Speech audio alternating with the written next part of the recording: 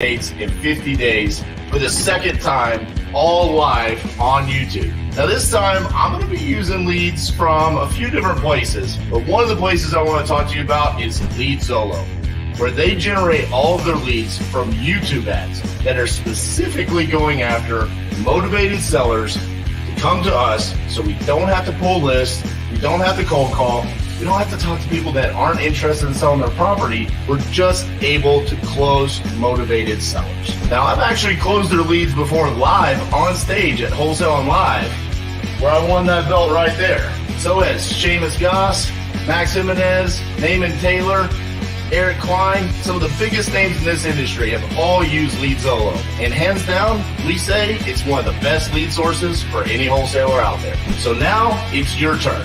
The LeadZolo guys have reached out to me and said, hey, we want to give your audience a chance to try out a lead on us. For a limited time only, you can go to leadzolo.com/titanium and you can get 10 leads for only $1,000. Usually their leads cost about $300 a lead. So this is a hell of a deal that they're giving to anyone that comes out and watches the 50 deals in 50 states in 50 days challenge. If you want to check out the quality of these leads, come watch me close them live Monday through Thursday, 10 a.m. to 6 p.m. Central, where I'm closing LeadZolo leads all day, every day.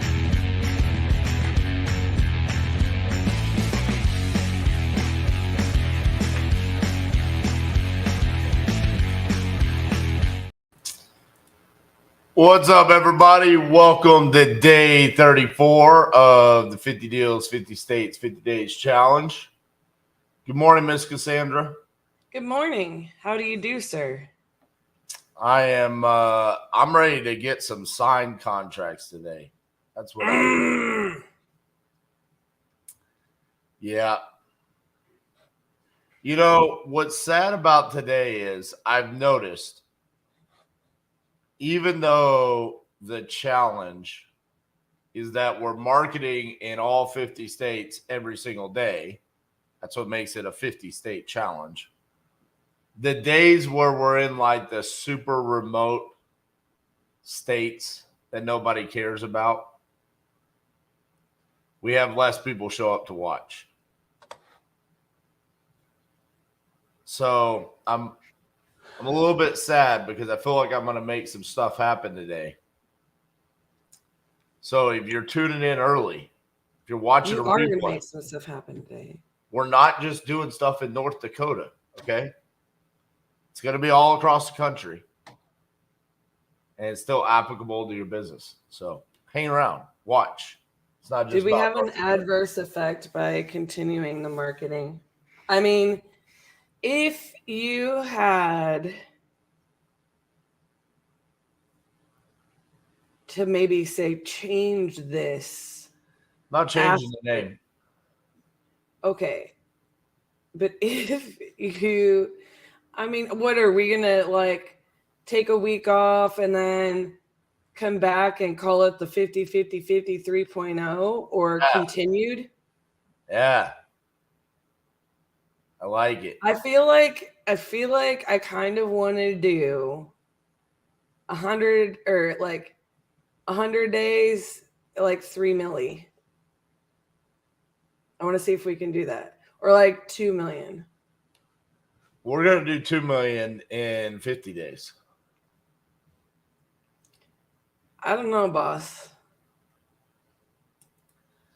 M. Anton T off of LinkedIn says change is good. M. Anton T does not know that I am allergic to some things that change, especially when they're my ideas. This is a fact.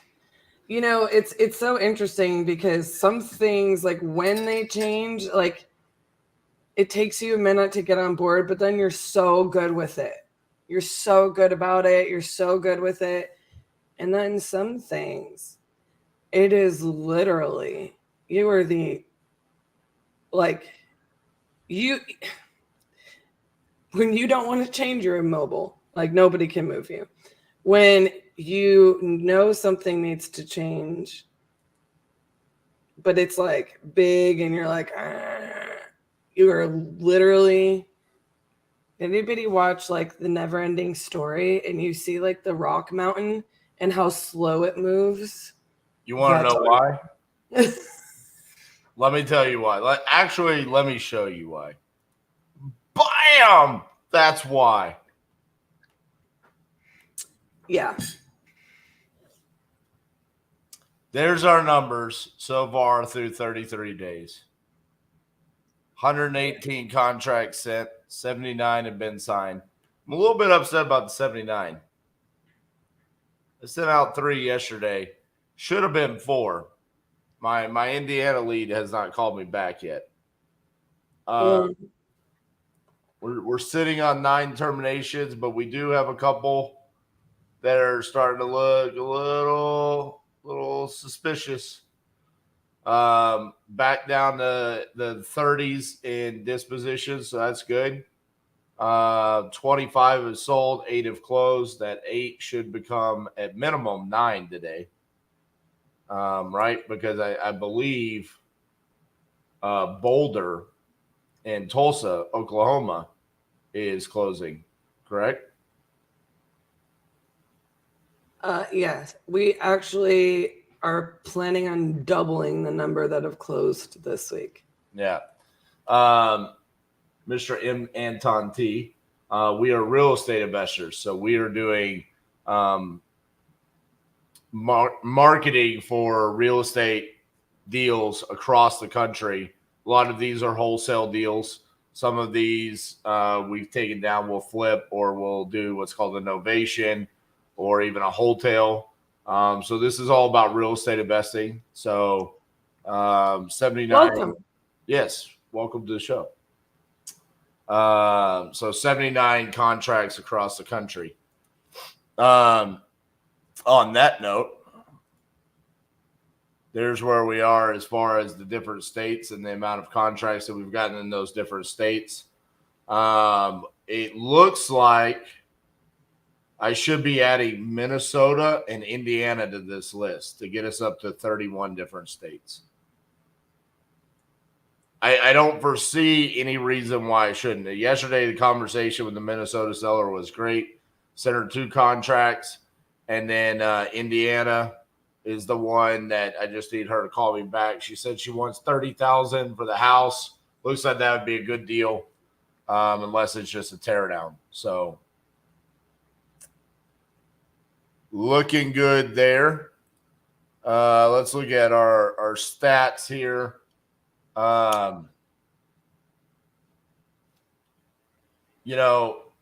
Batch dialer still, we're struggling to get it up to 50, above 50%. If I could get that Cedar Rapids, Iowa one to sign today, it'll get us to 50%, which I'll be pretty pleased with, considering how bad it was early on in the challenge. Well, I think Batch Dialer is just also a little bit more about, again, like it depends on where we are in our campaigns. And I think we also need to like explain to like our viewers that, some people are stacking these up like literally like pound for pound.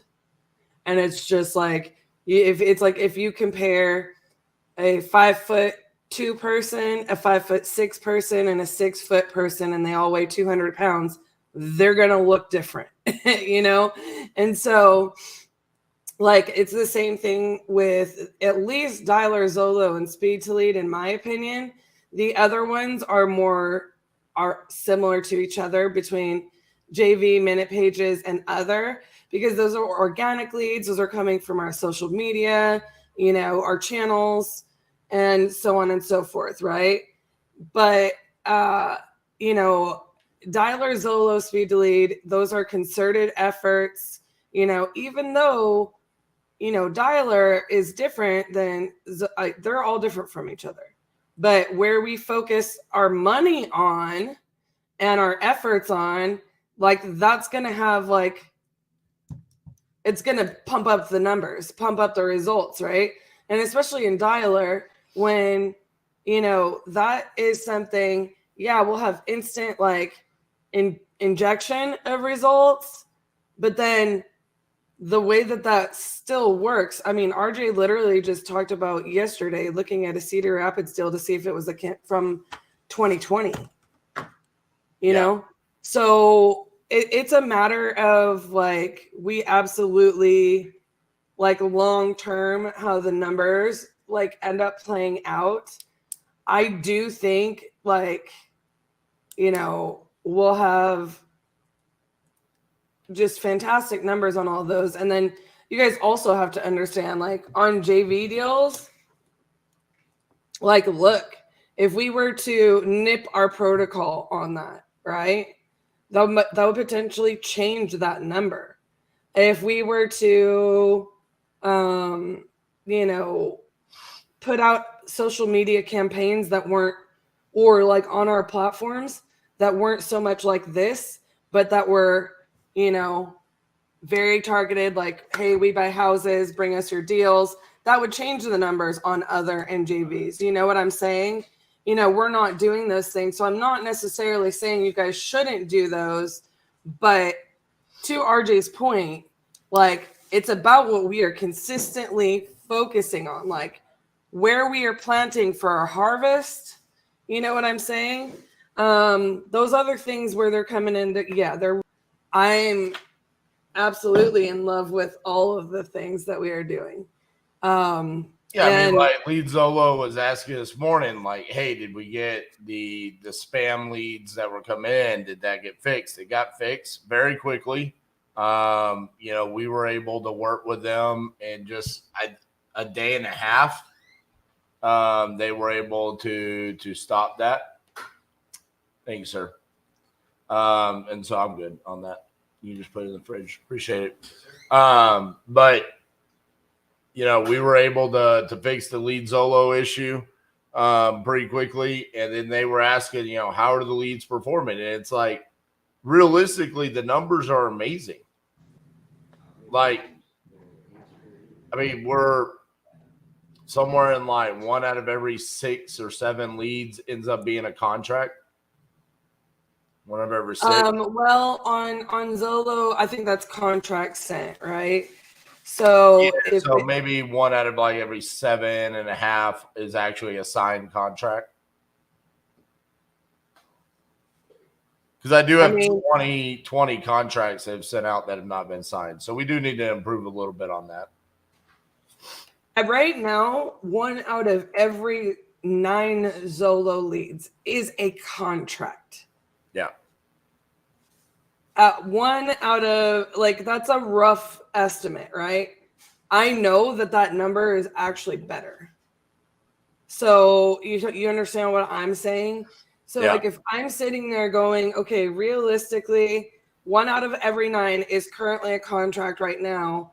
What does that look like in 2 weeks? Okay. What that looks like by the end of this challenge is I almost guarantee you 1 of every 6 is what I'm thinking Zolo's going to land at. I think speed to lead is going to end up continuing to be 1 out of every 7. And then I don't really think we keep those numbers as well on the dialer because we're not, because we don't care about that. We don't operate our VAs and our dialers that way. We do a different analysis. Literally, it's a lead if they say, yeah, I want to sell. Right. And then they say, I want $1 billion. That's still considered a lead. So, Chris, the average leads per weekend, let's see. Like 60. I told you yesterday, you know, if it's $6,000 a week, it's 60.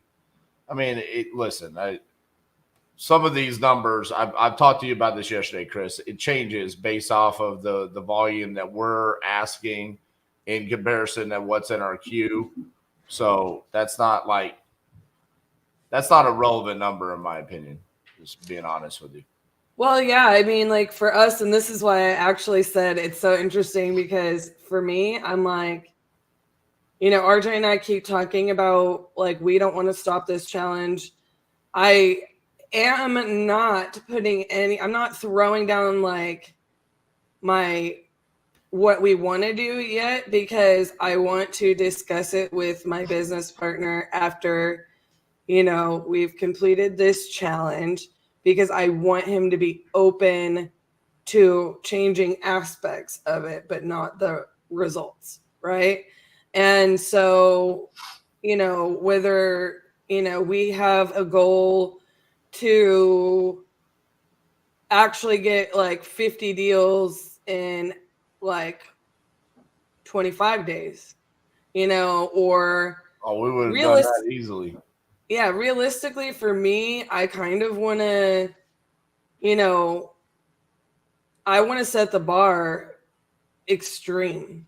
And I'm not talking about anybody else's business. I'm not talking about any influencers, but I or other people that do other challenges, but that is one of the things that I took away from RJ having this idea, is I felt like it was extreme. And I was like, whoa. I was like, okay, how are we going to do this and this and this? And I'm going to let y'all know, the first 50 we did, I was like, Lord Jesus, help me. I mean, the first one was so exhausting. I feel like this one, it has a level of that, but it's nowhere near. We have an amazing team backing us up. We're faster to make adjustments during this challenge. But I kind of want to do something extreme. And I want the challenge to be, we don't have to go live as long every day. And I want the dollar amount to be like, okay, we're going to do 1 million in, 30 days. Or we're going to do. All right, leave those ideas to me. Okay. He says, Leo's like, you see what I'm saying? I already don't like it, where you're like, we don't need to be live as long. It's like, no, that's part of the whole point. I can't do what I do when I'm capped. That's match TV. I go live for an hour and a half, and it's like, I always hated that when it's like, all right, guys, well, I tried, but we don't want to go live for long, so we're gonna cut this short. It's like, well, then it's gonna have to be something where you go live for 4 hours and I go live for 4 hours. Here's the thing. Other people out there that want to try to mirror. Are you scared that I'm gonna outperform you? No, hold on. Let me talk shit real quick, okay? Other people that want to try to mirror what I do, okay? They try to do the knockoff Walmart versions, okay? You got freaking Aaron Bevins out there going live with his minions for like an hour and a half to try to get 100,000 in 30 days. Last I saw, he was like 7 days in and he didn't even have a contract yet. Okay. He does it for an hour. Why? Because he doesn't have the stamina to last 8 hours. Okay. Much less for 50 days. He can't even do a 50-day challenge. He does a 30-day challenge. Okay. Same thing with Tyson Smith. He goes live on TikTok. He can do like an hour and a half. This is what separates it. This is like, no, you really want to know what you need to do to be able to get these types of results? What do we expect from our guys? We don't expect them to come in and work for 3 hours. Expect them to work 8, 9 hours. So that's what I think what you're mistaking is, I'm not saying we should only do it for a few hours. I'm saying the live aspect of it. The live aspect is what's important. So people can see. Look, Mr. Jamie LeBlanc has been here every single day, every single morning, working right alongside me. Okay? There's people that are getting value from the fact of seeing what it takes to be able to do this. So that part of it, I don't want to change. I have changed that before. We did that in 2021. I didn't like it. Made me feel icky. So how long do you think you're going to want to do this? Do we want to do a permanent channel? Well, it's pretty permanent right now. So just keep it rolling. Look, I've got other things like I want to do, like build, our media empire, right? So it's like, what are we going to do? Like, how are you going to record podcasts? Same way I'm doing it now. Haven't missed one Wednesday yet. It's just magic. They just show up. Listen, bro. When did I'm RJ going to talk to you about time blocking. You're gonna have to give me the camera and the mic and let me do some acquisitions. You have other things. You have the chance like 4 or 5 times a day. Right, but I'm over here working on the team on Dispo. Can you come out here and do what I do? Not yet. You're so hyper focused on acquisitions. So it just makes me think a lot about like, well, I know. In case, for those of you wondering what RJ is pointing to, it's a hedgehog. I'm not mad about it. I want to continue this, right?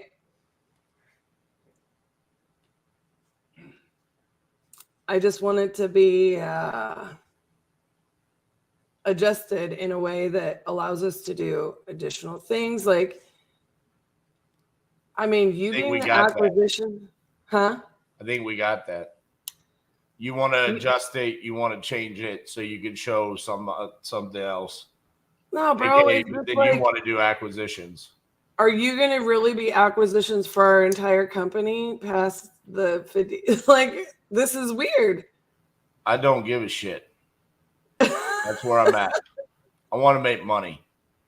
So if I need to sit here for the next year doing this every single day, and there's 14 people that show up every single day, then congratulations to those 14 people. They're probably going to learn a lot. And I'm going to go out and make millions. So what is it going to be? Like, we just restart it and then it's day 34.2? Yeah. I mean, this is day 34. This is the second time we've done a day 34. This should be day 34.2, and then we're going to do day 34.3. Just go right back into another 50-50-50. Point 2 would be 34 and 2/10. That doesn't make any sense. It would be day 34 in North Dakota 2.0. That's how you would say that. See, this is why we want to go into 3.0. Yeah, why? What are you so wrapped up about this for today? I'm just saying. I swear we didn't even talk about this morning. She just decided that we're going to, for 30 minutes on this live, talk about mythical ideas on what we could or couldn't do to change what's working. You have 16 days left. Sweetheart, that I'm focused on today. Today, what I'm going to do today. What am I going to hunt and kill today? Thank you, Jamie. Thank you.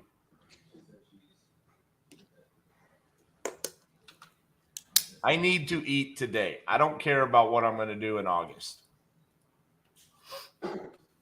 Come August, I'll figure something out. It'll probably be, I'll put it on StreamYard. I'll put a cheesy ass title on there and I'll turn it on.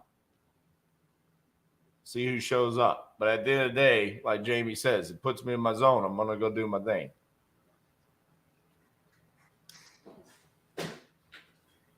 Well, go do your thing then.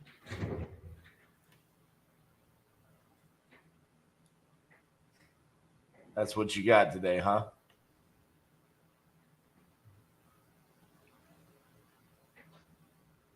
I feel like the more I talk, the more annoying you are. So I'm just going to go dispo some shit.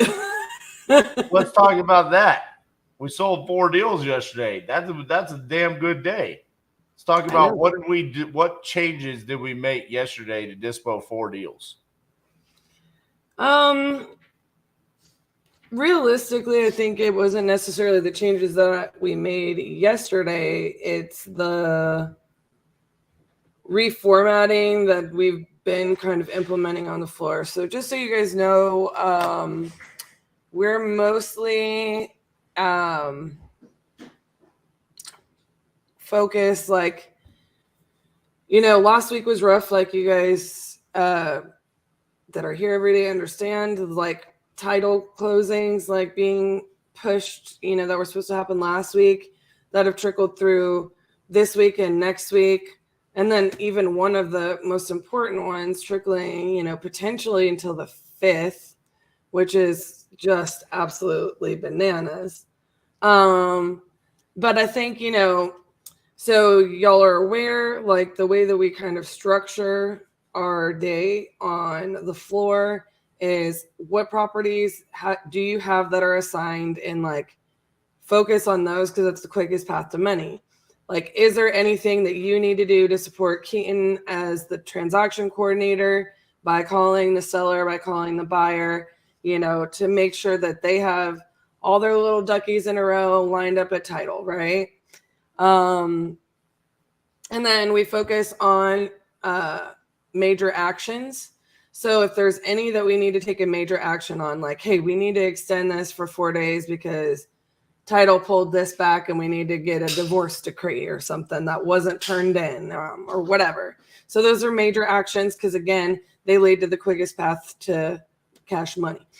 And then we focus on our dispositions, right? And then we prioritize those in order of, it's usually in order of closing date, only because we're in essence, not ever hyper focusing on like a deal in their queue because it has more potential. Like every deal is just as important.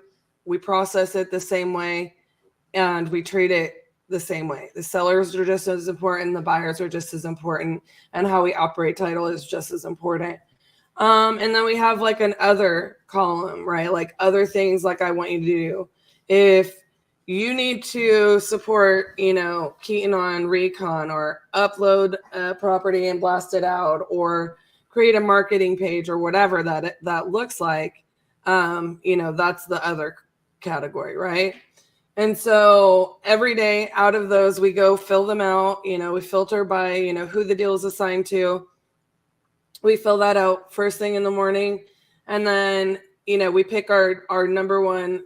I'm not going to say what we call it, but I'm going to make this one my bitch today. So we pick our bitch for the day and we pick our B for the day. And it's like, that's what we call it. It's something RJ said like probably 14 years ago that stuck, and like, we're going to pick our bitch for the day. And I'm like, I like that, like I'm going to make this day. And so we pick that for the day. Like, what is the property that you are going to get assigned today, right?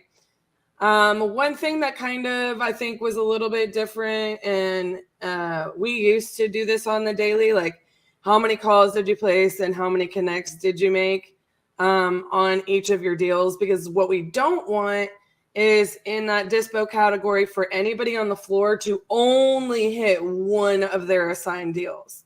Like, we don't go through and operate anything in a way that, like, hey, I didn't call or make any contacts or put this in front of anybody today, right? And I think that part is important because that's where it goes, like, hey, did you cover today? That's what we call it. Did you cover today? Because, the action produces results. If you continue to take it, you have to consistently cover. You have to consistently put the deal out there and in front of people. And we don't like anything in our process, any deal, to stay stagnant. It needs to be touched every day by whomever is the person that's supposed to take that action. So there is a level of consistency. And I think that the major thing for us on dispositions is just really that focus, kind of like we're getting into the groove where we're not distracted by, okay, some of the everybody's on dispo now because RJ is going to be the only acquisitions person. So this is a big change. And okay, we're kind of getting used to, like, this is my volume on dispo and this is how I need to operate my day because I've got 5 deals, that I'm responsible for that are high priority today. And then I got 4 others I can focus on or whatever. How our team is working as a team now that they're all working on dispo. And then it seemed like it was right into almost like, hey, we're doing the crucible. And then we're getting like this title issue week, right? So I feel like, honestly, I know it sounds crazy, but like this is one of the first weeks where I feel like, okay, like we've gotten used to the pace and the things that we need to be doing to create those actions. And like that's why, like when I talked to the team yesterday, like we have a goal to, dispo 19 properties today. Now, or this week, sorry. If for example, we've got a couple of JV deals in there. I'm concerned about moving. That's just the real of it, I mean, I'm at the point where I almost want to say we just don't do JV deals. I mean, I'm literally at the point where it's like I'm tired of seeing our team waste their time, their effort, their energies. The deals don't get moved as frequently, and there's not as much money to be made. Well, this is why I kind of put protocol in last week where I said, the JV deals don't get approved or reviewed by anybody really but RJ or myself. Just straight facts. I mean, it's like I'm looking right now. We've got one deal sitting in the CRM. It's a JV deal. And just on a quick glance, okay, in a city that I don't know, it's a double wide on 5 acres. This is why we're being asked to JV it. Right. It's a double wide mobile home on 5 acres in the middle of nowhere. Right. It probably shouldn't have been contracted to begin with. So for me, it's becoming like a distraction. And this is why you have KPIs in your business. Yep. This is why we track things like this right here, so we could sit back and we could say, okay, so where are the terminations coming from? Where is our money coming from? Right? So JV right now is running a fast race where it's who's going to win. Is it going to be that right now in actually closed profit, it's winning, but it's also winning the termination race? But I'm going to tell you where it's going to lose. It's the fact that it has 8 properties sitting in dispositions and 0 and sold. And those 8, there's reasons why they're sitting there, because they've been sitting there for a minute. And I'm worried that at the end of this, what we're going to see is like, so on JV deals, we had like a 30% close rate, where everywhere else we had like a 75% close rate. Right. And then I think for me also, I'm going to have pretty strict protocol in there. Like, it's one thing when it's our students, right? So I'll just give a really good example. Like when we teach the Crucible, like there are people that are JVing with us because they're trying to continue to become a master at acquisitions. They're a smaller business. They're going to, or a solopreneur, and they are trying to master that process at the level that they're at so they can level up to the next level. And so that their business doesn't become cyclical, or because, hey, I'm going to follow this process and I'm not, quite there where I'm used to, working in another market or an out-of-state market or so on and so forth. Like, typically speaking, like, because we've taught them, they're going to operate at a level where it's like, if the numbers are right and like something didn't happen, I'll take that JV all day long, right?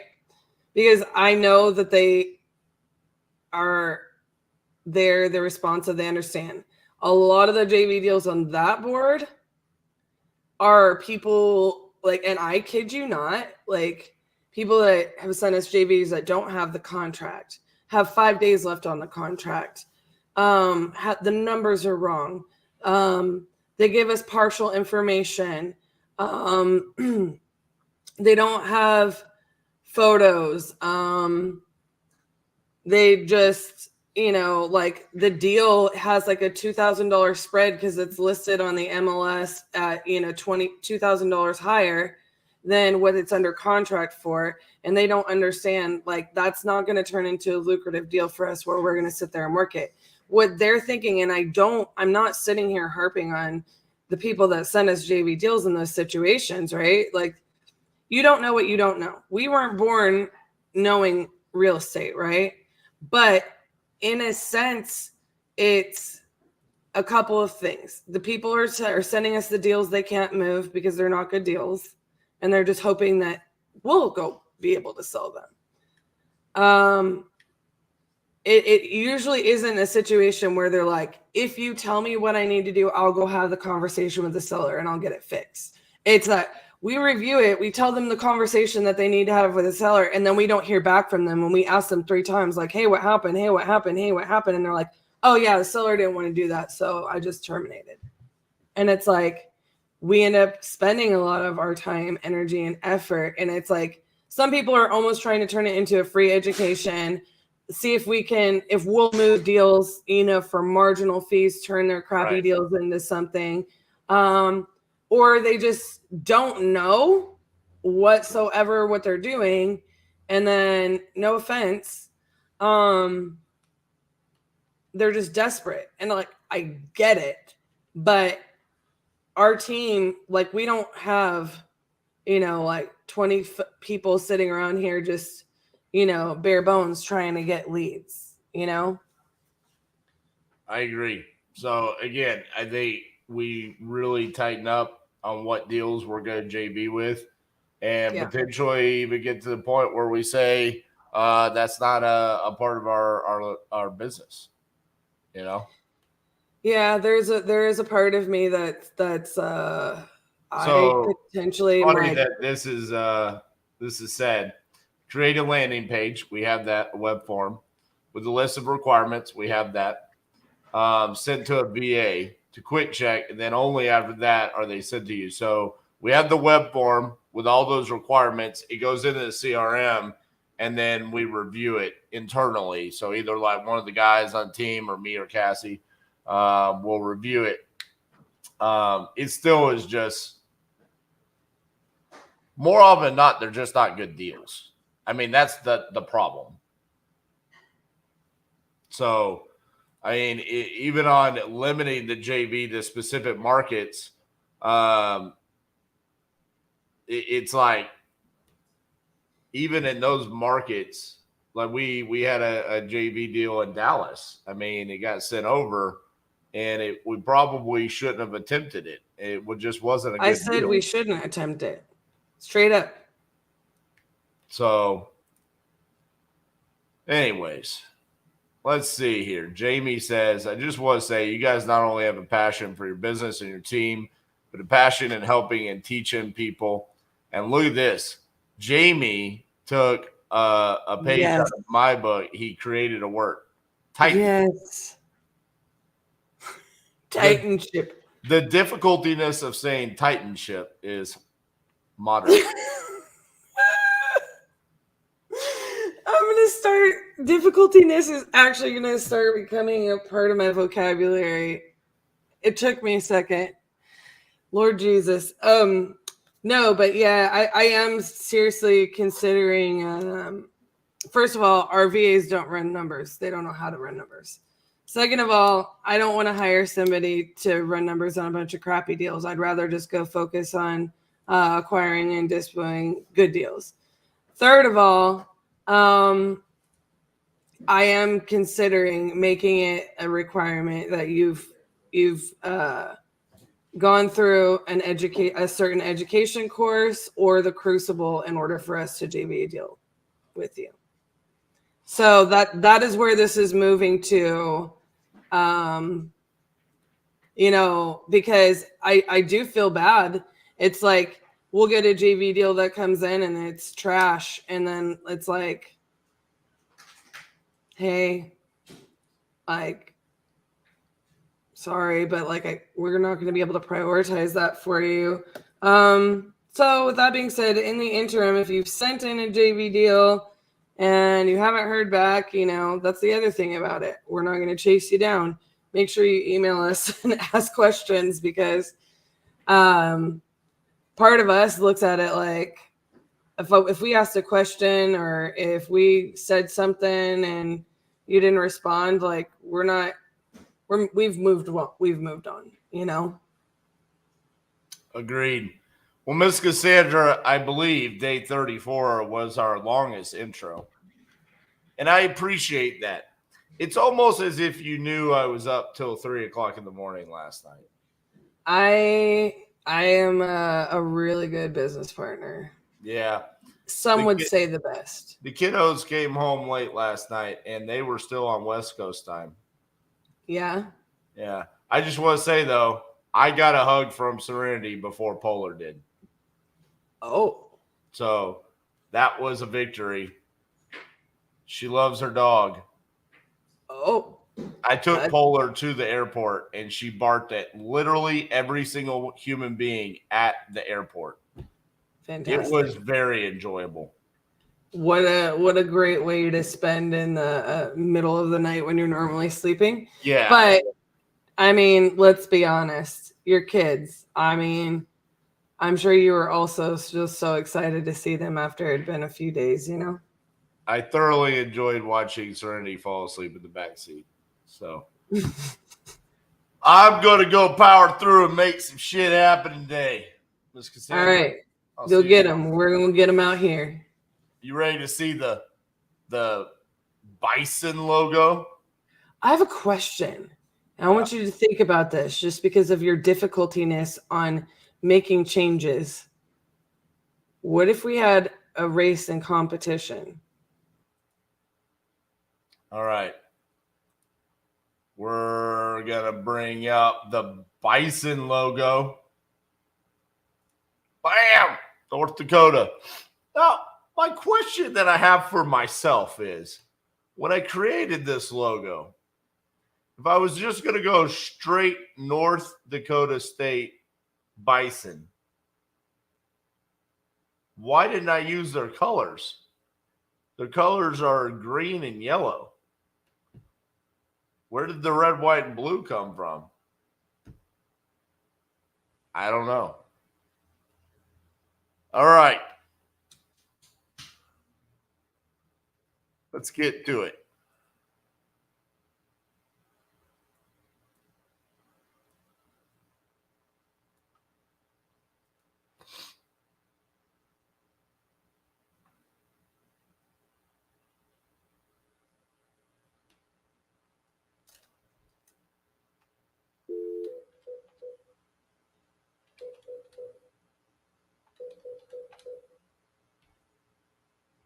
Your call has been forwarded to an automated voice messaging system. Hi, Gully. Is not available. This might be one of my most favorite comments. In the web form, make it to where you must watch a 5-minute video before submitting. And it's a video of me screaming, no shit deals, no trailers, no 2 days till closing, etc. Oh, now that's amazing. That is pure vision right there. And I think we need to do it.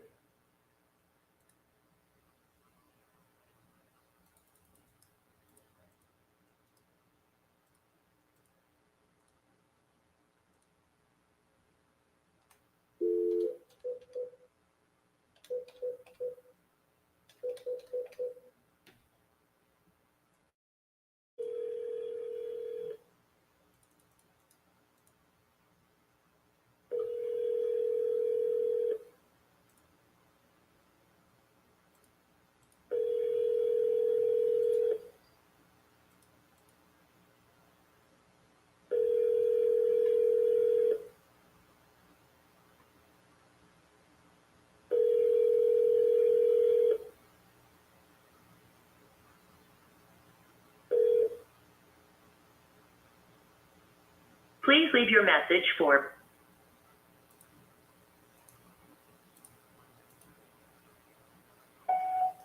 Hey, Carol, this is RJ Bates calling about your property on Hunter Drive. You had entered it on the website saying that you're interested in selling that property. If you could, give me a call back at 817-710-8689. Thank you.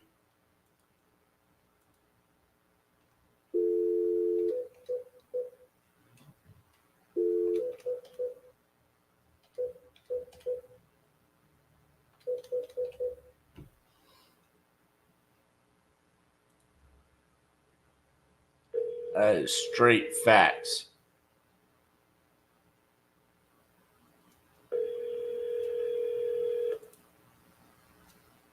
This is Daniel Coons. I'll get back to you as soon as I can. Just leave me a short message. Thank you. At the tone, please record your message. When you've finished recording, you may hang up or press 1 for more options. Hey, Daniel, this is RJ Bates calling about your property there in Donovan. If you could, give me a call back at 817-710-8689. Thank you.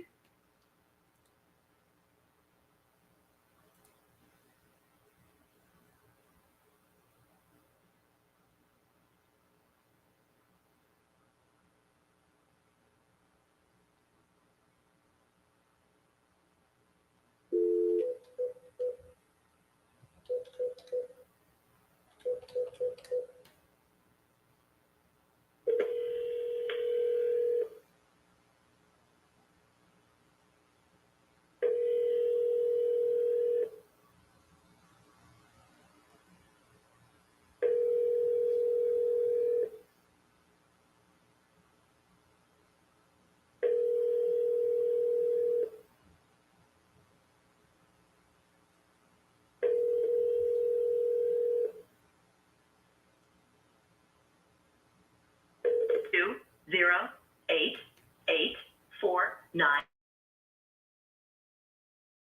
is not available. The mailbox is full and cannot accept any messages at this time.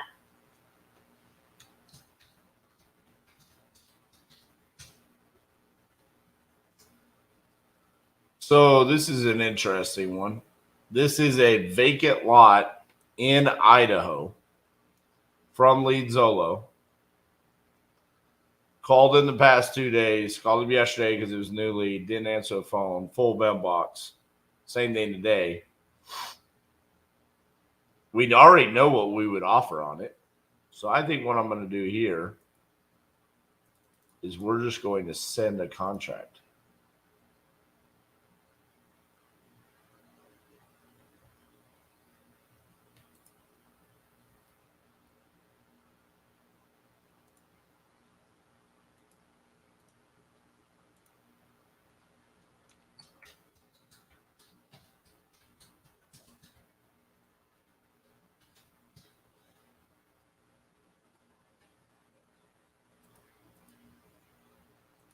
See what happens. I've never sent a contract without talking to a seller on some level.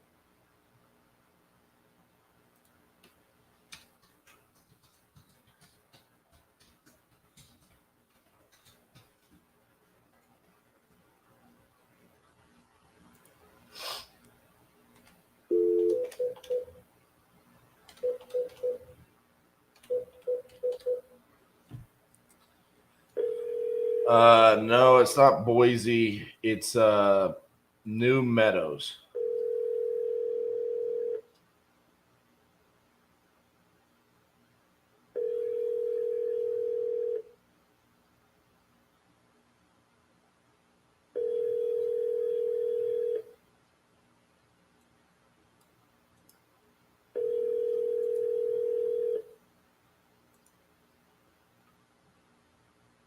Five 17974 not available. Hey, Cindy, this is RJ Bates calling about your property on Cumberland. You had entered this on my website saying that you're interested in selling. So if you could, give me a call back at 817-710-8689. Thank you. Granite. It's pretty far north of Boise.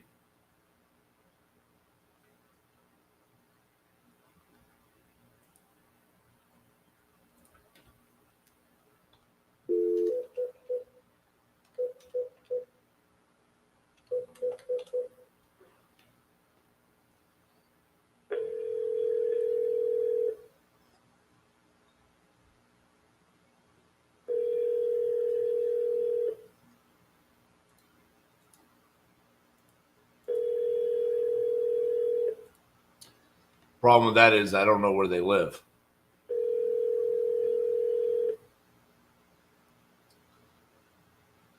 Because it's a vacant lot that they're selling us.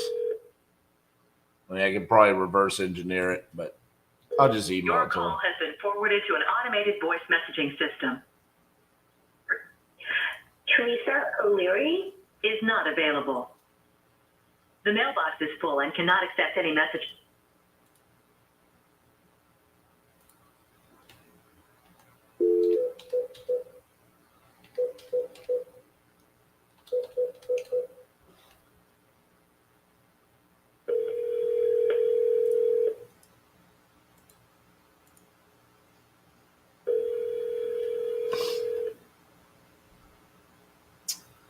Grand Rising, Robin.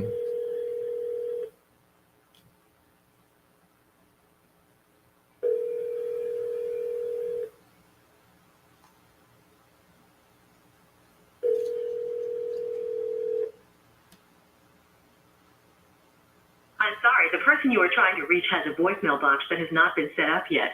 Please try your call.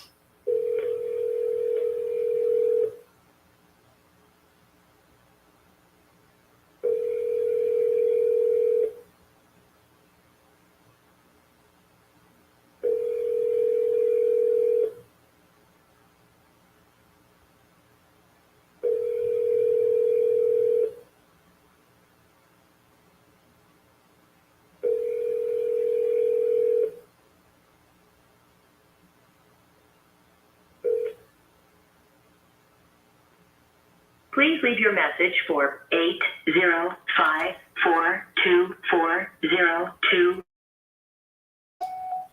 Hey, Mike, this is RJ Bates calling about your property on White Swan Court. You had entered it on my website saying that you were interested in selling that property. So if you could, give me a call back at 817-710-8689. Thank you. What's up, Eric?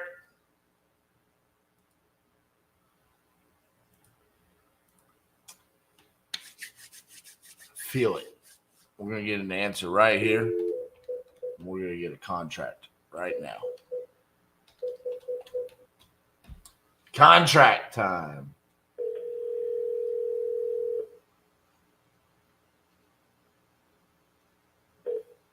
Your call has been forwarded to an automatic voice message system.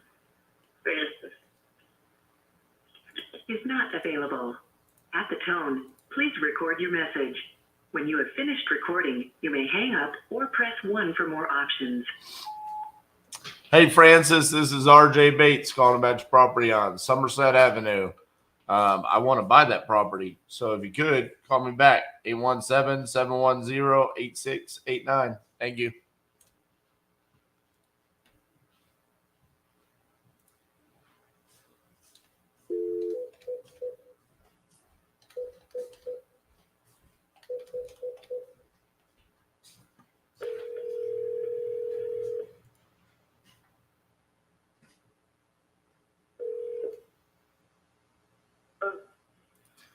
Hello, is this Michael?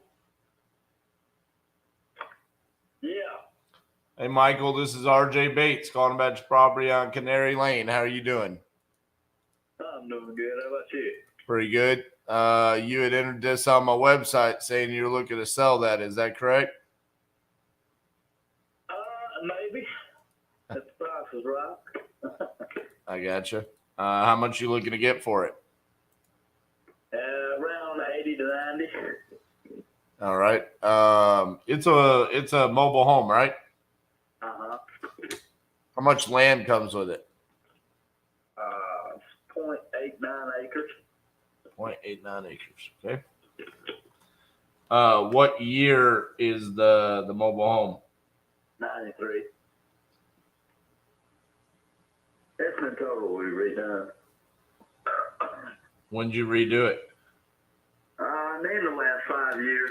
It's got brand new appliances, brand new heating and air, water heaters, floors, everything. Okay.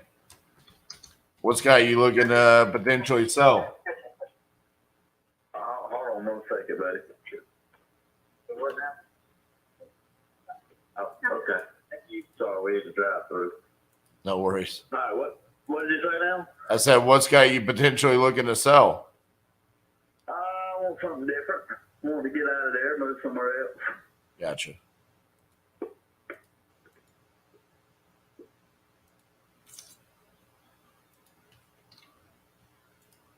Well, are there other mobile homes around there? There are, aren't there? Yeah. All Yeah, right. my daddy used to own all that stuff out there, but when he passed away, he owned the land, but he don't well, we still own the land, but he don't own the trailers anymore. That sold him.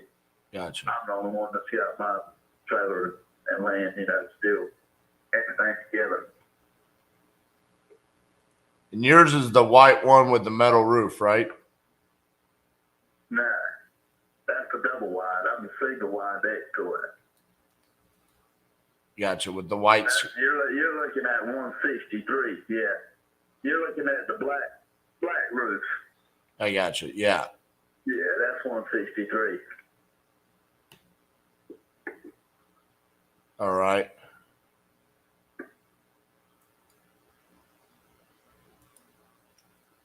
Well, let me do this. Let me look around a little bit more and see if I can find some more mobile homes that have sold around there. I don't see many comps. I'm not saying that there aren't mobile homes. I just don't see many comps as far as sold. I got one for 70. And that was a 99 build. So let me dive around it. Let me see if I can find something that can potentially work. Then I'll hit you back, okay? All right. All right. Thank you, sir. Bye-bye. Bro. I got to show you all this.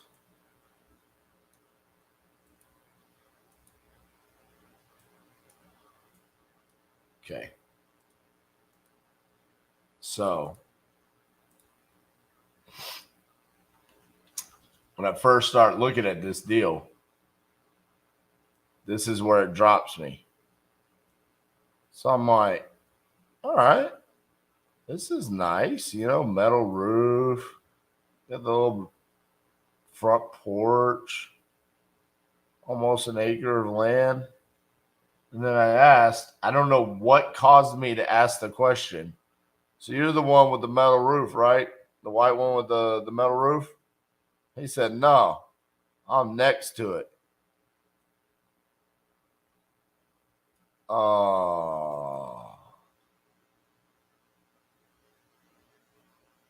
This picture was taken in February of 2023.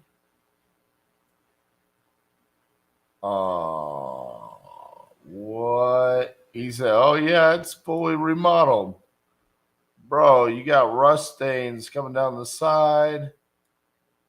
Look at those blinds. Oh, man. Some rough stuff's going on in there. Oh.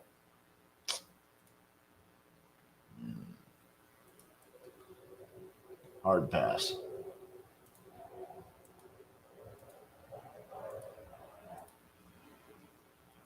Next.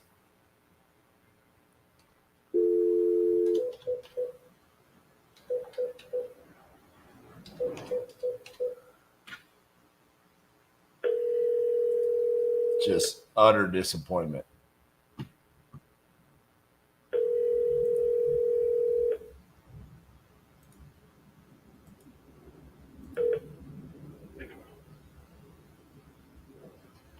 Hello, is Eric there? Hello?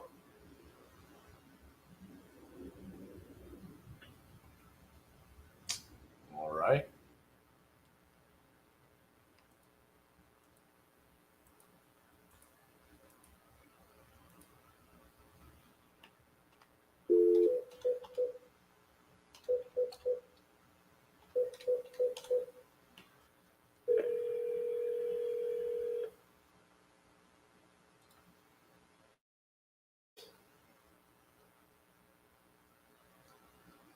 Please leave your message for Lancelot O'Connor.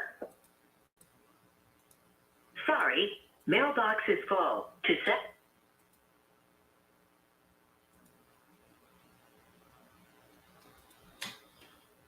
No, because I mean, we didn't say, I didn't tell them that I don't want mobile home leads.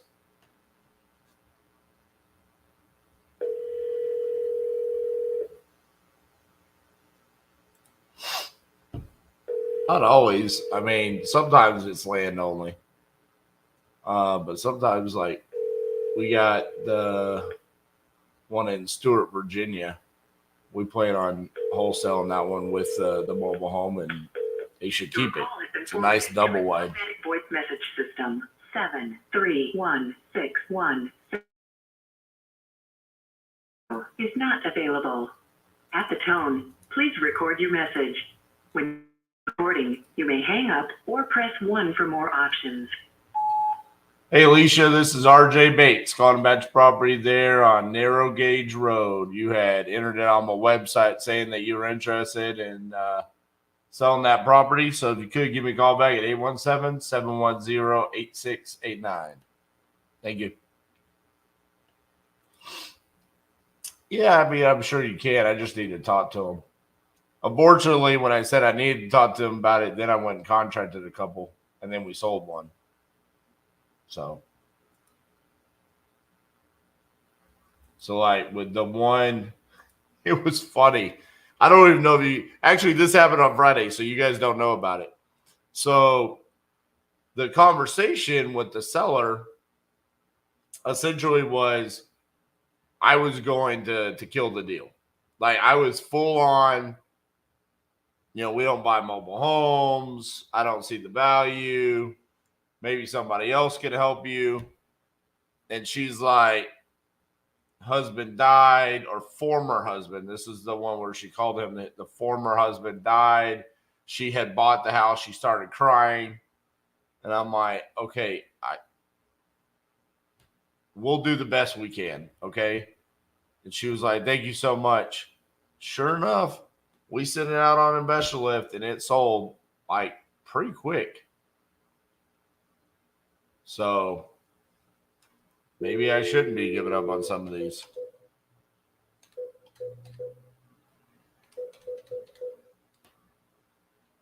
Your call has been forwarded to an automated voice messaging system. 504.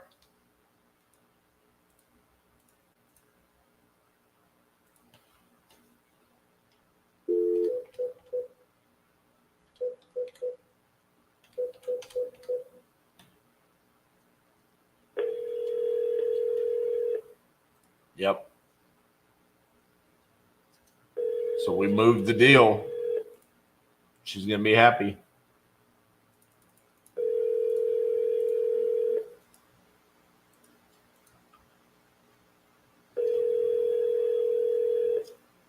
We ended up making $10,000 off of it too.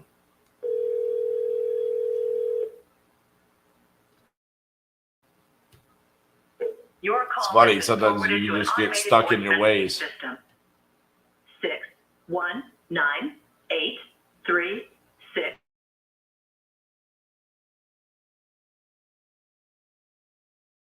At the tone, please record your message. When you've finished recording, you may hang up or press 1 for more options.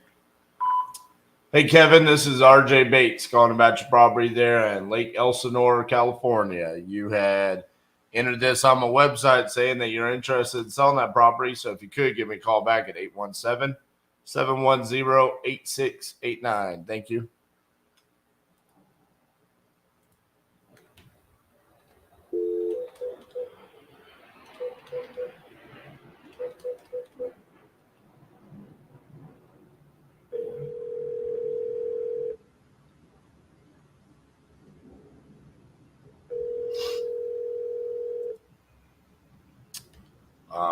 I don't call leads.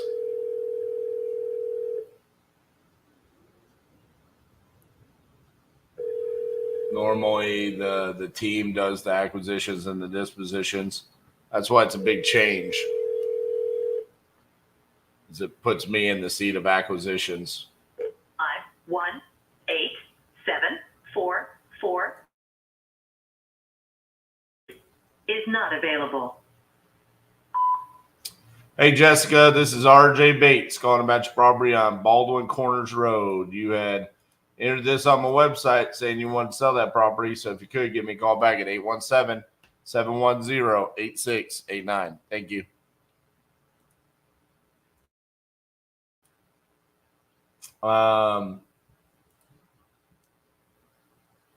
Just a lot more on the deal basis in the business.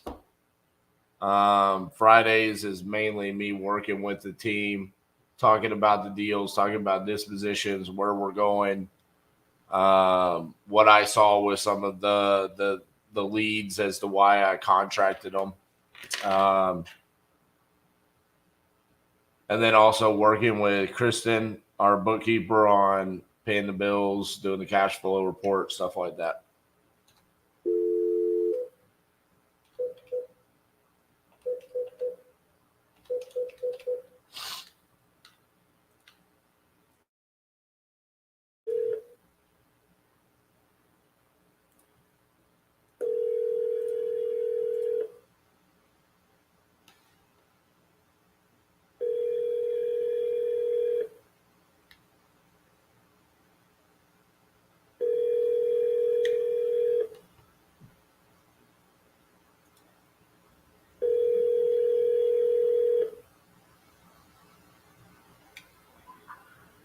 Hello, this is Mike. Call back. At the tone, please record your message. When you've finished recording, you may hang up or press 1 for more options. To leave a callback number, press 5. Hey, Mike, this is RJ Bates calling about your property on 126. Call me back, 817-710-8689. Thank you.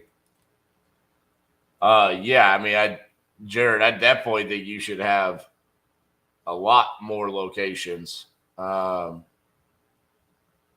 mean, especially with around Houston. I mean, man, you've got so many places that you could be getting deals around. I don't know what all Harris County encompasses, but I mean, you could be getting Beaumont, Orange, Port Arthur, Galveston. I mean, open up the opportunities for you, you know?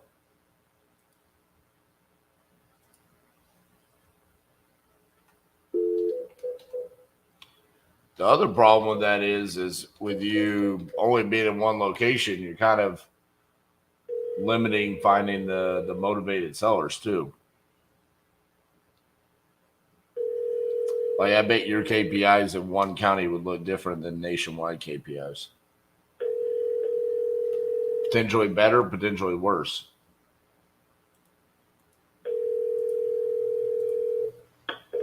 The mailbox belonging to 8144.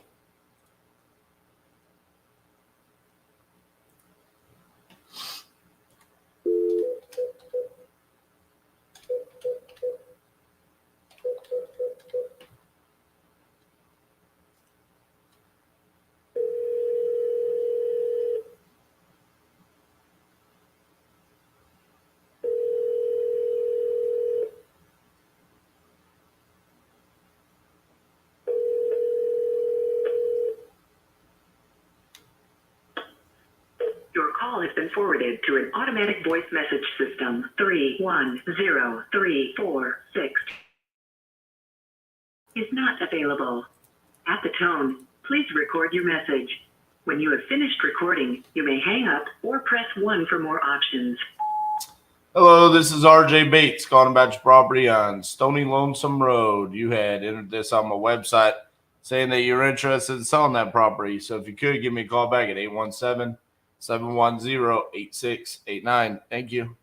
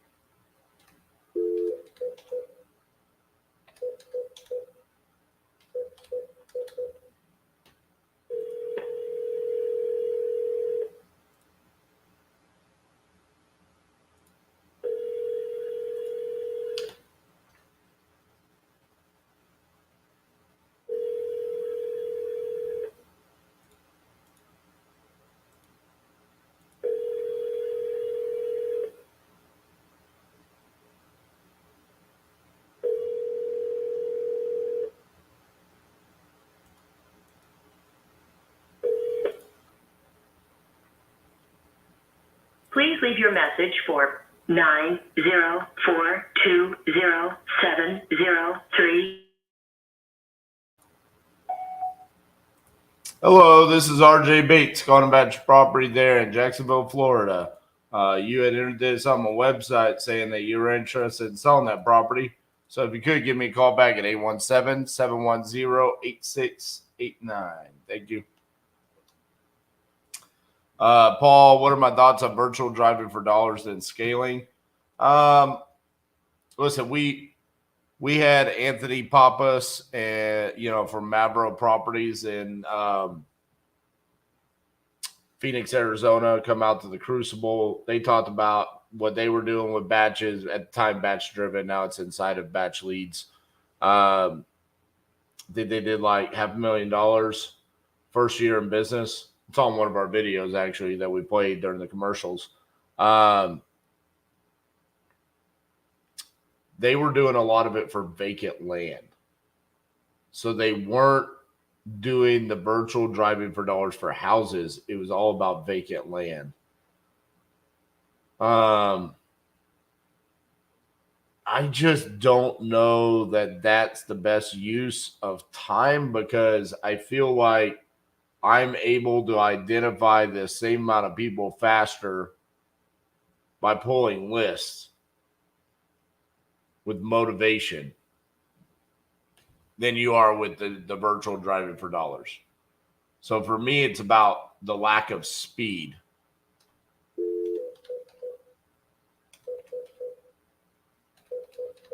Which is probably why we've never actually tried to build that inside of Titanium.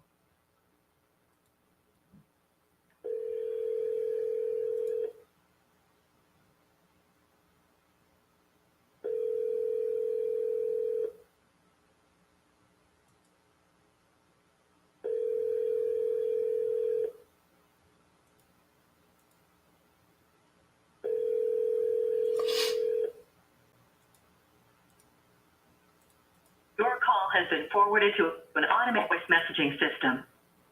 5055115 is not available. At the tone, please record your message. When you've finished recording, you may hang up or press 1 for more options. Hey, Bessie, this is RJ Bates calling about your property there in Rio Rancho. You had entered this on my website saying you wanted to sell that property. So if you could give me a call back at 817-710-8689. Thank you.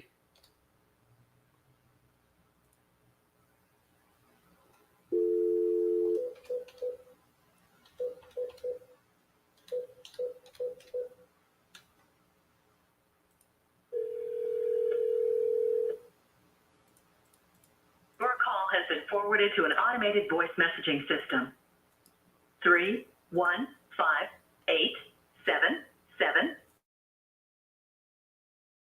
is not available.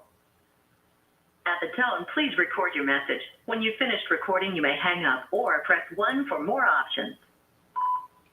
Hey, Christopher, this is RJ Bates calling about your property there on Sandbar Lane. You had entered it on my website saying that you were interested in selling that property. So if you could give me a call back at 817-710-8689. Thank you.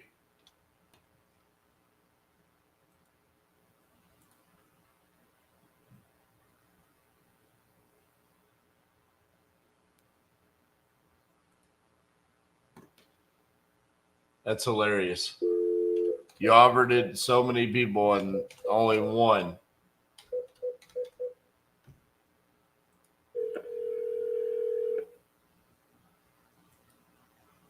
Please leave your message for Patty Stanley. Sorry, mailbox is full.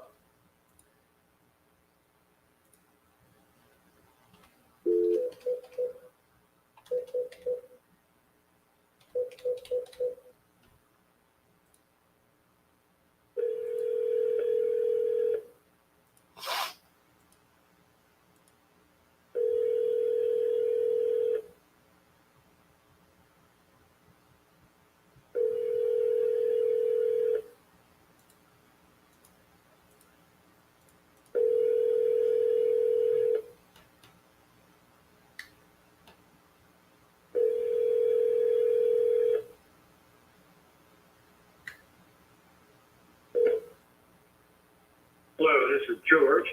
Sorry I can't take your call at the moment, but if you leave me the right information, I'll be more than happy to get back to you. At the tone, please record your message. When you've finished recording, you may hang up or press 1 for more options. Hey, George, this is RJ Bates calling about your property on Penelope Drive that you entered on my website saying you wanted to sell. If you could, give me a call back at 817-710-8689. Thank you.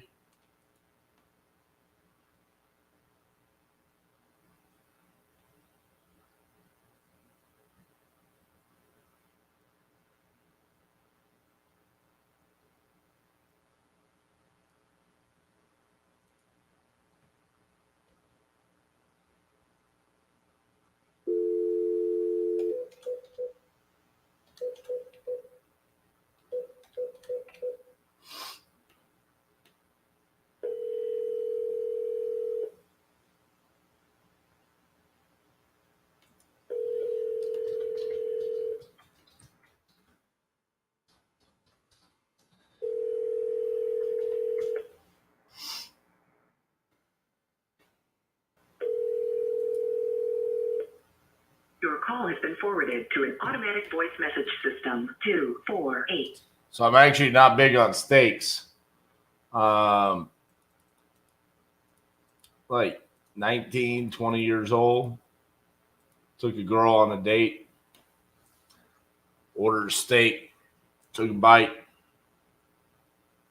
Got to about right there and stopped. And ordered a Coke for my drink.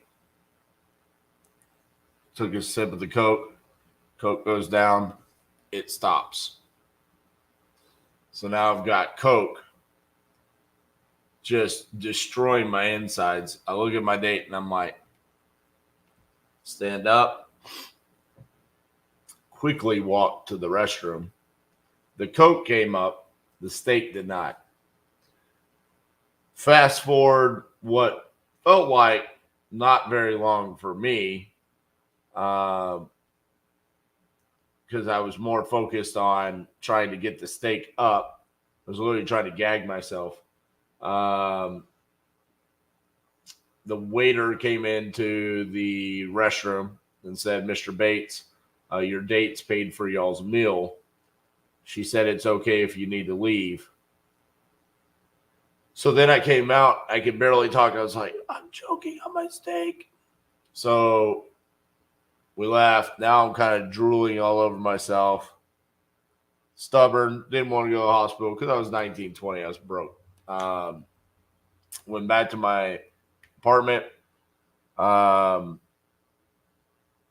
She called her friend, who was a nurse, said he needs to go to the hospital, and then pretended to pass out. That didn't work out so well. She got super mad at me. Took me to the hospital. Long story short, I eventually threw up the steak all over the nurse's station. And they then made me drink something called the Green Dragon to like help with any damage that it did while it was stuck in my esophagus. So not a big fan of steak. I'll eat it every now and then, but got some bad memories.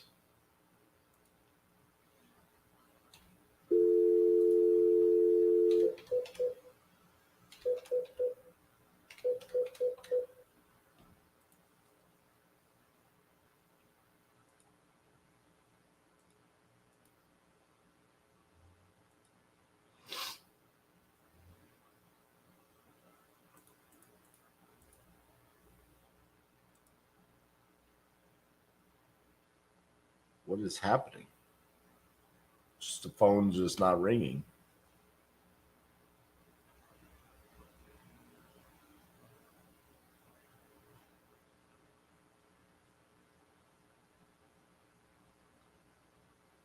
I've literally talked to this person like 4 times.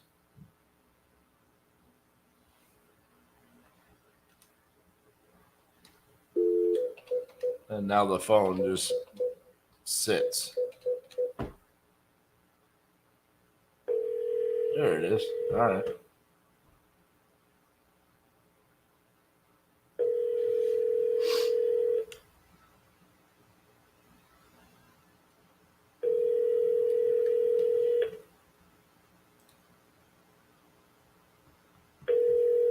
was one hell of a steak experience.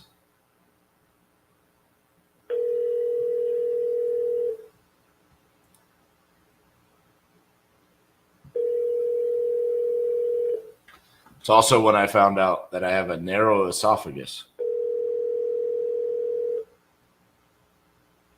I just thought it was normal sometimes when people eat like bread. The wireless customer. And like it hurts going down sometimes if you don't chew enough. No, like, yeah, I mean, some people experience that, but you experience it way too much. So for the low price of, several thousands of dollars, we'll stick a balloon down there and spread out your esophagus. No, thank you. I'll just chew a couple of extra times.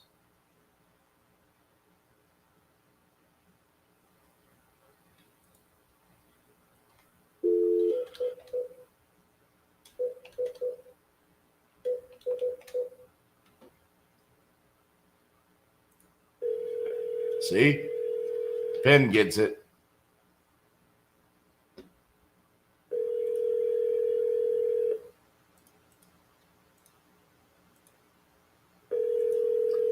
Was it the beef or was it the noodles? Had to have been the beef.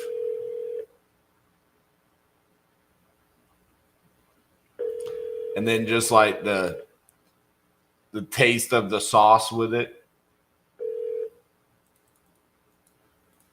Please leave your message for.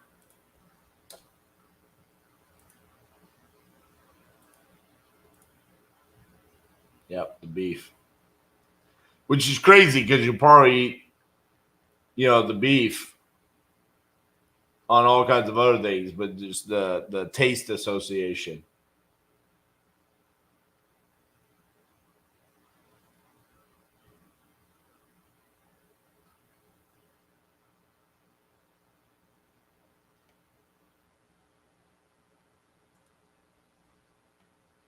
Damn, Mom had to do a Heimlich. How old were you? Your call has been forwarded to it.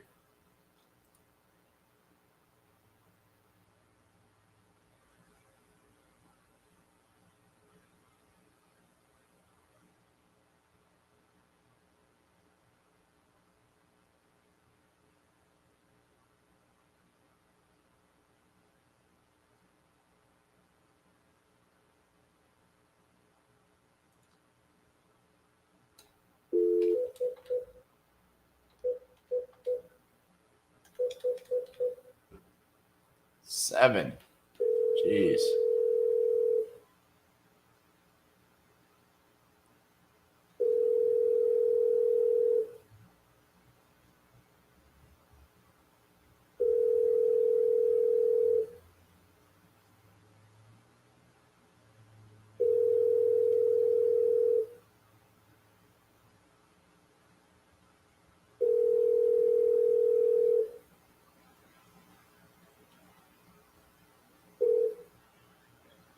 Sorry, I missed your call. Please leave a.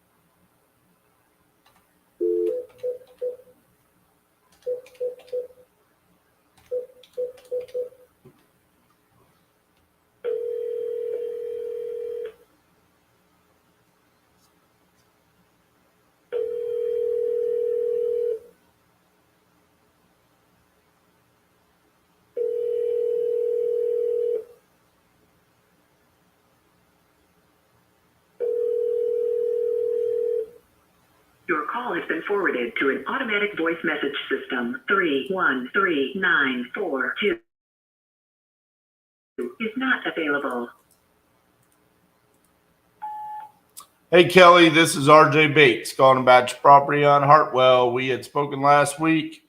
but I haven't heard from you since. So give me a call back, 817-710-8689. Thank you. Listen, man, you gotta just pull the trigger. All right. That's my whole advice. What you're gonna find out is, hey, that area over there has no activity.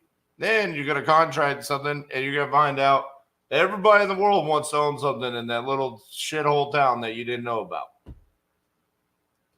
We just had a deal that is probably the hottest property we've ever had on Investor Lift.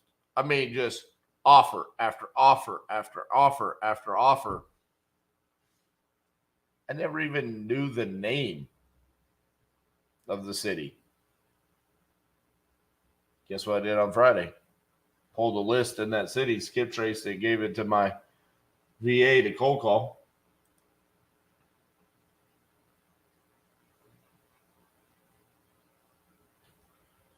What day? Oh, man, I wrote down. Oh, no, she's going to the property this week, and then she'll call me.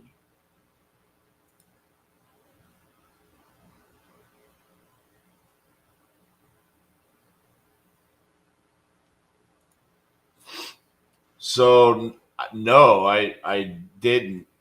I almost think it was like something that like developed later on, which is kind of strange.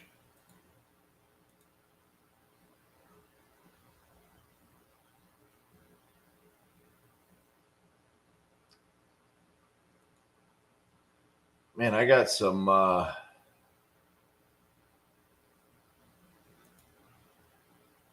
weird leads going on right now.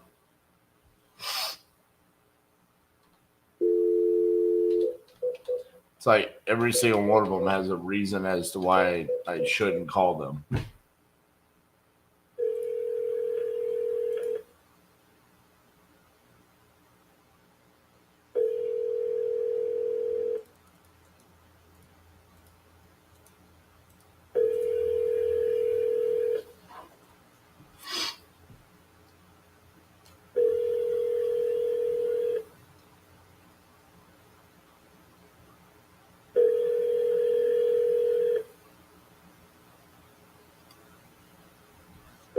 Your call has been forwarded to an automated voice messaging system. Chastity is not available. The mailbox is full and cannot accept any messages at... I think I'm just gonna text her and say, hey, I want to buy your house.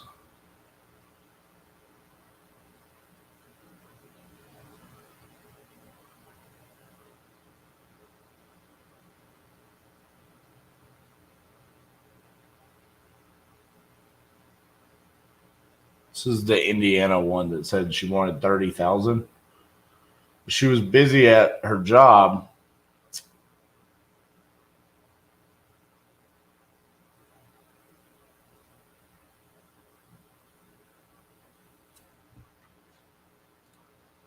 could be both. I mean, you try to eliminate as many showings as possible because then that's when you get questions. So if you can send just the buyer first, that's a better idea.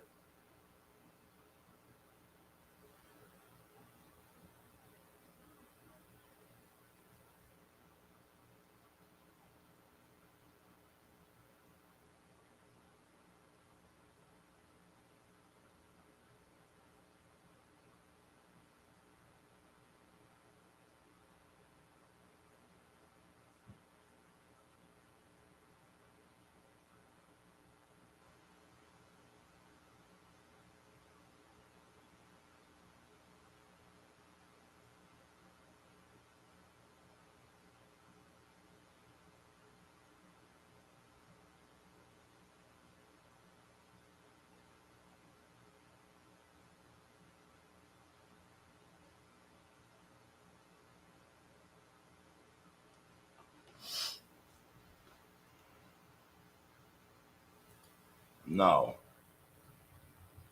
Yeah, I do. It's called If They Circumvent Me, I Break Their Fucking Knees. Not really, but it sounded good. No, I've never had somebody sign that. If they want to be a piece of shit, then they can deal with that themselves.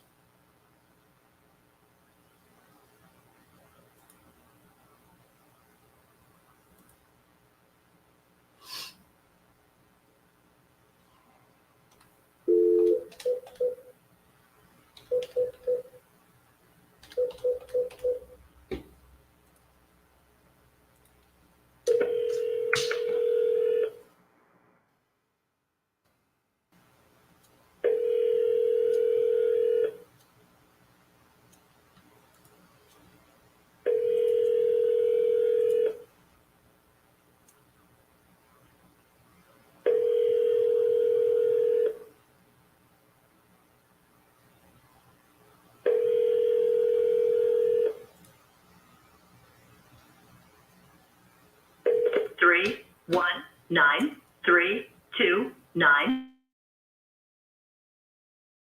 is not available. Hey, Chad, this is RJ Bates from Titanium Investments. I sent over the contract to your email for 11th Street. I don't see that you viewed it. So I just want to verify that you got it. Sometimes those will go to spam because we send out so many contracts. So just if you want to search, the subject line is just the property address. And again, it's coming from Dropbox sign RJ Bates. So feel free to give me a call, 817-710-8689. Love to get that signed today so we get the process started. Thank you, sir. Bye-bye.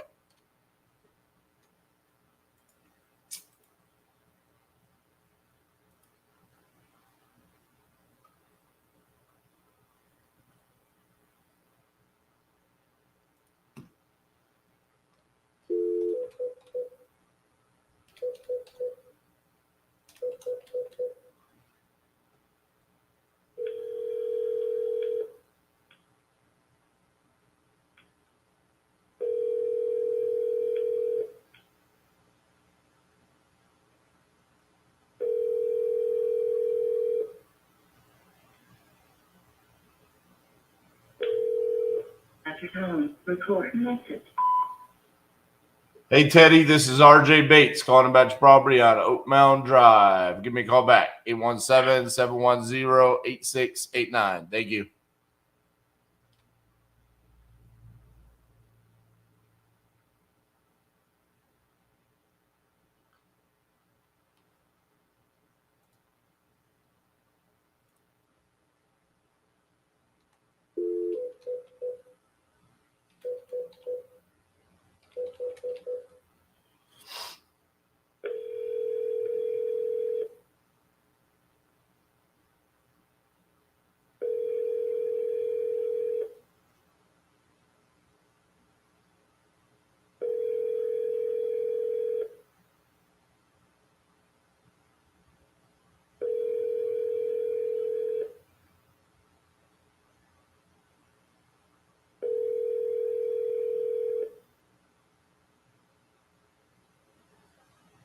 Your call has been forwarded to an automated voice messaging system.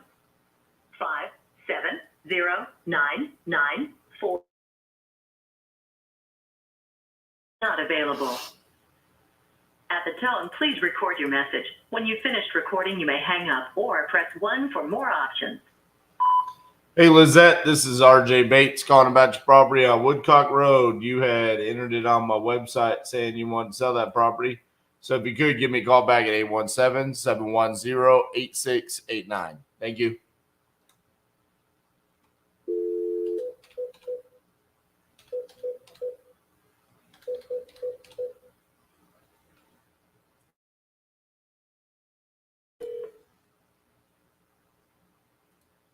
Your call has been forwarded to an automatic voice message system.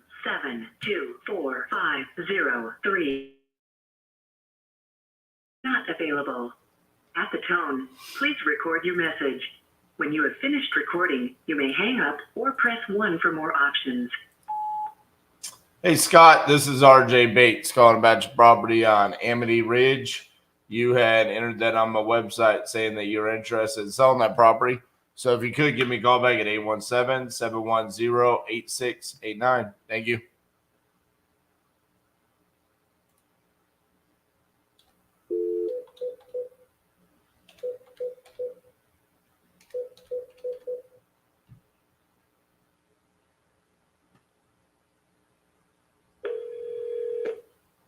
You've reached Matt at Devereaux. Please leave a message. At the tone, please record your message. When you've finished recording, you may hang up or press 1 for more options. Hey, Matt, this is RJ Bates calling about your property on Spring Street. You had entered this on my website saying that you were interested in selling that property. So if you could give me a call back at 817-710-8689. Thank you.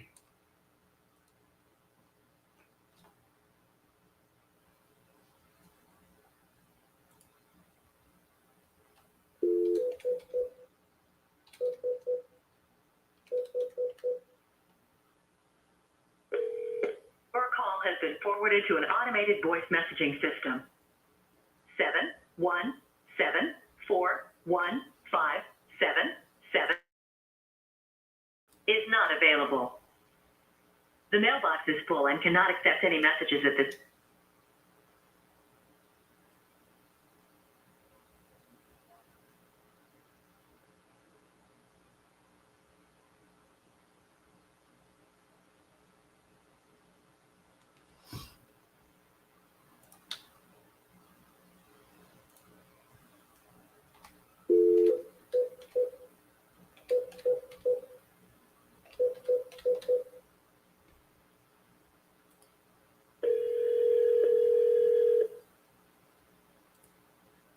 Your call has been forwarded to an automated voice messaging system. 6012388 is not available. The mailbox is full and cannot accept any messages at this.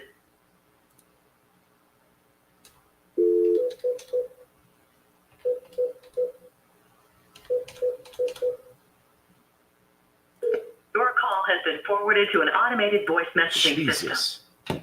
Every phone off. 767 is not available. At the tone, please record your message. When you've finished recording, you may hang up or press 1 for more options.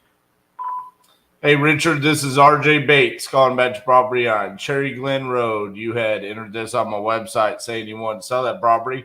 So if you could, give me a call back at 817-710-8689. Thank you.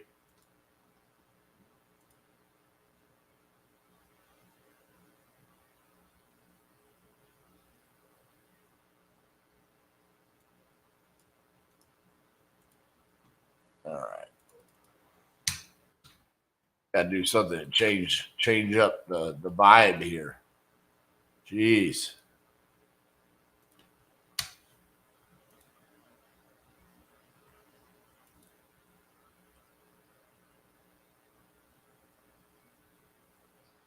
How much do they want for this? They want 90,000 and it's rented out for 1,100.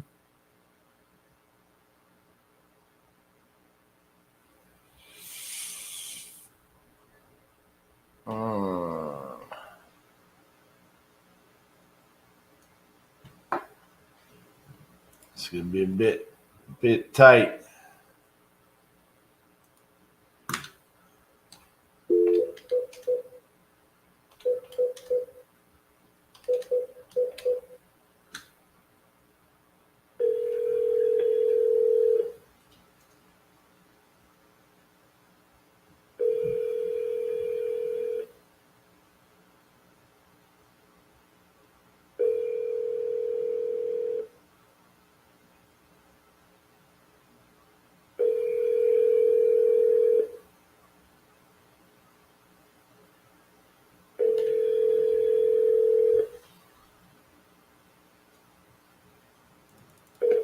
I'm sorry, the person you are trying to reach has a voicemail box that has not been set up yet.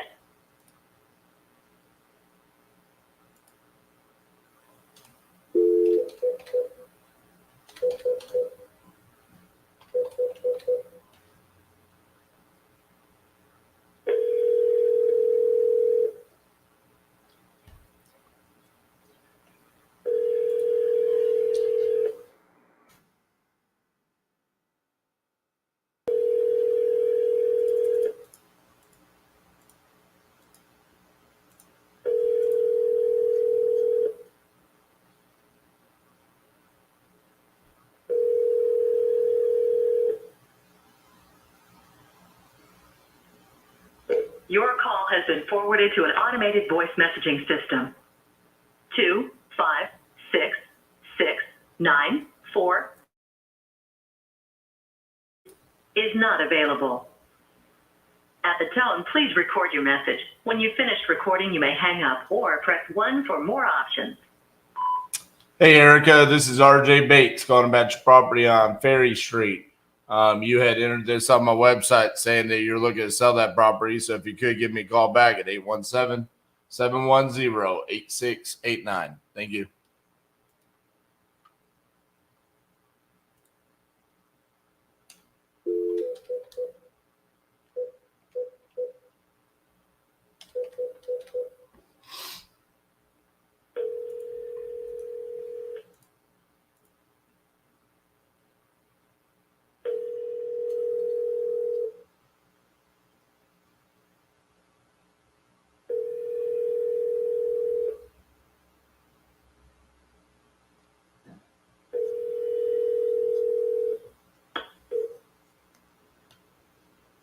Hello, sorry I missed your call, but if you leave your name and number, I'll return it as soon as possible. Great peace, perfect peace, and if you said passive understanding, I pray be yours. Have a blessed day. At the tone, please record your message. When you have finished recording, you may hang up or press 1 for more options. Hey, Willie, this is RJ Bates calling about your property on Emerald Avenue. You had entered this on my website saying that you're looking to sell that property.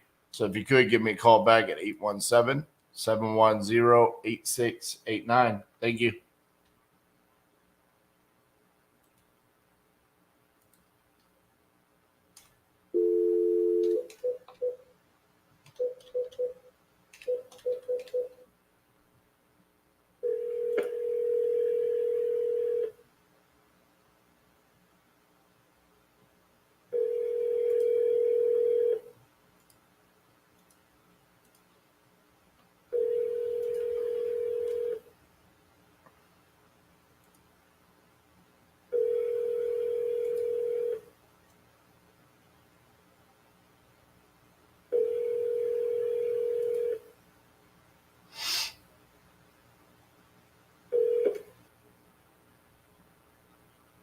Please leave your message for...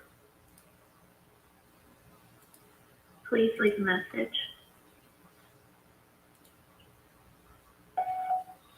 Hi, Rena. This is RJ Bates calling about your property on Greenwood Avenue. You had entered this on my website saying that you were interested in selling that property. If you could give me a call back at 817-710-8689. Thank you.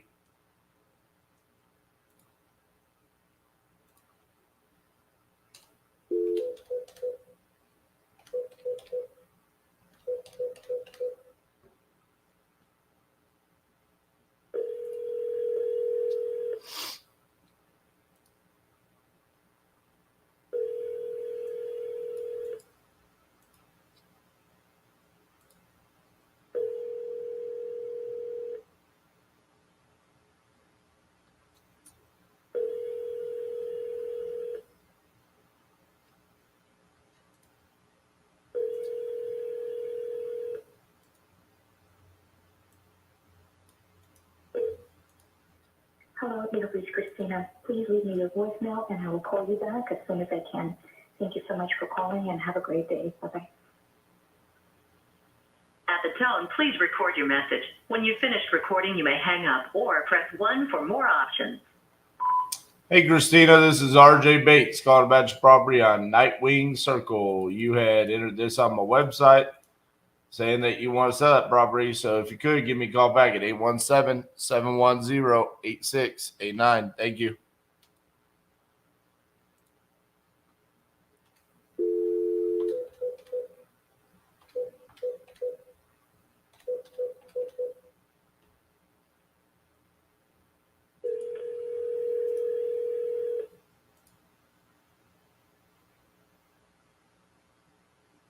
Please leave your message for 7863061.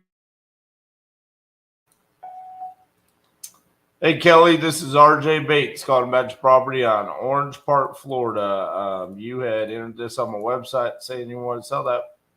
If you could, give me a call back, 817-710-8689. Thank you.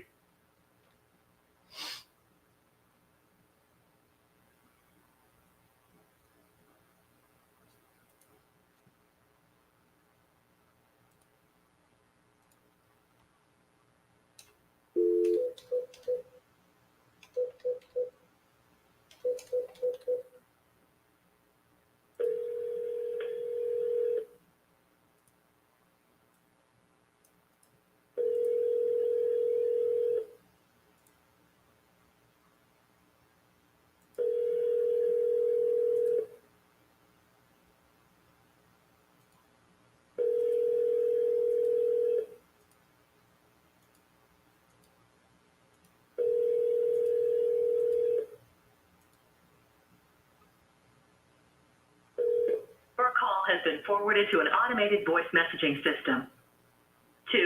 2055112 is not available. At the tone, please record your message. When you've finished recording, you may hang up or press 1 for more options. To leave a callback number, press 5. Hey, Jerry, this is RJ Bates calling about your property on Jefferson. You entered this on my website saying you want to sell that property. So if you could, give me a call back at 817-710-8689. Thank you.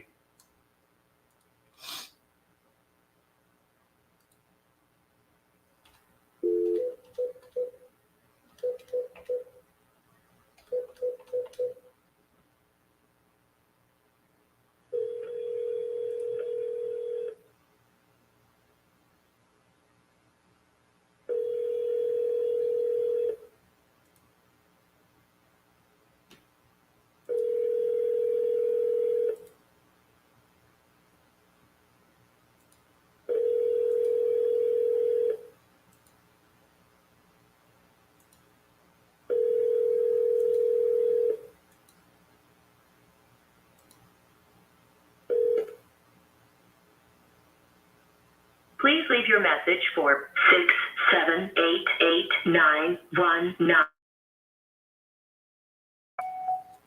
Hey, David, this is RJ Bates calling about your property on Park Street. You had entered this on my website saying that you were interested in selling that property. So if you could, give me a call back at 817-710-8689. Thank you.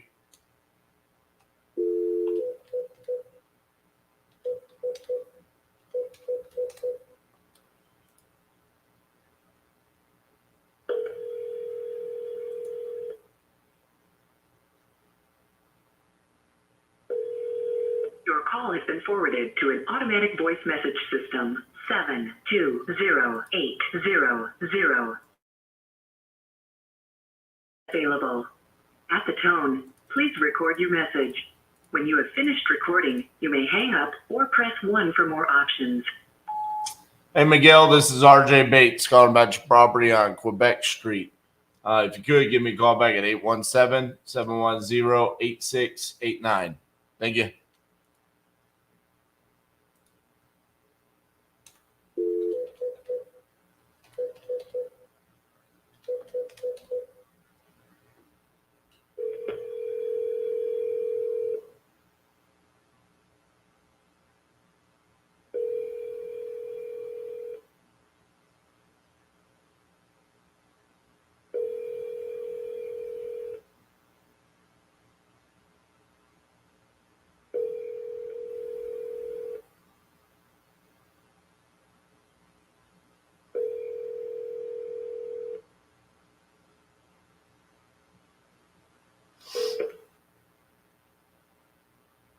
Please leave your message for 8566555.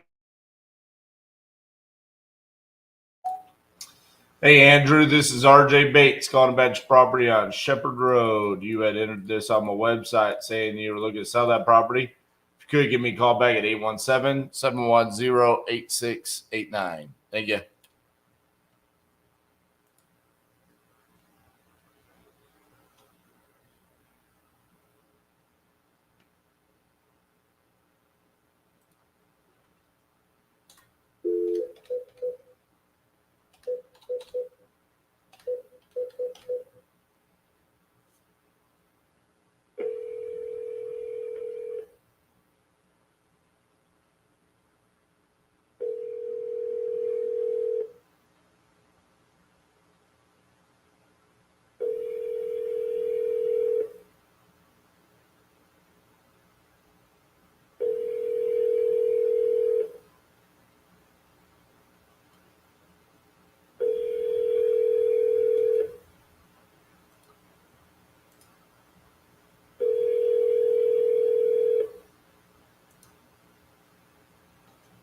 Welcome to the U.S. Cellular voicemail 919344 is not available. Please leave your message after the tone. After you have finished your message, just hang up. Or to hear more options, please press 1. Hey, Tammy, this is RJ Bates calling about your property on Wayne Memorial Drive. You had entered it on my website saying that you're looking to sell, so if you could, call me back, 817-710-8689. Thank you. Oh, man.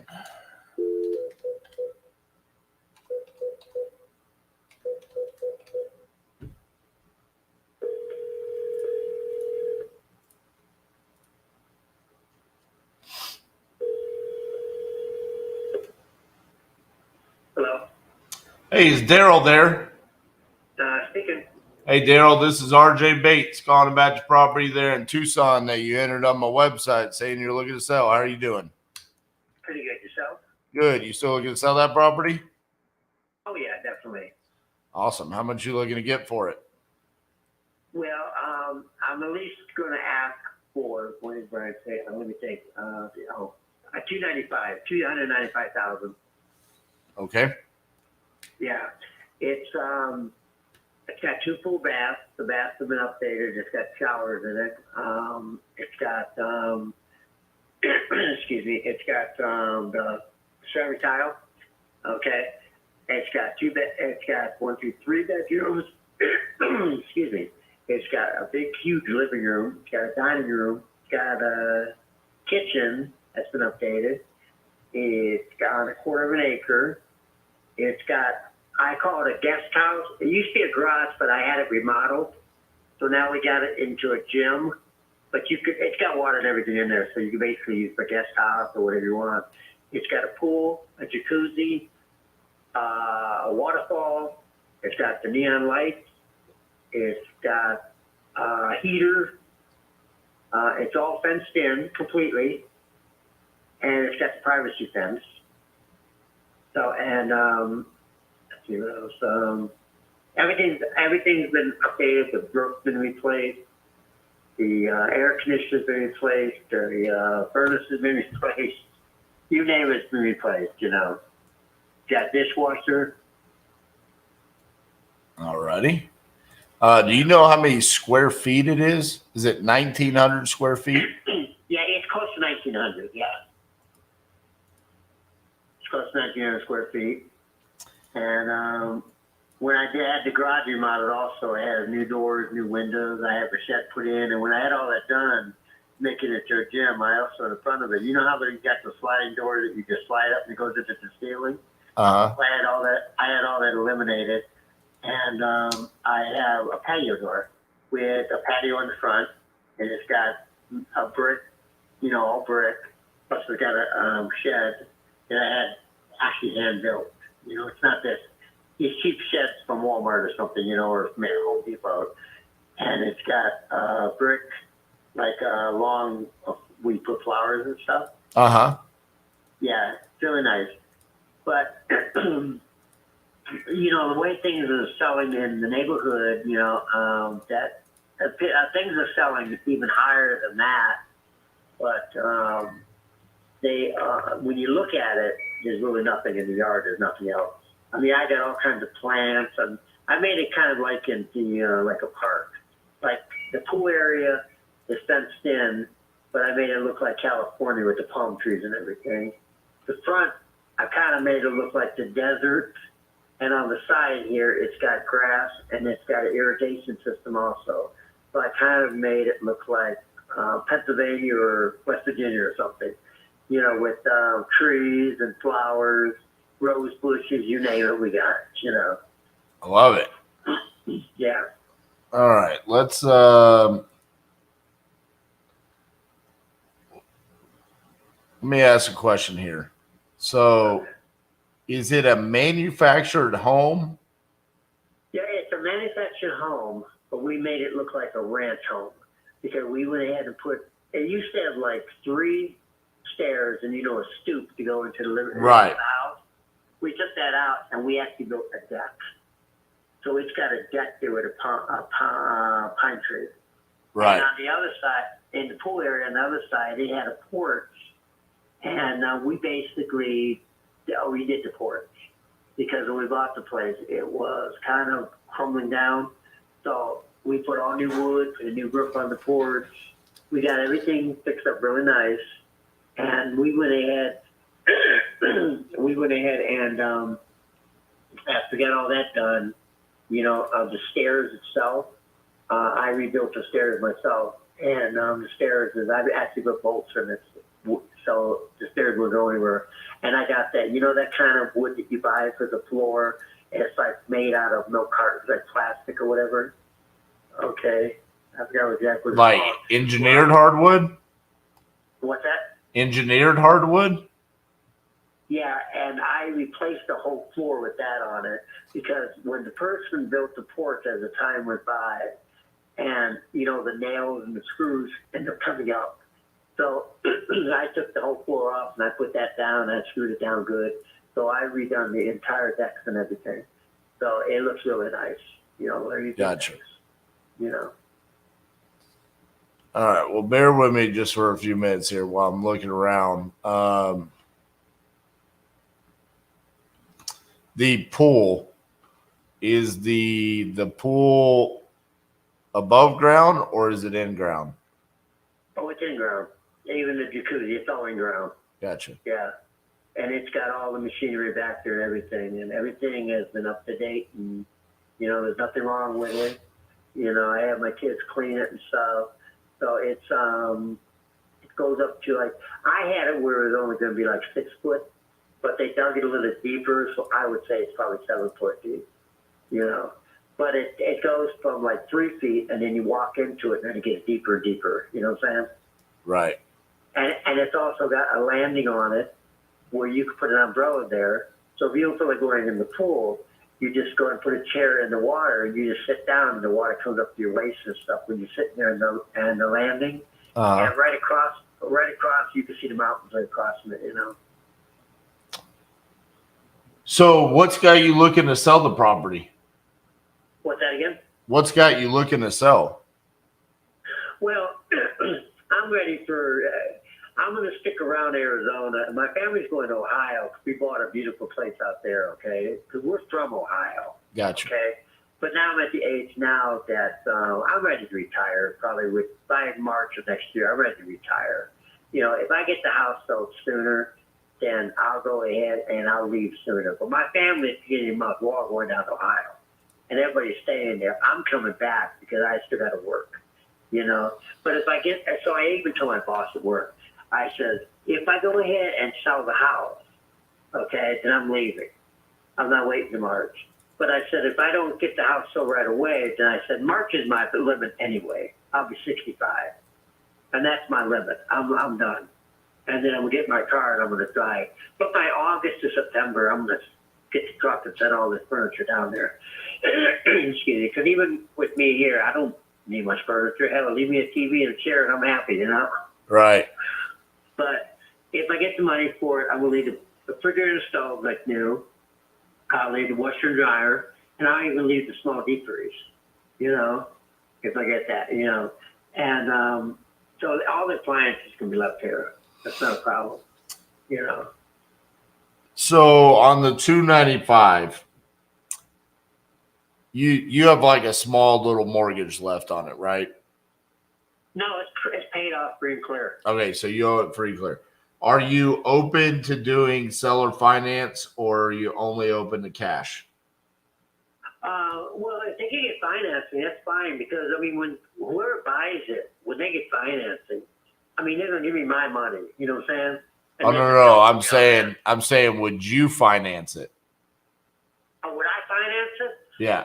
I haven't really thought about doing it that way, because with me getting older and stuff, I want to just kind of just sell it, and then I basically want to pay my house off. You know what I'm saying?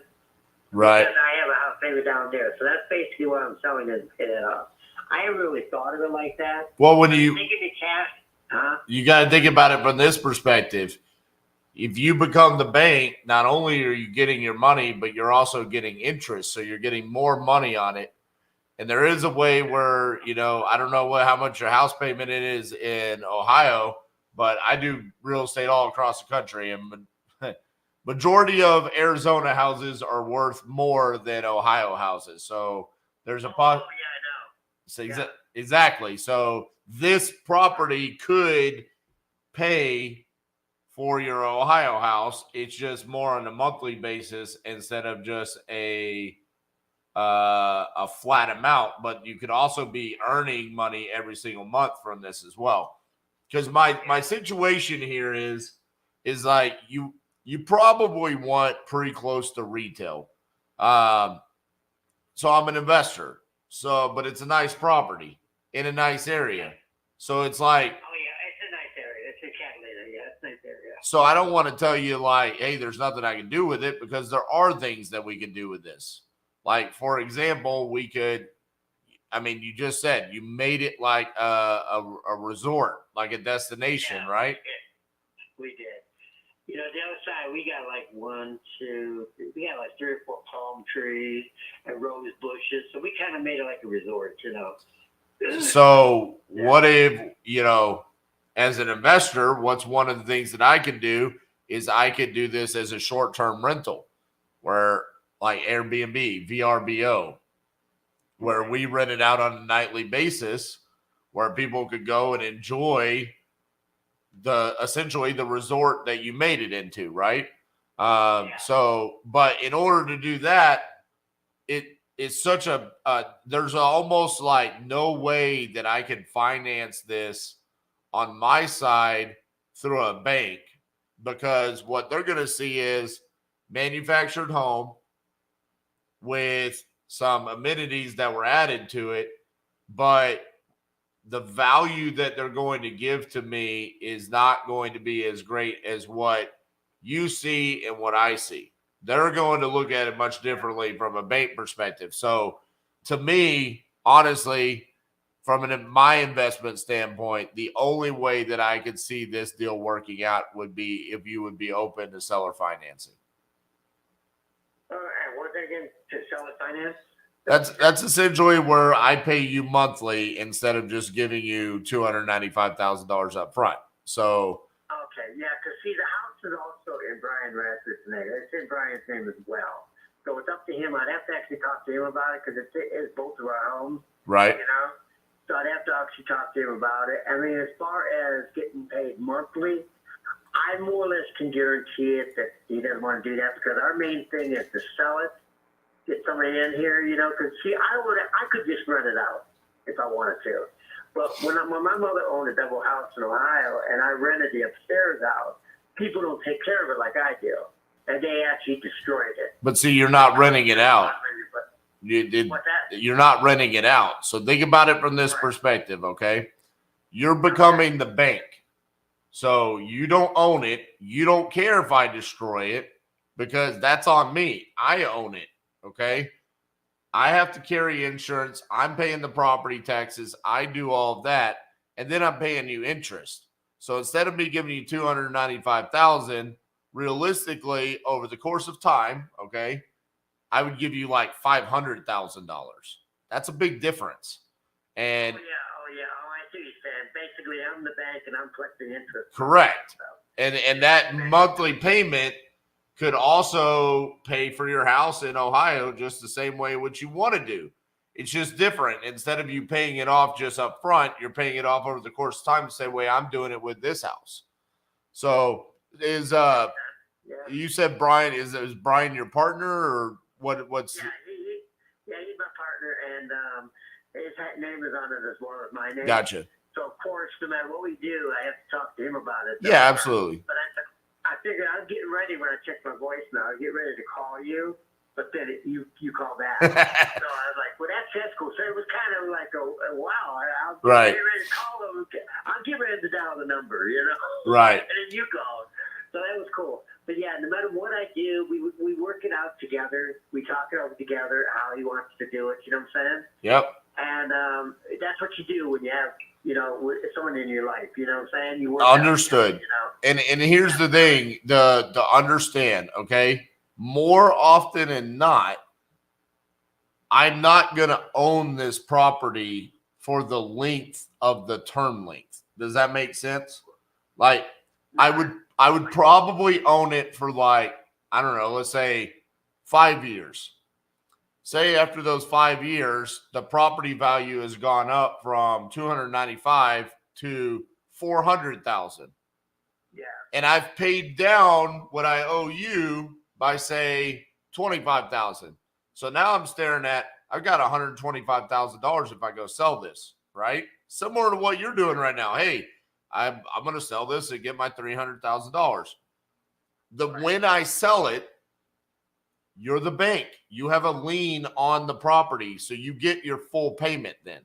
So you're going to earn interest, and then as soon as I sell it or refinance or do anything, title company reaches out to you and says, hey, what's the payoff? You say, hey, it's $275,000. Boom. I refinance. I sell it. You get your $275,000. So I'm basically the bank, just like the bank does. yes. And here's the other thing. I do this as well. So as an investor, I love to play both sides of these because I love getting someone to become the bank for me because, hey, it's a lot easier for me and you to work together than it is to work with Chase Bank because we can make it a win-win for both of us. Because I can look and say, hey, if I'm going to rent this out on Airbnb, I need to make sure I'm making enough money on a monthly basis, right, to pay you and make money. And you're like, hey, I need to make enough money where I'm paying for my house over here in Ohio. So we negotiate those terms and we make it work. And then on the flip side of that is I love being in your shoes because I hate being a landlord for all of the reasons that you just talked about. They don't take care of the property. You're getting a call at midnight. Hey, we just flushed a diaper down the toilet and the house is flooding. Why would you do such a thing, you know? And but as the bank, guess what? When you flush a diaper down the toilet, you don't call Chase Bank because they're closed. They don't care. That's right. That's your house. You take care of it. Call the plumber. There you go. Okay, Brian just pulled in because he just got back. Yep. So let me talk to Brian, okay? Yep. And then I'll get in touch with you and let you know what our decision is. How that sounds? Sounds good, Daryl. And like I said, just let him know that all the terms can be negotiated. So if this is something that he wants to entertain, I'd love to have a conversation with both of you where we could go through and see if it's something that can work for us, okay? Sounds good. I appreciate you calling, man. All right, bye-bye. Okay, bye-bye. He didn't like it.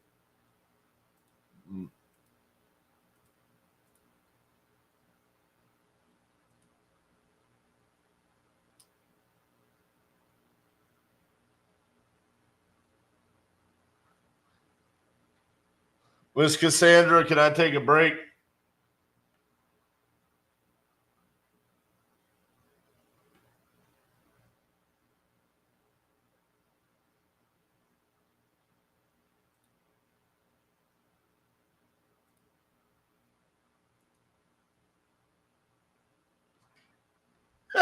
We got 2 signed contracts.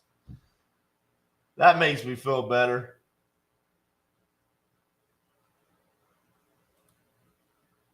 Boom, baby. Let me update those KPIs. It's one of my favorite things to do. New state on the board, Minnesota.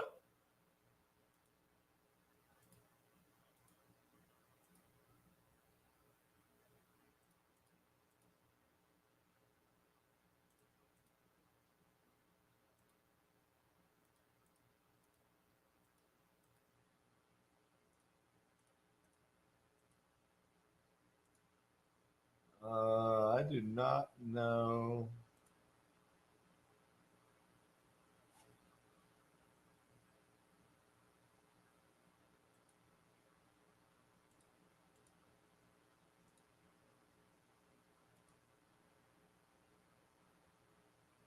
Well, Keithan, we just got 2 signed contracts, so that felt good. We just went into the 80s.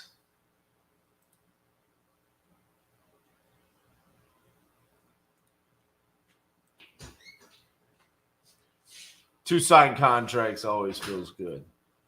Ding, ding. So she called. What was she saying? Access. Oh, access. That's funny. It's so funny to hear sometimes where it's like, this was the concern, because I go through most of that, you know, and then they hear like, hey, this is the objection. So in your conversations with Leadzillow, we need to talk to them about, we are having a large amount influx of mobile homes. Because like I just got off the phone with no one, and I'm trying to make them work. Like, we sold the one in Florida. This one could potentially be like a seller finance that could be a good deal for someone there, but it's a lot harder to make those deals work. So just something to keep in mind. All right, guys, I'm gonna take a break. Are you want to do this here? Because what are you gonna go over? We'll see. I've been putting out fires. Cassie's been putting out fires, people. So we'll see you guys in a little bit. We're getting ourselves ready for what's coming. So we're going to prepare you guys with a tool that's going to enable you to make life-altering income. The most important thing that I've learned is to take action, to do exactly what they're telling us to do. It's going to be some goddamn hard work, okay? It's going to take effort. What we say works. It's going to change your life. Not only am I creating wealth for myself, I'm also creating generational wealth for my children and my children's children. So Miss Cassi is the comp queen. She broke down comps for us, how to analyze it, how to look for it, what not to look for. This is exactly where I want to be in my business. Just sitting there, click, click, click, click, click, or just sitting back like Mr. Burns. At some point in time, as business owners, we have to make a decision that we are going to have standards. I don't want people that come through here to go out and make a fool of themselves like I see through other programs. And honestly, I can say it's been a blessing, like I said, to the opportunity to be able to close deals virtually across the United States. If you haven't made the choice yet, you definitely should make the choice. It'll change your life and your outlook on your business. If you're not at the Crucible, then where are you? Fucking get here.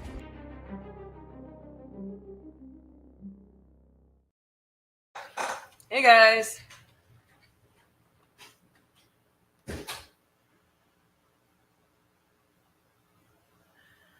How do we do this fine day? I am out there working away, putting out fires.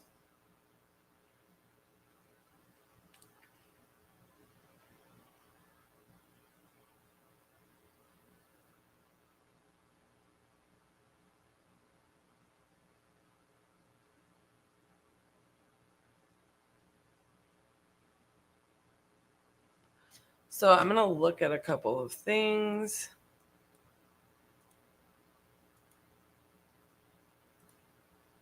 Really fast.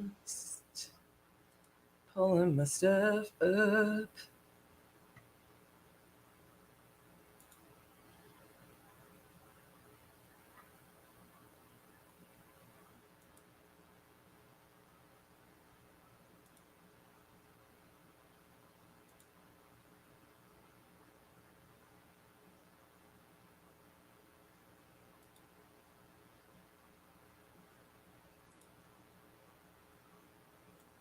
Let me this over here.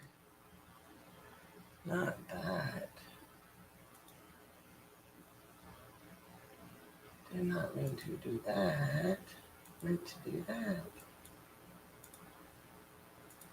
Boom. Okay, dokie.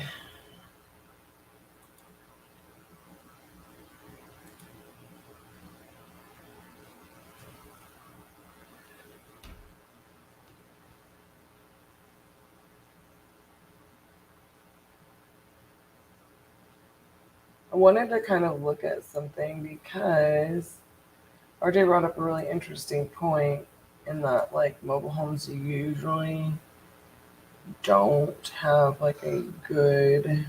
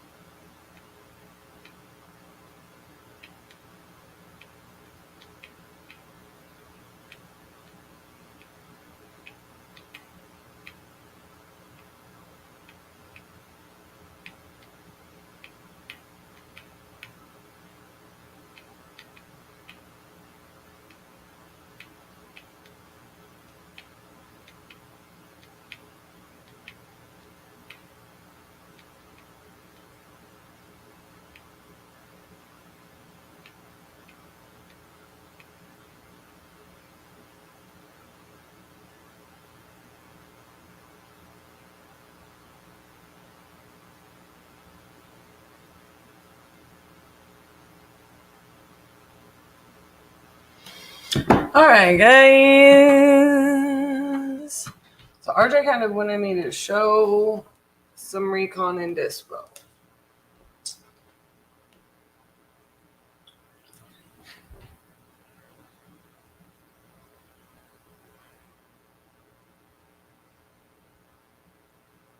How I'm supposed to do that should be interesting.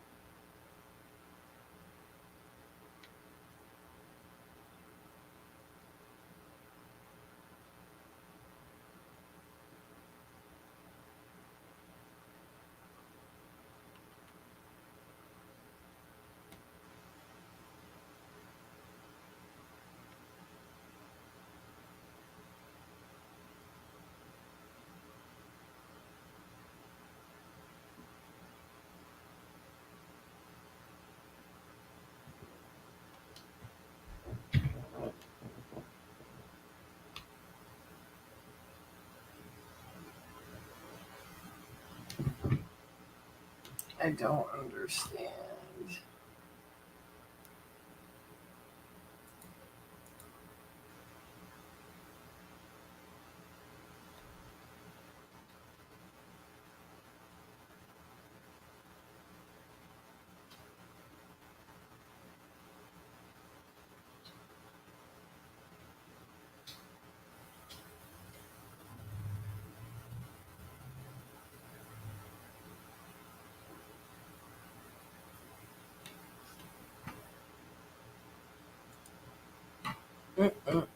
Hi, Robin.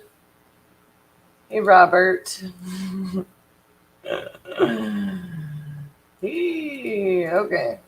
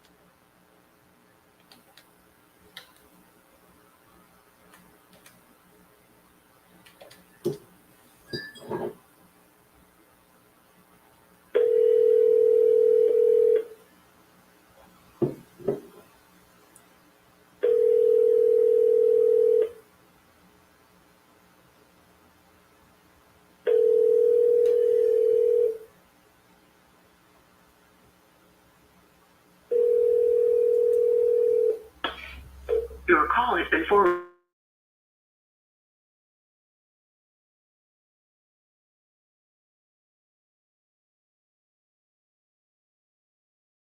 Please record your message. When you have finished recording, you may hang up or press 1 for more options. Hi, Lyndon. This is Cassie over at Titanium Investments. We've been trying to reach you about getting access to the property. At this point, we're probably going to have to extend the closing because we haven't been able to get that access. I don't know if you've already spoken to Josh or not yet, but if you would give us a call back, give him a call back as soon as possible so we can kind of line that up so we can get this moving forward, that would be superior. You can call back at this number at 817-710. Awesome voicemail.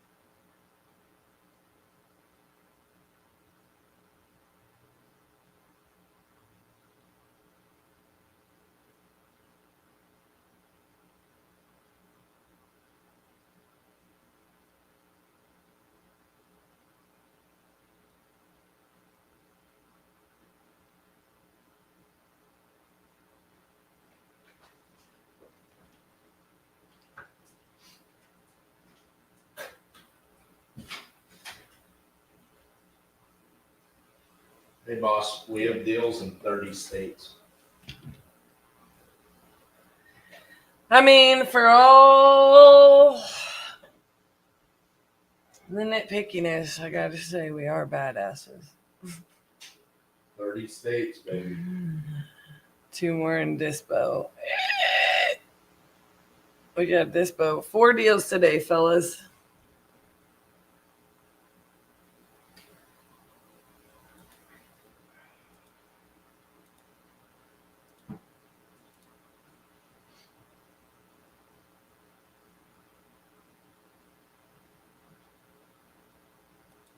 What you working on? Recon. Stupid gnat.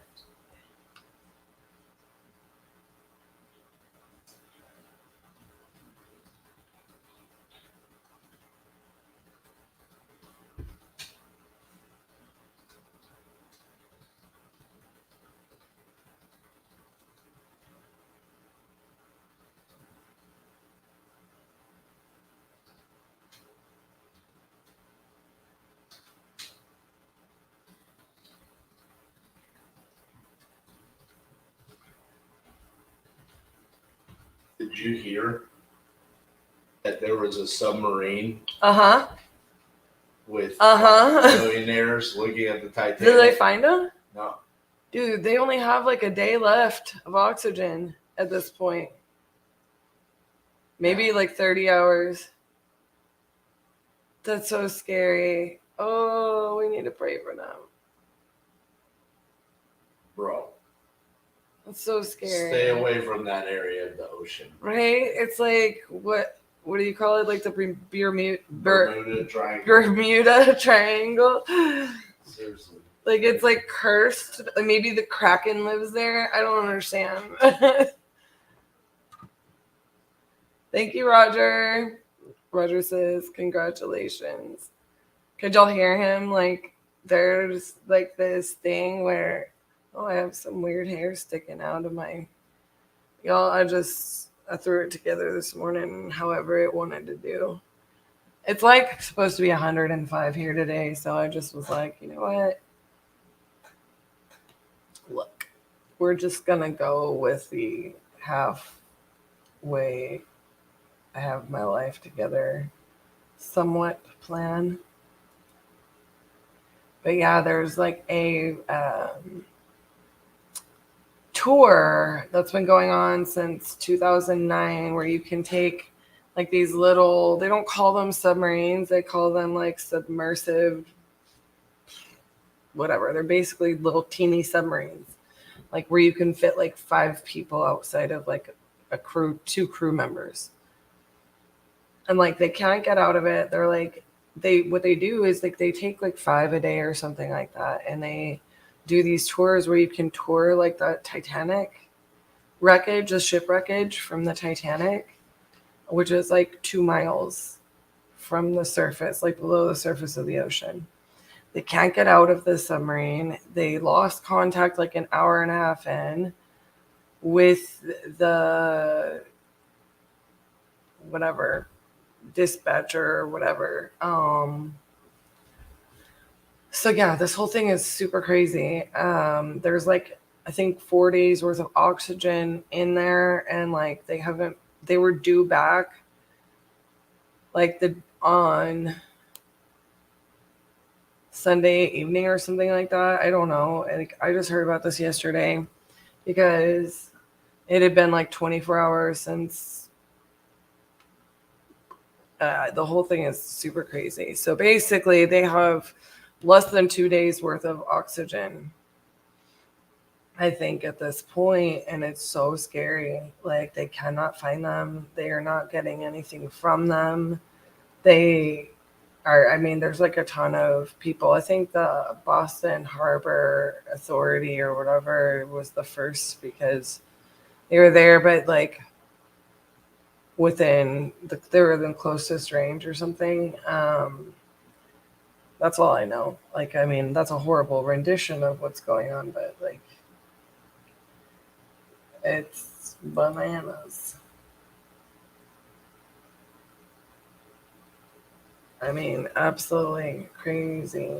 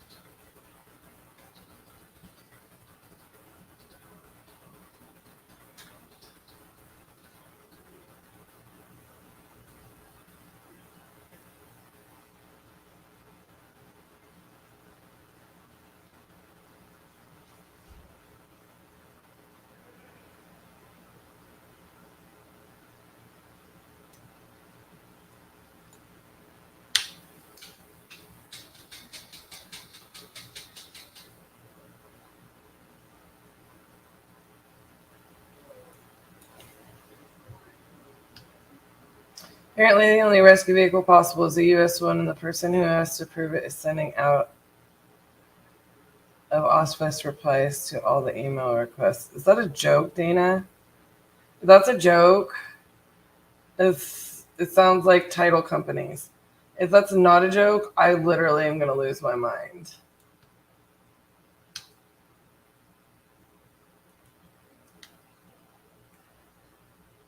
That's not a joke. Oh my gosh, like, people's lives are at stake, and like they're like, we're out of the office right now. It's like, no, bro, no. Somebody put me on the phone with someone. Mm-mm.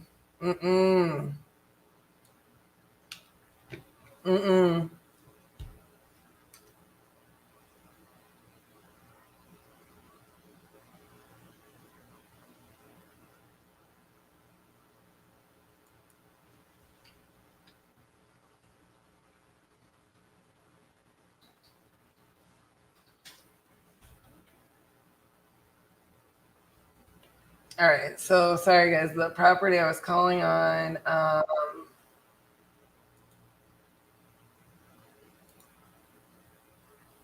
apparently Justin and Keaton are on the phone with. So guys, just so you're aware, this is why one of the reasons it makes it a little more difficult for me also to hop in on Dispositions or Recon and show it to you guys. One, because it is harder for us to show. And two, I've literally got our team in the thick of it. Like, I've got 5 people out there working on this.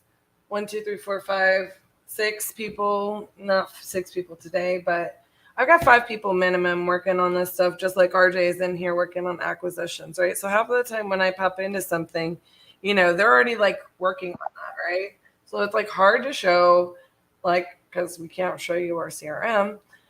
We can't show you proprietary information or sensitive information for a seller or buyer or whatever. But then also, it's just one of those things where it's like I'm hopping in on it and like they're literally in the middle of working on it and like the status is about to change and the note is about to be left and like I just called up for no reason.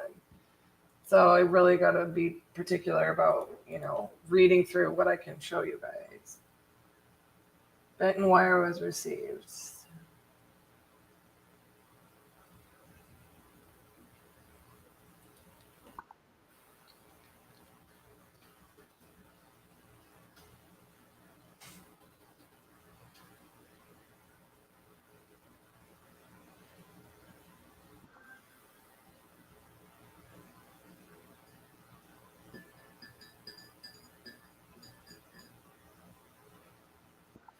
We need to have 5 conversations. Okay, I will review.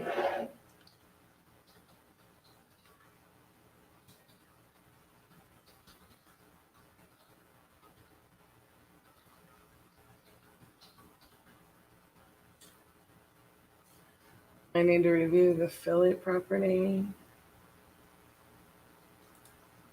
Is that what I...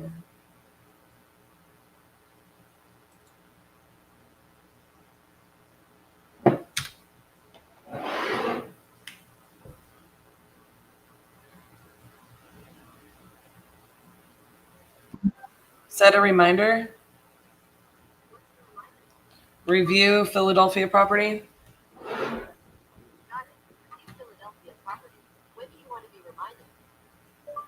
In 1 hour.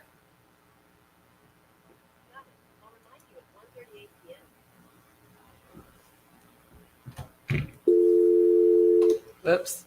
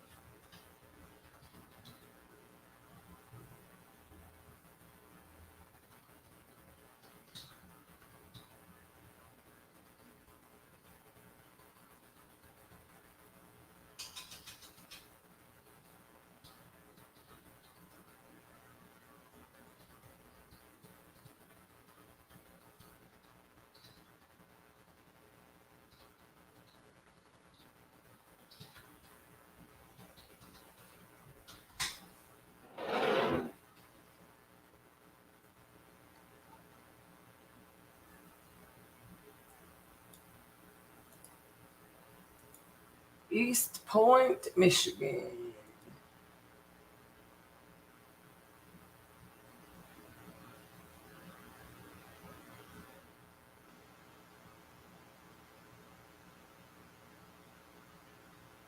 Oh my goodness, that's darn near Canada.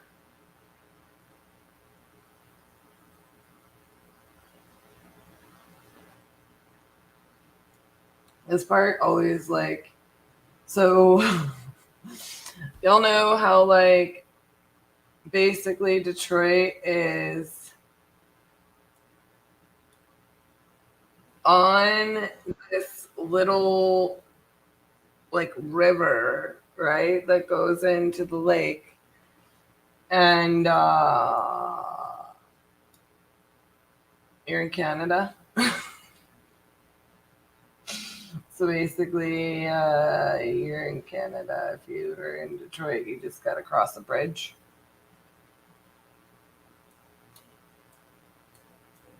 This property is just northeast of Detroit. So, looks like it's in a good spot. In fact, I bet you this one flies off the shelves. And there's my dear, sweet, fantastic, beautiful Ann Arbor.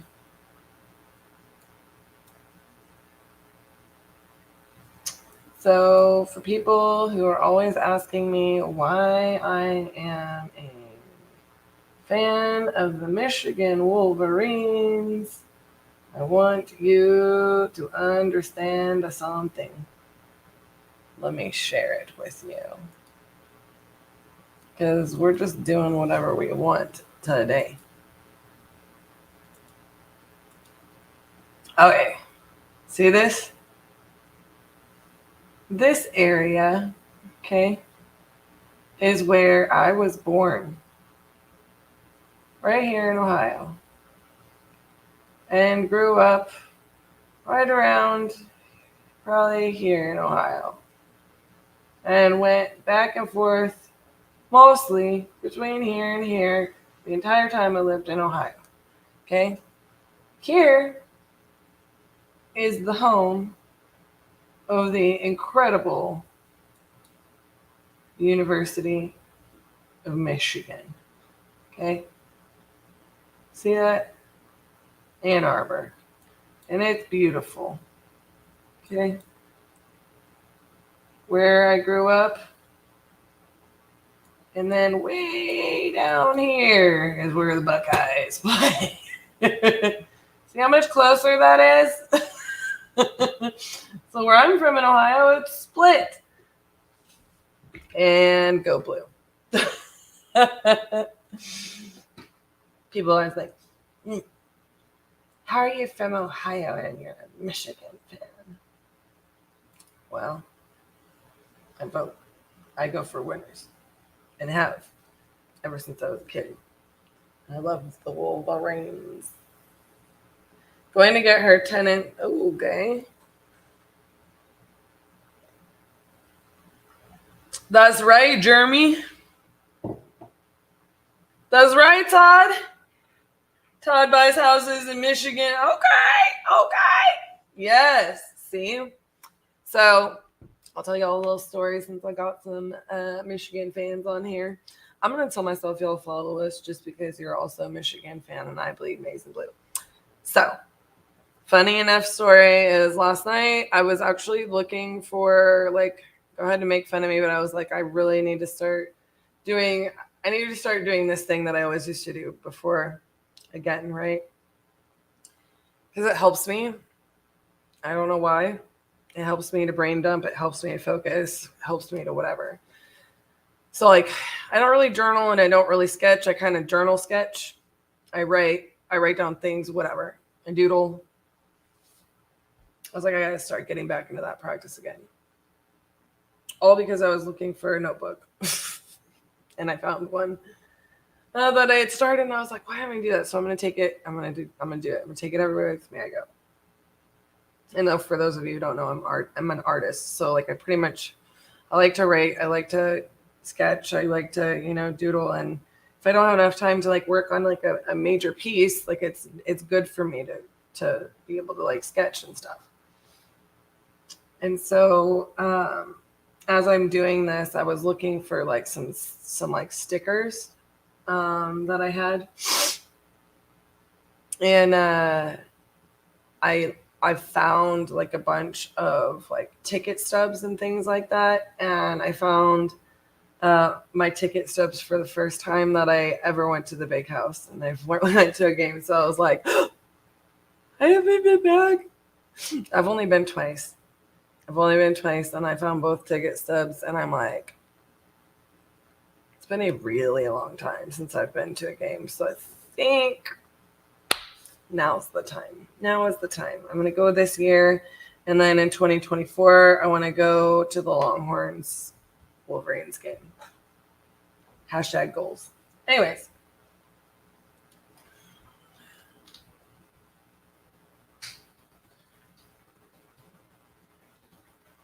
The big house is it's one of the greatest places on earth, isn't it? Ugh. I tell RJ all the time, like, he's gotta go there. He's gonna love it. He loves like really cool stadiums and stuff like that, and college campuses. And like, dude, I really want to go to a hockey game too. It's hard. I've lived here since I was 11, and I love it here. Don't get me wrong, but like, there's things where I'm just like, I want it to be that easy, you know, to go to a hockey game, you know, or whatever. But I've never been, and that's crazy to me. But I also want to go to the big house again.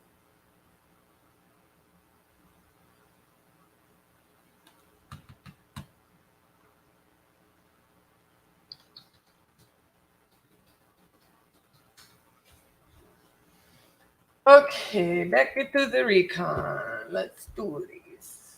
Okay.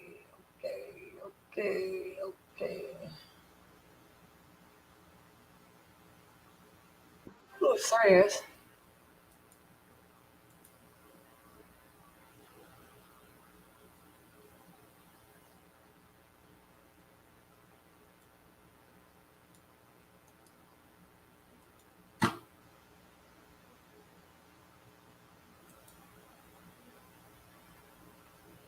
Stuart.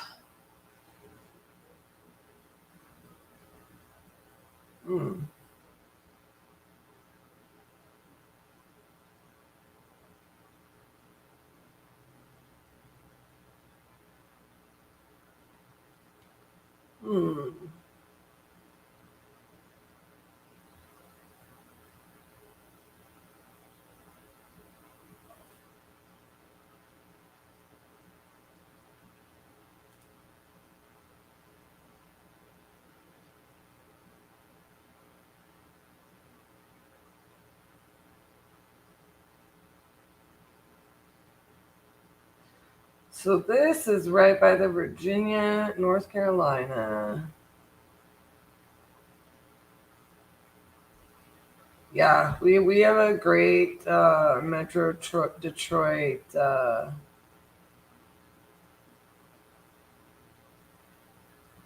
We tend to find some good buyers in Detroit, surrounding areas. Grand Rapids is usually really good for us. Let's see, where else? I mean, honestly, I kind of tend to like I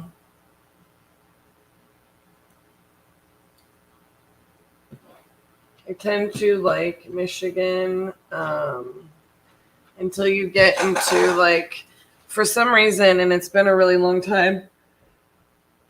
Oh my god! I'm sorry, y'all. I need to get my energy drink. Lord Jesus.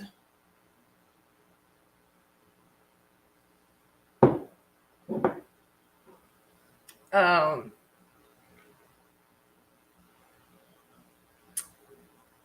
cannot believe right now that I have never been to Sturgis. Now that I'm looking at this, I'm looking at a different Sturgis, aren't I? Yeah, Sturgis, Michigan. I was like, no, wait, what? That's way off. Isn't that in like North Dakota or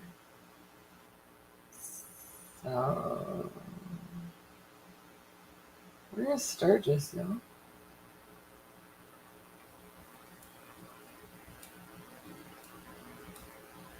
I'm getting the map mixed up.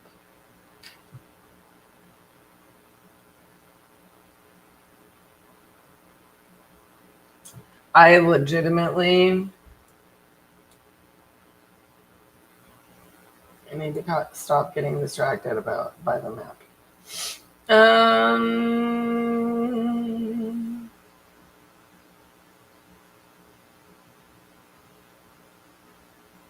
Okay. Well. I'm just going to sign in.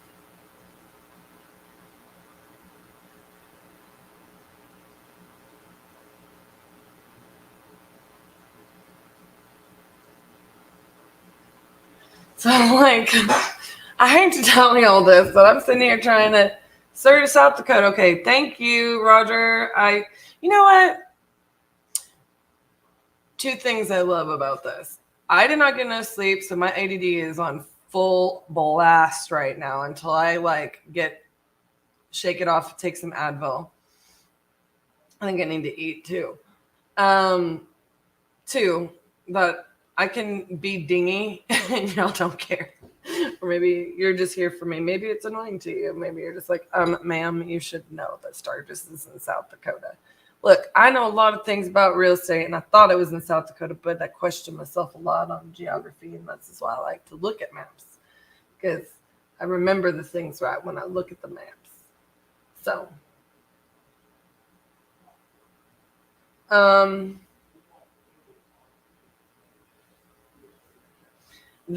I really wanted to do some recon right now, but I couldn't exactly prepare for it before coming in here. And like this particular property, for example, I don't know what I'm supposed to do here, but I'm calling this lady without talking to my team, right? Which one? It says friggin' Stewart, Virginia. Oh. Deadbeat ex-husband. She wants to close by May of next year. Like, what are we doing? Okay, so here's the deal. She was abused, right, and beaten and stuff by this ex-husband. Okay, she ran like skip town to get away from him. She's in witness protection. Got it. She is the sole owner of this property, and the mortgage is in her name.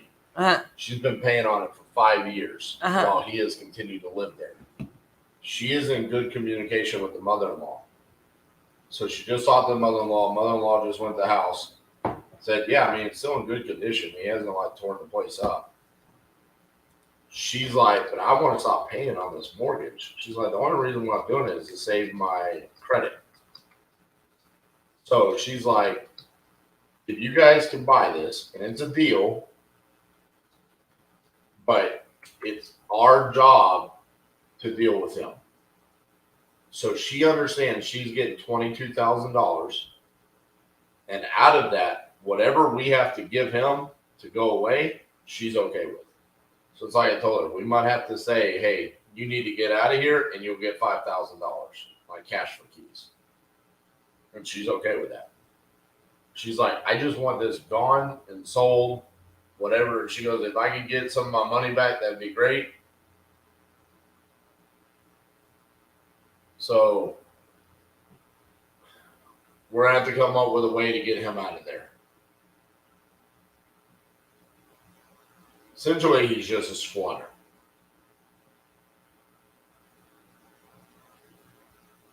Why don't we call the sheriff? We can't. I mean, we just got it under contract. I know. You told me you were going to do recon. I'm trying to do recon. No, I got it you. looks like we're on top of our stuff. No, I was just talking to the boys about Dearborn Heights. So there's 2 mortgages showing up on the title. Correct. And not the one that she actually has. Correct. So I was just talking through it, and I pretty much decided they transferred it to a city national mortgage. And I was like, who does she have her mortgage with? And they were like, Mr. Cooper. And I'm like, that is. So I think we just got Dearborn Heights solved. That she needs to just get her payoff from Mr. Cooper, and we'll be good. Mm-hmm. So I wanted to give you that good news. It's fantastic news. Since apparently all of the good things are happening off camera today. You got the 2 signed contracts. I solved that problem. Yeah, I am struggling on camera today on top of it. The people love you. The people love me. Thanks, guys, for your love and support. I'll be right back. Ugh. Little fires everywhere. That's what I'm dealing with today. It is actually really hard. You know, if you guys were here this morning, this is what I was talking to RJ about. I'm like, it's kind of difficult, you know, because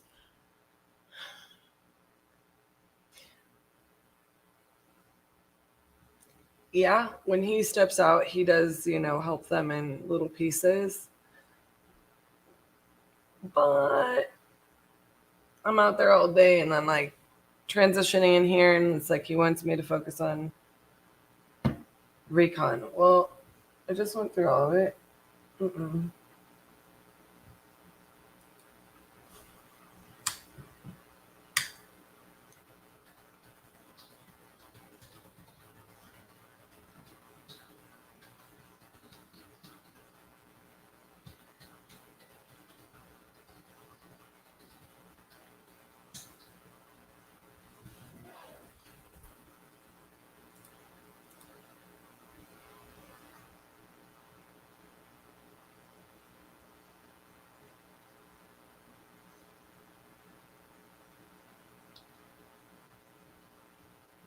So I look like I have everything coming in on recon.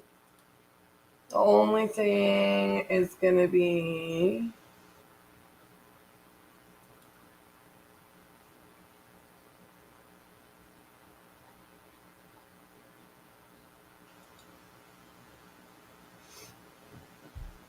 there's one on there that I didn't call.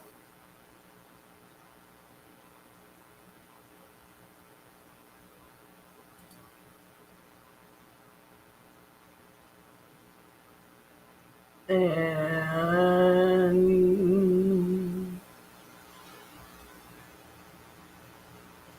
boom, that one moves. We are very much looking forward to our teammate Dixie coming back. I'm always feeling like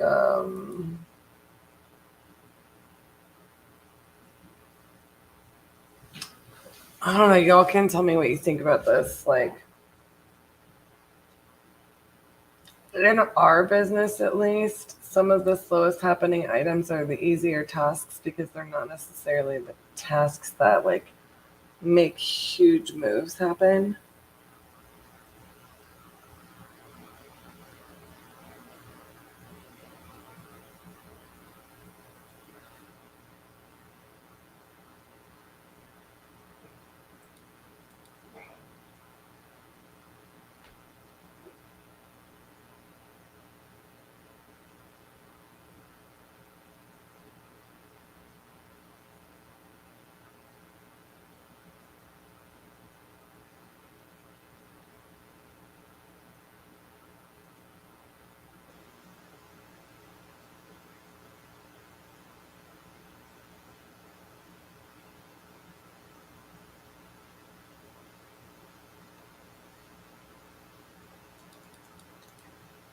Speaking of Grand Rapids,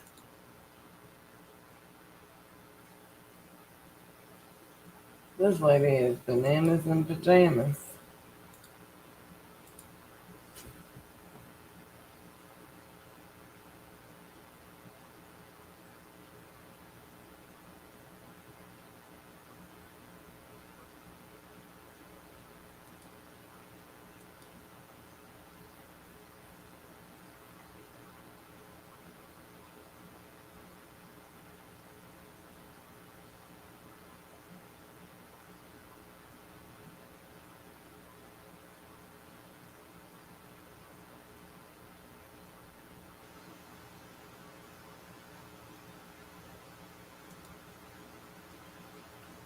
Got a good lead in Grand Rapids coming right up. I'm guessing RJ is going to call it, because he's probably about to come relieve me.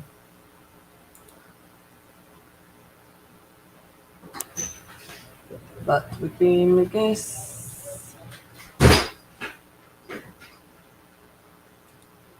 I am ready. You should call. Who should I call? Ghostbusters. No? He looked at me with like absolute disappointment in his heart for me. For me. That was next level cheesy. Next level cheesy. I mean, come on. This was next level. Look, this is what you're calling, okay? All right, guys. RJ's gonna be back. There's something strange in the neighborhood. Who you gonna call? This is why we've structured this way. This is why we're going to harp on you, and this is why we're going to hold you accountable. We'll hold your feet to the fire. We're going to say, hey, you need to work on this, because that's what you need to work on to go out there and be the difference. I applied the systems and the processes, and I generated a lot of revenue in my business. I'm actually back here for the second time at the Titanium Crucible. These people pour so much into you. Nothing like it whatsoever. The amount that they pour into you is priceless. Iron truly sharpens iron. Can't underestimate that stuff. This literally right here, what we're doing here at the Crucible, was literally just a manifestation of words. We said we're going to do it. Operate in the destiny that God gave you, the wealth will come. Lean not to your own understanding, but in all your ways acknowledge Him, and He'll direct your path. This thing is so powerful, it will change your life. It's such a blessing, and I recommend it to anyone and everyone looking to change their life and get on track. Get off your ass and come do it, man. Take a chance, put your faith in Titanium, and get out here, man. Much love.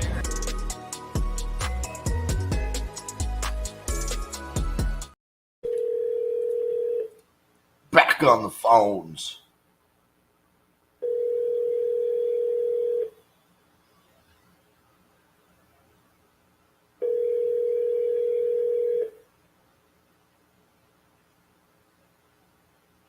Hello?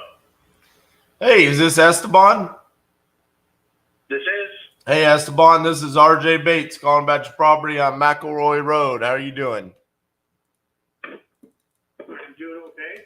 You had entered this on my website saying that you were interested in selling that property. Is that correct? It's correct. We have decided to go the conventional route of sale, and we're not currently started yet, but that's where our plan is currently. Okay, what do you mean by the conventional route? Meaning regular realtor and trying to get the most out of the property that we can. Okay, how much were you wanting for it? It look, we're gonna be getting around. Well, we haven't even started the process yet, but we're gonna list for around $950. Gotcha. Is it a multifamily? Not got there yet. Yes, it is.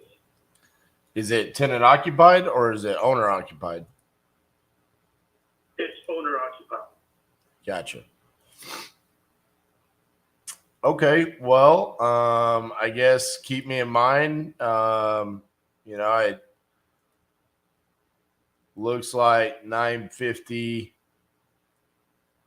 Looks like that could be about, the right price. I mean, I kind of agree with that valuation there. So, but yeah, just keep me in mind if you're interested in selling quick. Okay. Okay. Thank you. Thank you. Bye-bye.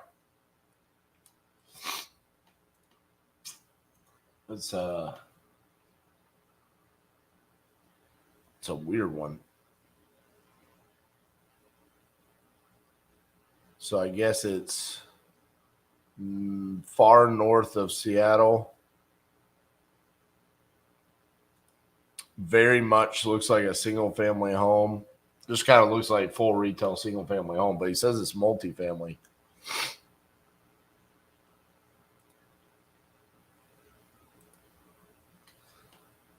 Looks like ARV on that was probably 900.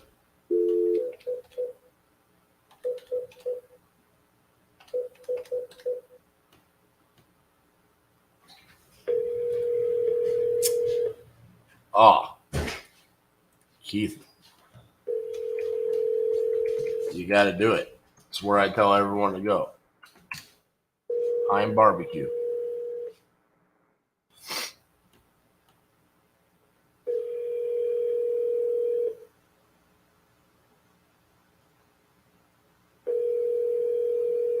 I got it up.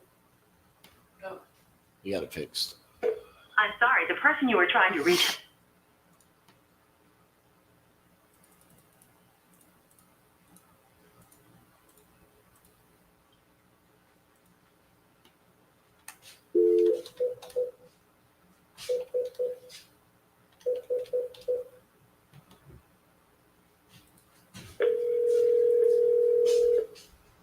I was only asking to get Minnesota seller.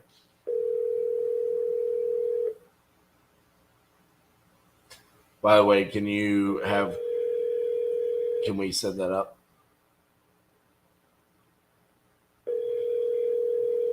We don't have any cards for that because it was speed the lead. I'm just going to export them and import it. Okay. Resharing with new message.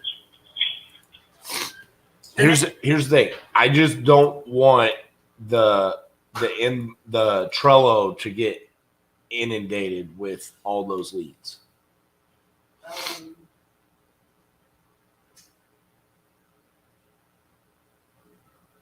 Do you want me to create a list from like the last batch, and I'll just put them over to the side? And then Can we do it just later?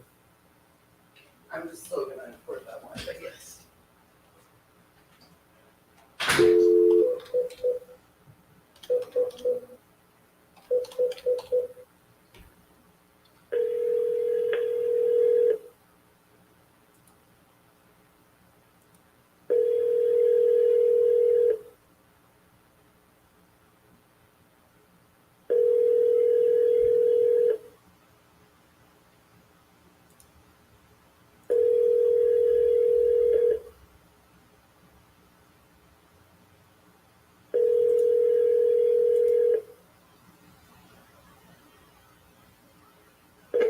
I'm sorry, the person you were trying to reach has a voicemail box that has not been set up yet. Please try.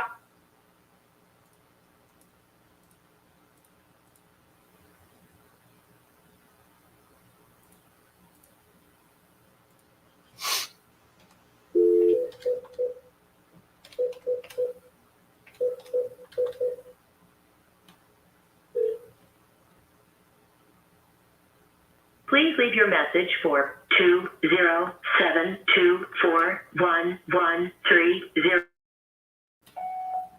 Hey, Jeopardy, this is RJ Bates calling about your property there in Rumford. You had entered this on my website saying that you were interested in selling that property. If you could, give me a call back at 817-710-8689. Thank you.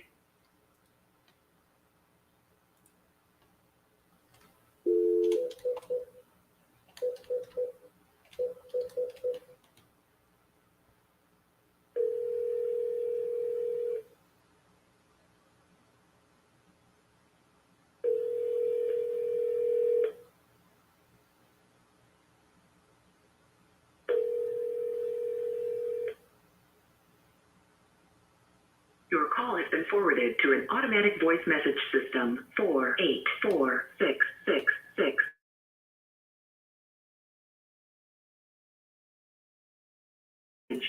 When you have finished recording, you may hang up or press 1 for more options. Hi, Nicole. This is RJ Bates calling about your property there in Bethlehem. You had entered this on my website a while back saying you're interested in selling that property. If you could, give me a call back at 817-710-8689. Thank you.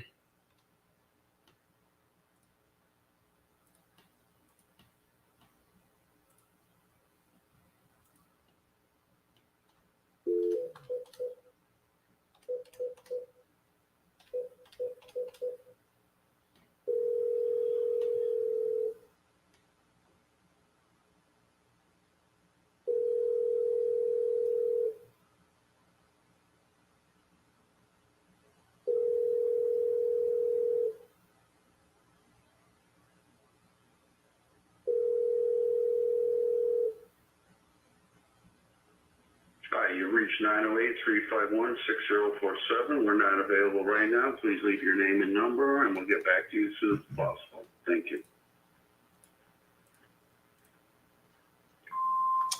Hey, Richard, this is RJ Bates calling about your property on Cleveland Avenue. You had entered this on my website saying that you're interested in selling that property. If you could, give me a call back at 817-710-8689. Thank you.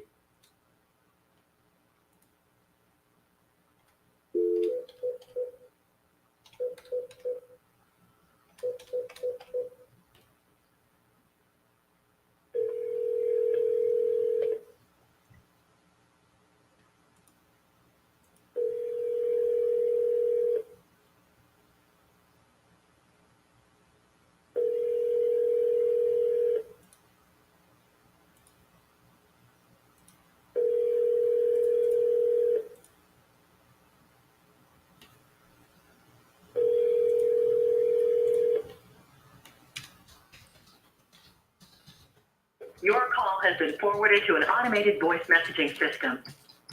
209401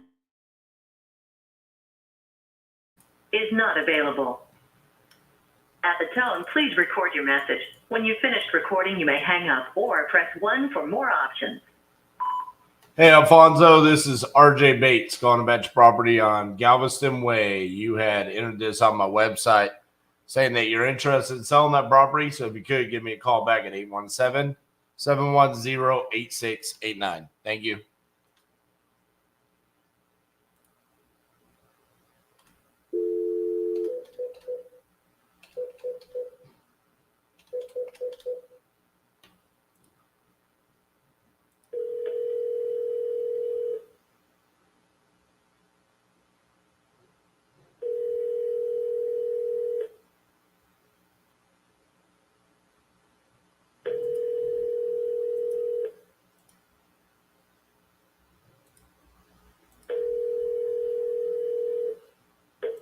Your call has been forwarded to an automatic voice message system. 985258. Not available. At the tone, please record your message. When you have finished recording, you may hang up or press 1 for more options. Hello, this is RJ Bates calling about your property in Golden Meadow. You had entered this on my website saying that you're interested in selling that property. If you could, give me a call back at 817-710-8689. Thank you.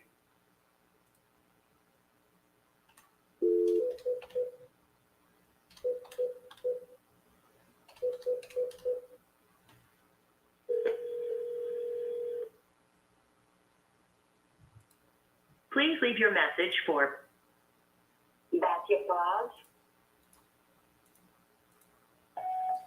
Hi, Batya. This is RJ Bates calling about your property on Burgundy Boulevard. You had entered this on my website saying that you're interested in selling that property. If you could, give me a call back at 817-710-8689. Thank you.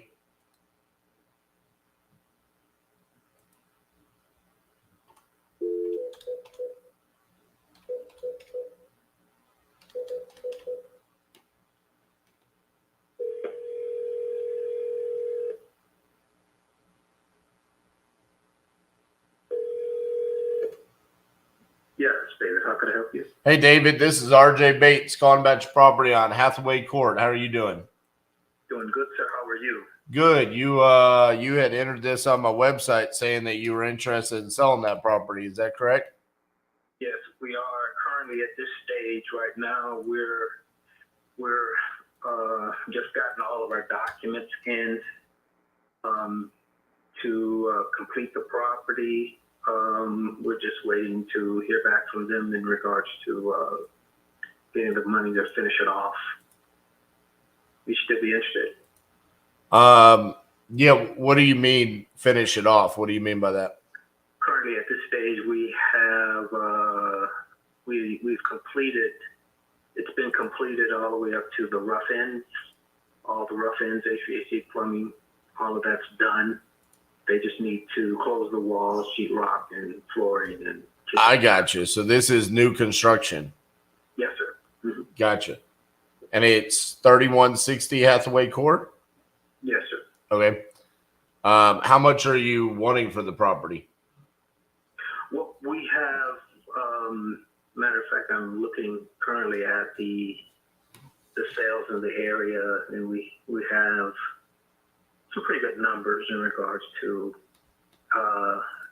between 900 and 800 conservatively, and some on the lower end within the area in between 780 and 735. So we have like 5 within the 700s, and then we have about 5 within the 8s. So, and so currently at this stage right now, we once we get it, if we get it completed, we're trying to put it back on the market for like 900. Gotcha. So you only want to sell it when you're finished with the work, correct? Yes, sir. Yes, we're waiting on it. If not, then definitely, if anything, comes up to the point where we can't move forward, we went through some ups and downs with a lot of these lenders, then we definitely, be willing to get rid of it really quickly. And so we will know within a week or so. Okay. Well, yeah, I mean, obviously I'm an investor. Sounds like just like you.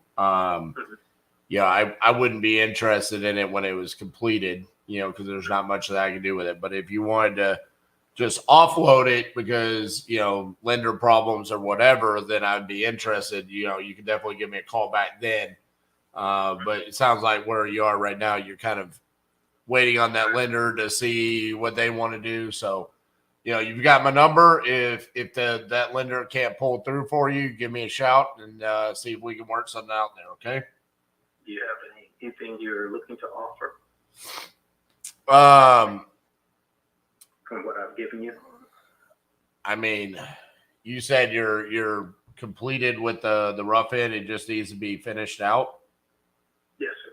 Floors and whatever you decide to put inside it. I could send you an email too in regards to all. Yeah, I mean, I don't even know how many square feet it is. It's the total is 4,800. It's a garage included in the basement.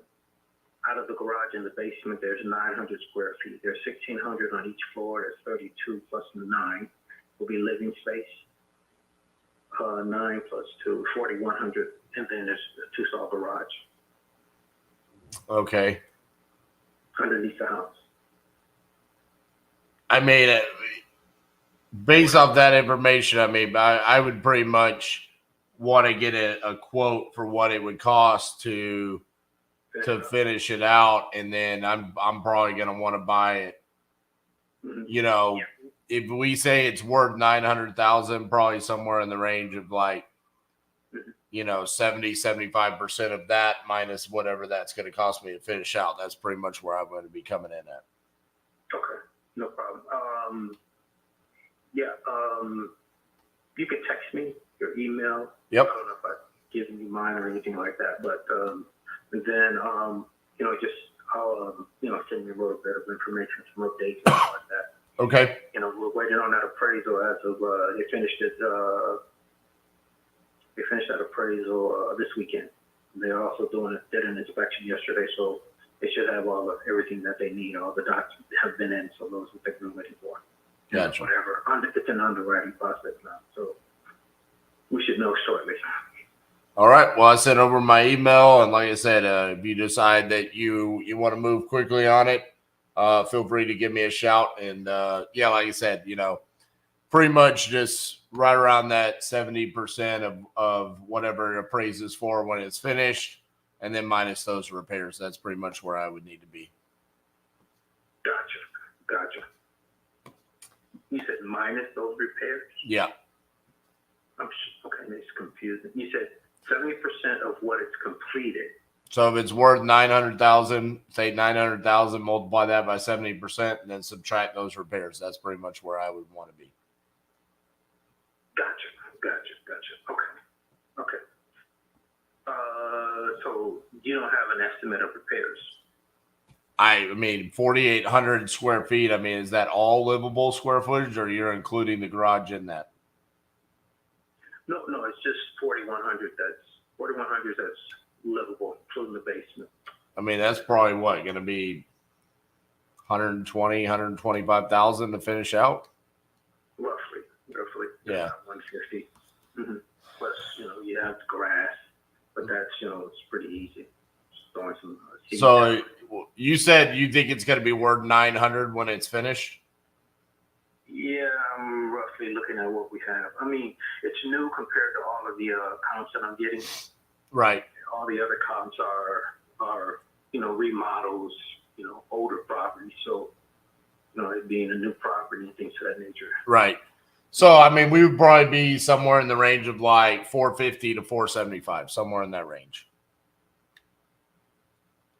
450, 475 for the purchase price? Correct. Okay. Alrighty. Definitely. Send that over, and then we'll talk. Okay. Okay. All right, David. Yeah, I sent everything over to you. I text you from my cell phone. This is my office line, so I text you from my cell phone, and just let me know if that's something that you guys would like to entertain. Okay. Sounds good. All right. Thank you, David. Bye. All right. Hey, it's kind of funny. I mean, at first it sounded like, not really interested. And then, boy, that pain started coming out there.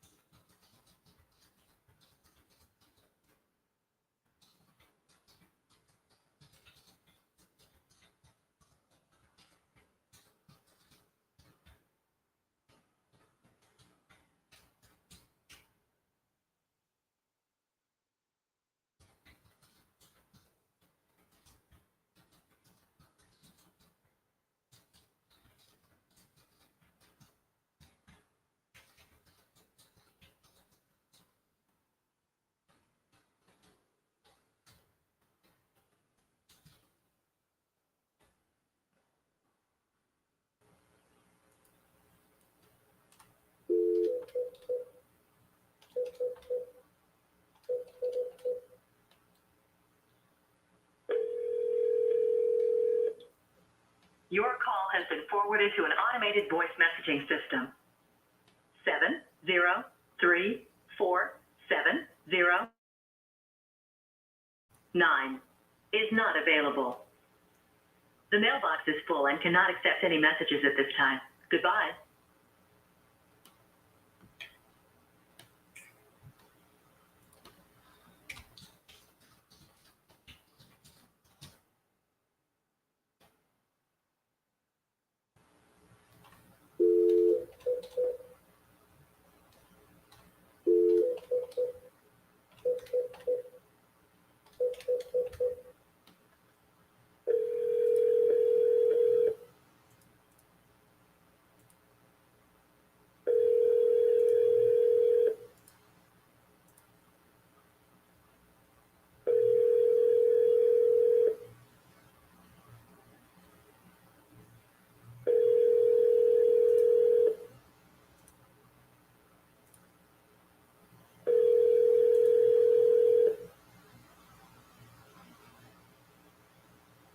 Your call has been forwarded to an automated voice messaging system.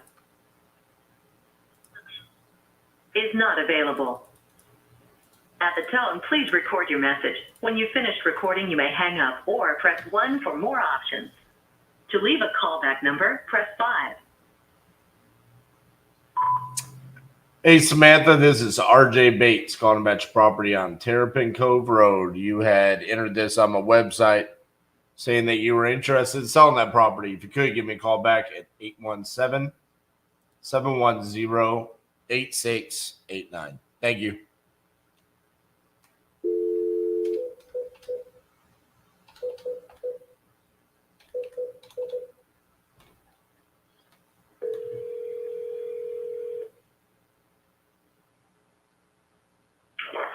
Hey, let you leave your message at the beep. If I don't know your number, better leave that message or I won't call you back. After you have finished your message, just hang up. Or to hear more options, please press 1. Hey, Richard, this is RJ Bates calling about your property on Highland Avenue. You entered this on my website saying that you were interested in selling that property. So if you could give me a call back at 817-710-8689. Thank you.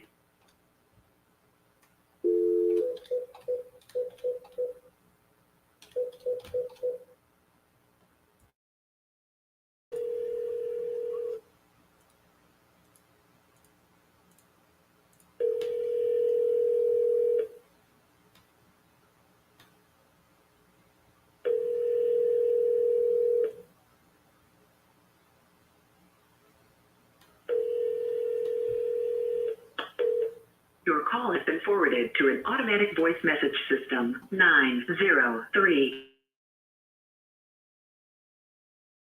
is not available. At the tone, please record your message. When you have finished recording, you may hang up or press 1 for more options.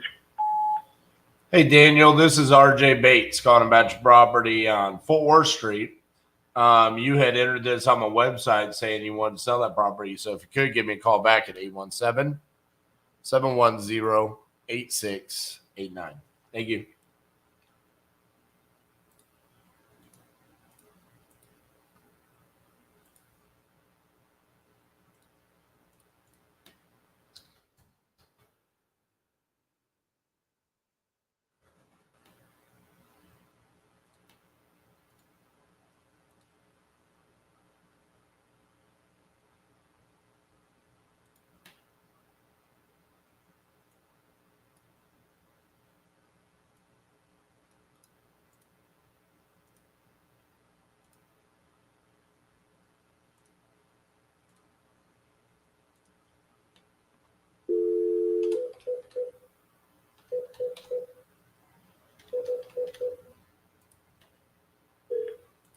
Please leave your message for 42335. Hey, Ron, this is RJ Bates calling about your property there on Hodge Branch Road. You had entered this on my website saying that you're interested in selling that property. So if you could give me a call back at 817-710-8689. Thank you.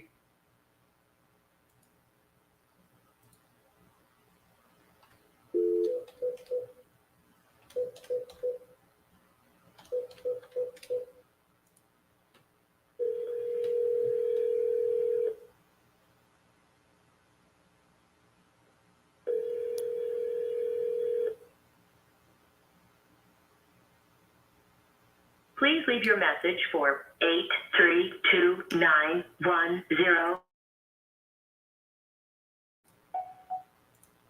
Hey, Aldo, this is RJ Bates calling about your property on Lane Street. You had entered this on my website saying that you're interested in selling that property. If you could give me a call back at 817-710-8689. Thank you.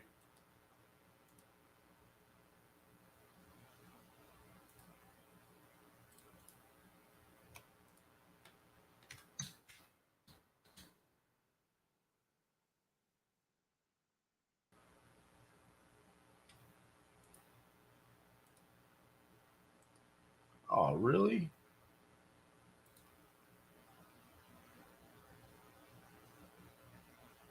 That's new 20.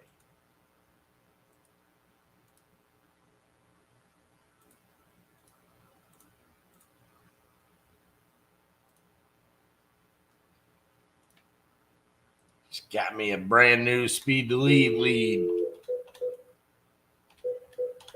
Try to get a new state here. Nevada. Come on, baby.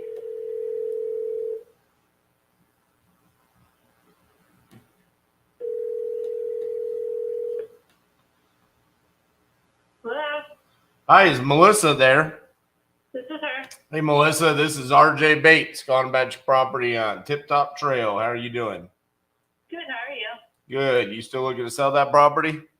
Yes, because we moved out of it. That's a good reason to sell property. How much you want to get for it? I'm not sure. I know it's worth like almost 400. So, and I know you're an investor, so it'll definitely be less. So, what? Beautiful. Alrighty. What's going on with it? Like, what's the condition like? It just needs new flooring. Like, we have the carpet clean and stuff, but we've lived in it for 7 years, and the carpet was new when we moved in.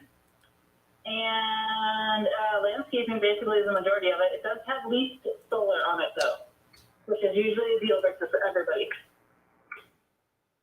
Yeah. So what's the arrangement there? Right now it's like $300 a month, I think, $280, and it goes up 1% per year. And I think we've had it for like 5 years now. So how long is it on there?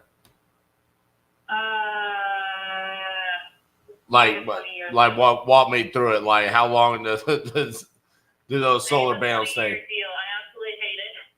Yeah. If I could go back in time, I wouldn't have done it. I see. But what happens when you listen to your parents? They're like, "No, it's great. You should do it."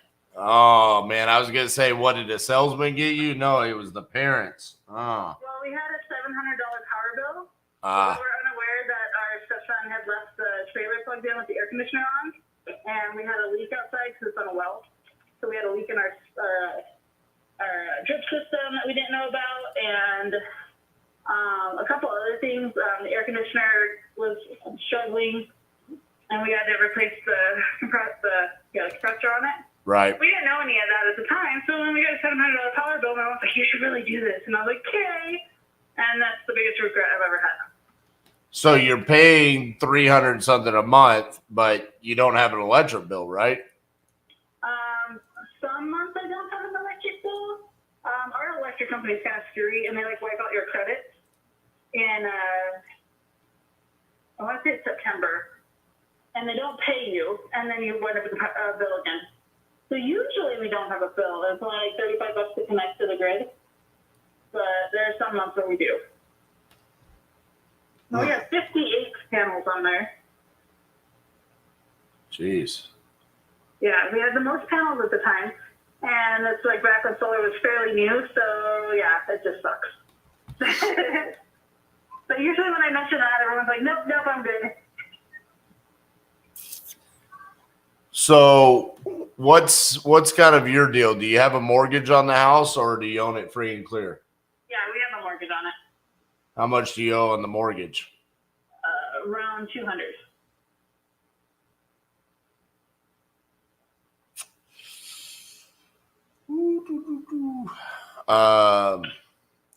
You're not looking to buy another property, right? Because you've already moved out, or do you have plans on wanting to buy another? But we would like to buy after our year lease. We had to get to Vegas because my son got into a trade school. Yeah. And we didn't have time to do the whole wholesale wait. Yeah. It was one of those, we need to move. We need to get moved and settled before school starts, so. I see. I mean, realistically, I know I know everybody wants to get as much money as they possibly can, but like, is there a specific dollar amount that you're like, I minimally need like this much? It's probably higher than what you guys want, but it's like, I think my husband's bottom line is like $340, $350. Jeez, that doesn't. Yeah, it's tight now. Yeah, I mean that doesn't give us any room. No, I know, and that's why I hate wasting your time. But I was like, well, maybe you never know. You don't know until you ask. I mean, realistically, the only thing that we could do is, let me look at this.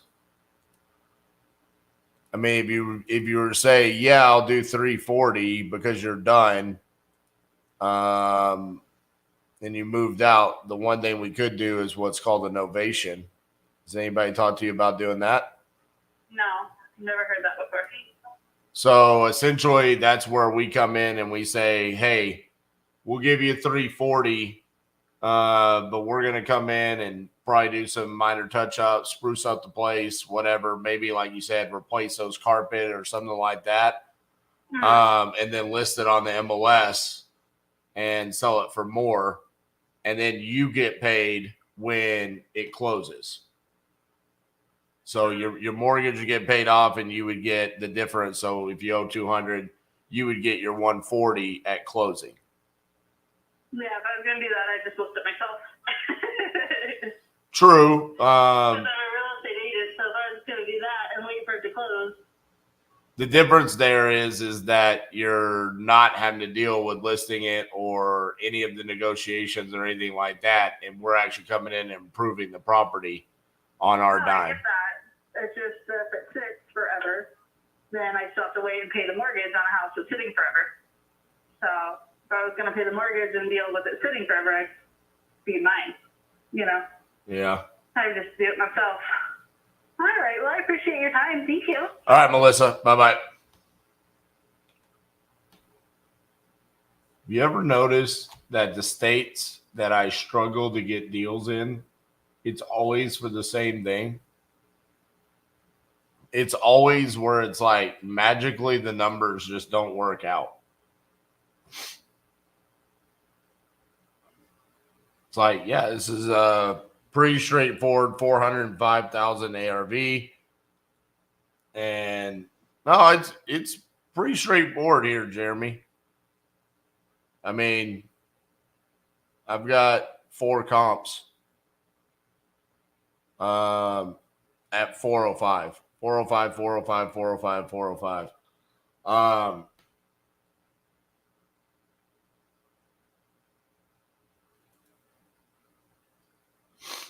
But it's always the same thing. It's like, well, yeah, I mean, I want an investor to buy it, but I'll discount it by, 12%.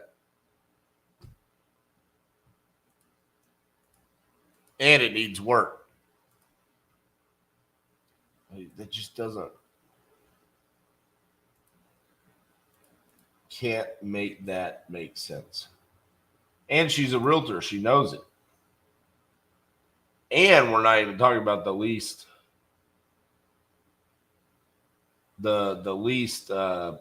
solar panels. I mean, geez.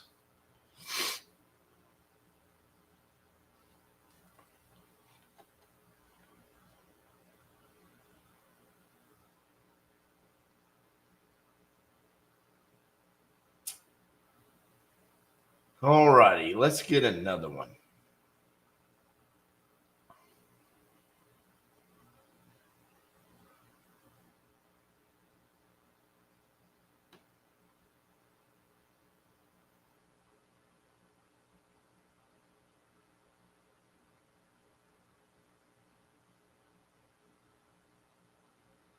I need specific states on these. Let's be a little bit more particular.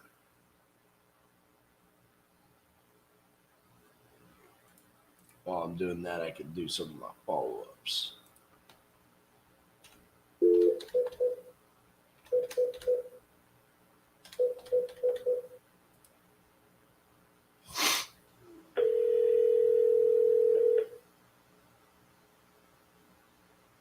Hello. Hello, is this Kira? Kyra? Is it Kira or Kyra? It's Kira. I did get it right. Good job. All right, I'm calling about your property there on Washington Street. You had entered this on my website saying you were potentially looking to sell that property. Is that correct? That is correct. Mm-hmm. How much do you want for it? Well, I'm not really sure, and I say that because my husband bought the house probably about 4 years ago, unbeknownst to me, sight unseen. I didn't know anything about it. I found out about it after he passed away about 13 months ago. I've driven past it. It's not in the best area. I'm not going in there. So I don't even know what the market value of that home is. So I'm just entertaining offers at this point, and I thought that, I was going to get an instant offer when I filled out. That's what kind of drew me to the site. So I gotcha. what's out there. So yeah, I will tell you, there are some really low value properties in this area. Like I do this all day, every day. I don't think I've ever seen as many properties sell for less than $1,000 as I'm seeing right now. I mean, I've literally got 800, 500, 500, 500, 500. I mean, geez. Now, I will say there are some that have sold for more. You know, I mean, you've got 158,000 on Monroe Street, 108,000 on Adams Street, 139. So there is investor activity in the area. So that's good.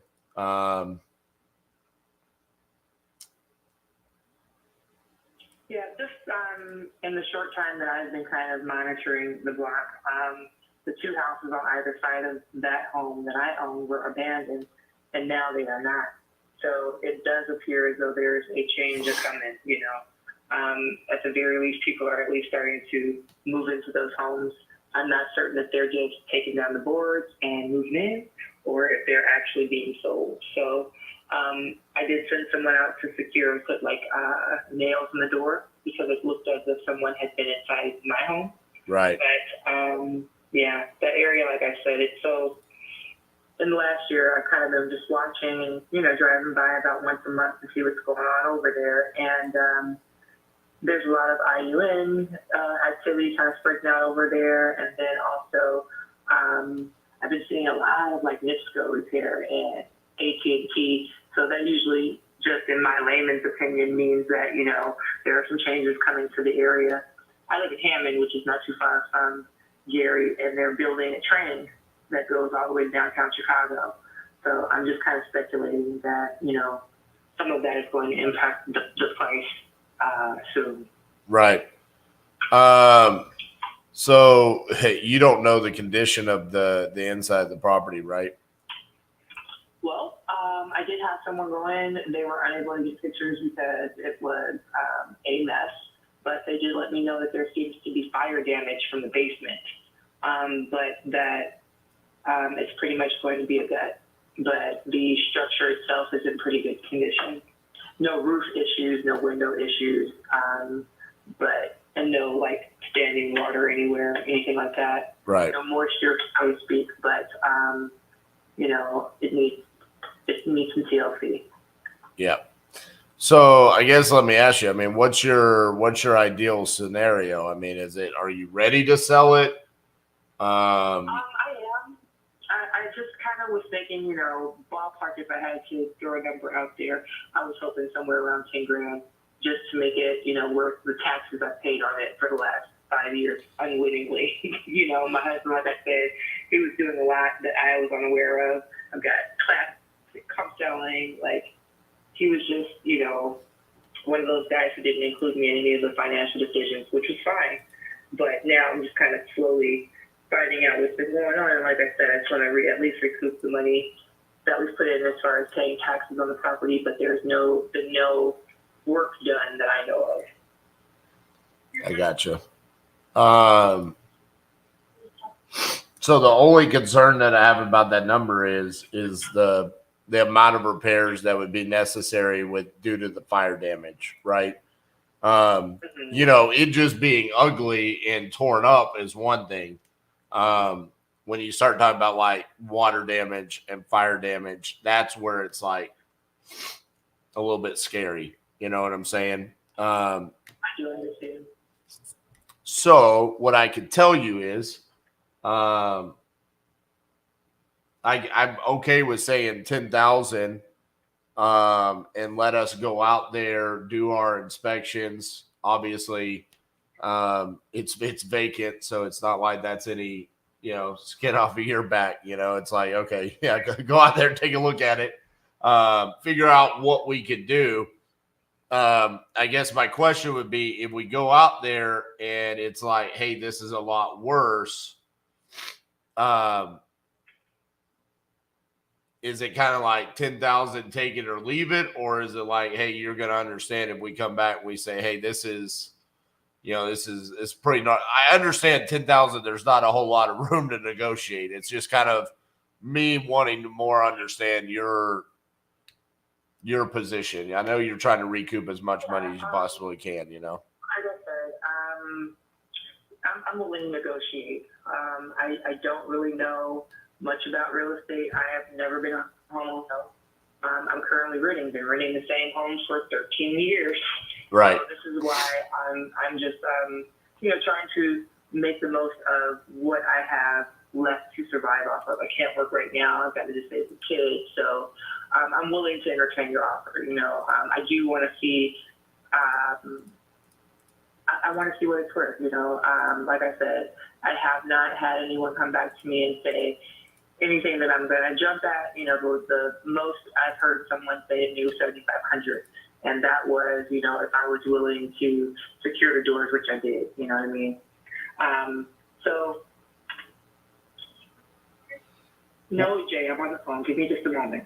I say go ahead and take a look at it, and Yeah, what I would say is here's the thing. I mean, it's like you say, you don't know real estate. I do. This is what I do for a living. I've done deals in Gary before. I'll tell you, it's rough at times. Like I said, I mean, there's literally property selling for $500 in this neighborhood. Now, I think some of those are probably like tax sales, or the city took the property back because they weren't paying the taxes and then just gave it to someone for $500. Kind of like they do in Detroit. They do this. It's called the land bank, where it's like, hey, they give it to an investor for $500 under the pretense that they're going to go fix that property up, which for an investor could be a good thing, because that does mean that there's activity going on in there and there are people putting money in houses in the neighborhood. So I'm interested from that aspect. But we just have to kind of tread carefully with these types of neighborhoods. Because the other thing that could come about is when we go over there and we start working on the property, there could be vandalism. There could be people breaking in, trying to steal tools and all kinds of stuff like that. Yeah. That's why I mentioned to you that both houses on either side are now occupied. Yeah, I mean, that's great. Yeah. Like I said, I'm definitely willing to entertain an offer. So I say go take a look at it, and if it's not, So here's how we work. Okay, so let me walk you through our system. Okay, so in this case, you say, hey, I want $10,000. I say, okay, I'll give you $10,000. I send you a contract for $10,000. You sign it. Then I go look at the property. The reason why I do that is like, for example, I talked to a guy last week. He said, hey, I want to sell my 12-unit apartment building. I said, okay, I want to buy it. He says, I promise I'm not going to sell it to anybody else. You go look at it. I said, I really don't want to go look at it until you sign the contract. He says, I promise I'm not going to sell to anybody else. Well, I sent somebody out there on Wednesday. Sure enough, on Monday, he says, hey, man, I can't sell it right now, but I promise I'm going to sell it to you eventually. So we wasted our time. So in this case, I send you the contract for the $10,000. You sign it. We go look at it. If it's good, we close later this month or next month, because it's the end of the month. But if we go out there and we say, hey, we can't do 10, we can only do 6 or 7. We say that to you. You can either accept it or you can say, no, thank you. And we part ways. So that's how we work. So what I have is for your email is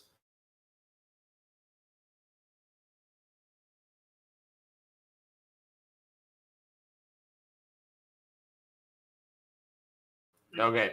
I do have one quick question for you. Yes, ma'am. Like I said, the home was owned and bought by my husband, who is now deceased. I do not have a deed or anything of that nature at this point. What would you need me to secure as far as documentation to prove ownership? I do have a real estate attorney that I did reach out to, who's willing what I need, but I just want to make sure that there's nothing that you know on your side that will make it move faster for us, or even cost us less money. Yeah. So was there a will or anything like that? No, I am his legal wife. Yeah. And he has no children outside of our marriage. Gotcha. So what we'll do is that's another reason to sign the contract, because we'll send the contract to the title company. And then at that point in time, what they're going to say is, hey, this property was in under the name of Joseph Roberts. And then they're going to say, who are you? You're going to say, I was his wife. They're going to say, do you have a death certificate? Do you have proof that you were married? You provide that. That should probably get us down the line. They're going to give you specifics of what they need. But if you have like death certificates and all of the paperwork to prove that, then we should be just fine. Okay, and if you're willing to move forward that way, that's fine with me too. You know more about it than I do, so I just wanted to make sure that I put that information out there for you so that, full disclosure. Yeah. Well, here's my thing about it is I stay in my lane. I'm the real estate guy, so that's why we use a title company, because the title company is the one that's going to tell us everything that they need in order to insure the property for me. So what they give me is an insurance policy that I pay for, verifying that they claim that all liens and everything and the right person sold me the property. So if there's ever anything that came up, I have that insurance policy. So they make sure to cross their T's and dot their I's before we close to make sure everything is done correctly. So we'll let them do all that, but it sounds like it really should be pretty cut and dry. Okay. Now, I do have a question. Okay, I think we're good. On one of my screens, it said that there was 27 linked properties, and I was like, "Are you sure this is the only property your husband owned?" But no, you're good. You're good. Yeah, I was about. That's the type of things I've been running into. Like, I had no idea, and I had a tow truck. I have a '67 Buick LeSabre. Got a 1954 Cadillac. So there's all of these things. Oh my goodness. Yeah. Hey, it could have been a really good thing had you owned 27 properties. Yes, it would have been. Yeah. I would have made your day, like, right? You're like, how many of those, RJ, can you buy from me right now? Exactly. I'm all about making good connections and networking. You're a good person to know. Like I said, I've been renting the same home for almost 13 years. I'm in Hammond. This area is not what it was 13 years ago. Right. So I'm looking to buy as soon as I'm able to. I am waiting on a couple of things to free up. I'm talking on the phone, son. Give me just a moment. I'm not talking to you. So I'm just looking to, make some contacts and kind of learn everything I can. And even, if that means that are you selling properties or are you just buying? Yeah, no, we sell them too. I'm actually looking at getting, I don't know how far away this is from Gary. Let me look something up real quick. I'm getting a property in Winchester. You know where Winchester is? Yes, that's much further down into Indiana. I'm like literally at state line in Hammond, and then Gary is probably 20 minutes from me. Winchester is probably about. Oh yeah, it's way over on far east. Yeah. I didn't know where Winchester was. So I'm on a call. Sure. So, okay, but yeah, we've always got deals coming through. I mean, this is literally what I do all day, every day. So, I mean, I'm sure there's an opportunity for us to potentially find you a property here in the very near future. Okay. All right. Sounds good. You can send me over the contract and I'll get it signed right away. And then, I'm willing to move forward whenever you are. Okay. Well, we'll send that over and then we'll start our process and we'll let you know what we see. Okay. Okay. Sounds good. All right. Bye-bye.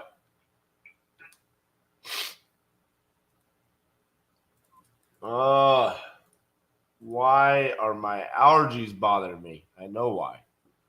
I didn't sleep last night. This is what happens.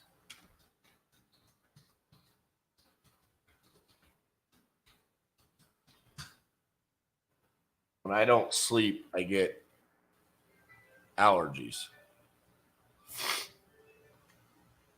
Hello, this is RJ. Transferring now.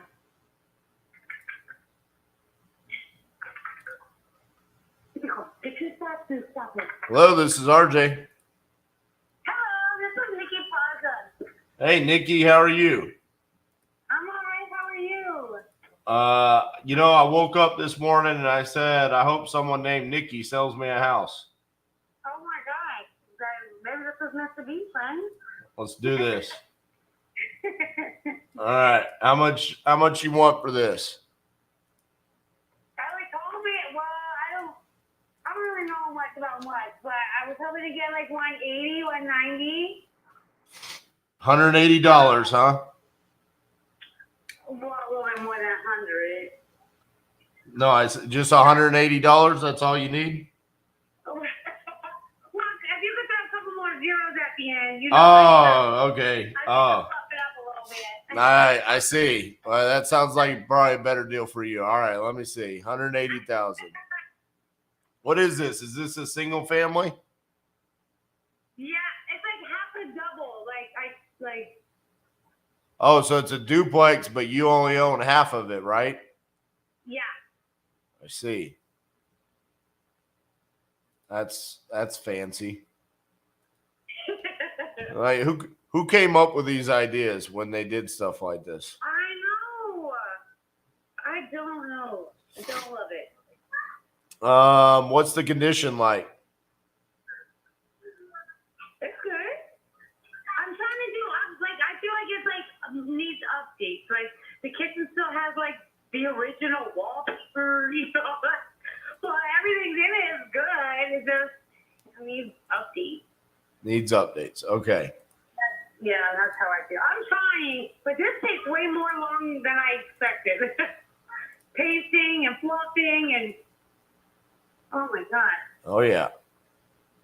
Well, welcome to my life. I'll whip this up in no time. And like after 3 weeks I've been in the bathroom and I'm like, I don't know if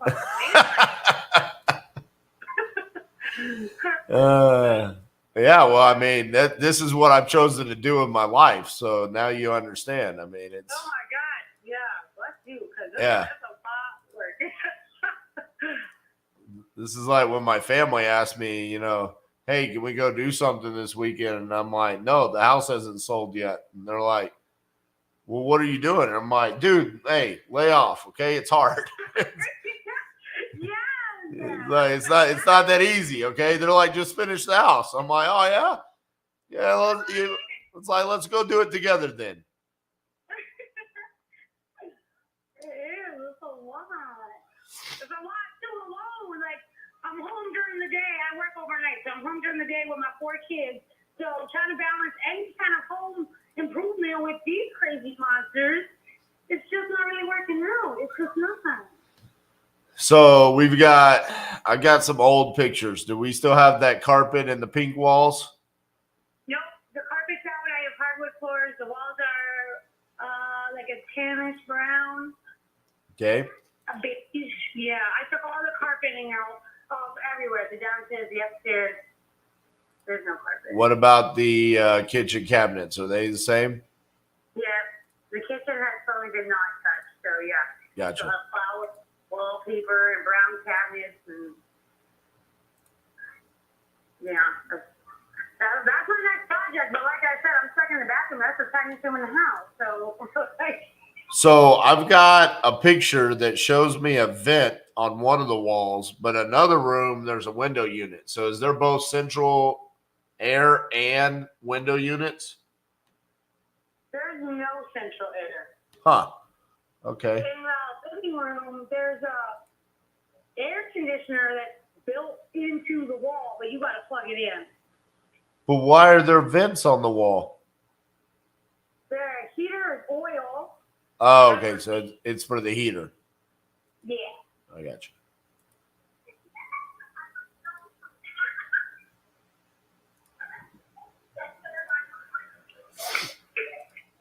So So if I buy your house, where do you have a place to go?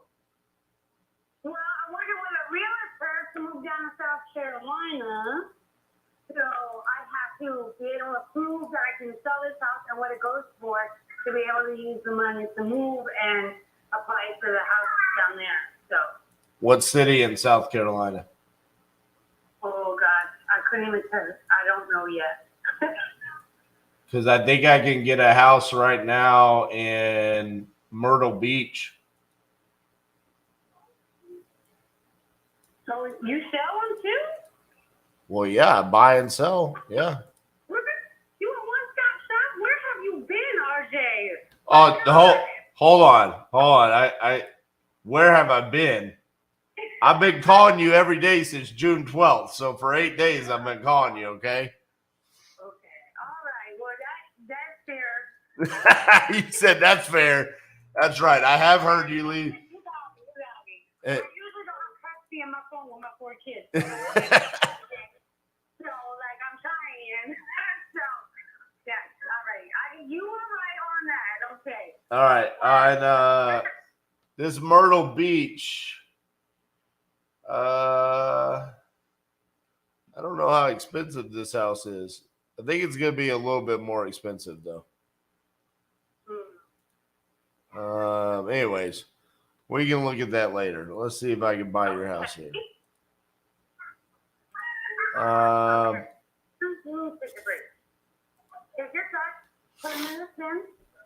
How much do you owe on this? I think it's like 100,000. Or just under 99. Right. Yeah. Hey, sit down. Sit. Okay. You have 1 stock. You're sitting in 400. You can't find no stock? Mm-mm.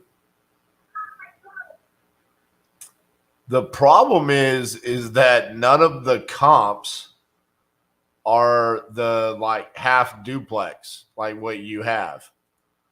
Everything else is like an actual like building. You know what I'm saying? Everything else, Single house. yeah, like it's just a house. You know, yours is unique. I'm trying to find something that I can compare this to.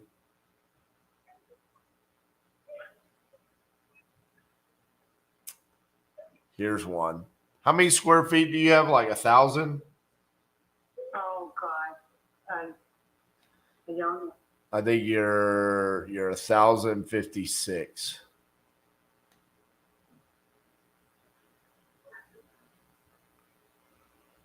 Okay, I told you, babe, just think about it and take a break if they're not working with you.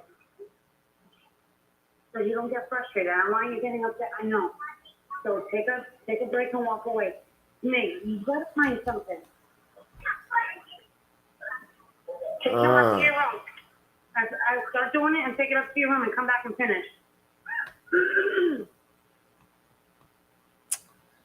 Man, this one's tough. What are you close to? You're close to Allentown. Mm-hmm.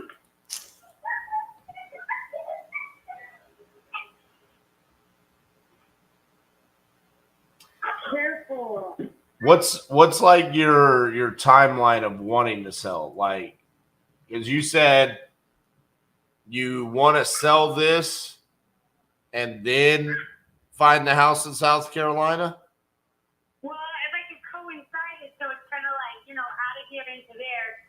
I mean, that would be ideal. I just didn't know if that was likely. I was hoping to do it for the summertime, so that way, come September, the kids can start school at our new house.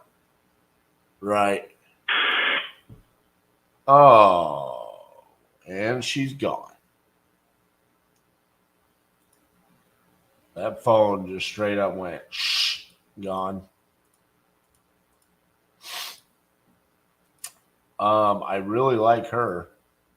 Unfortunately, can't find anything that's yes. There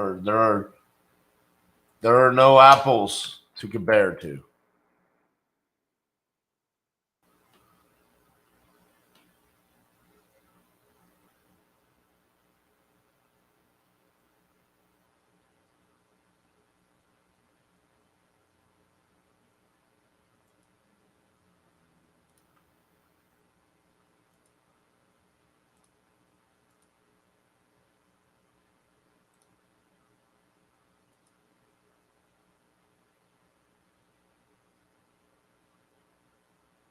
The Dirty Myrtle? Is that what they call it?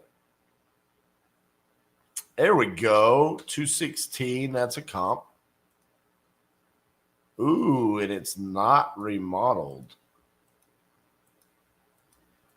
Okay. All right. We might be finding something here.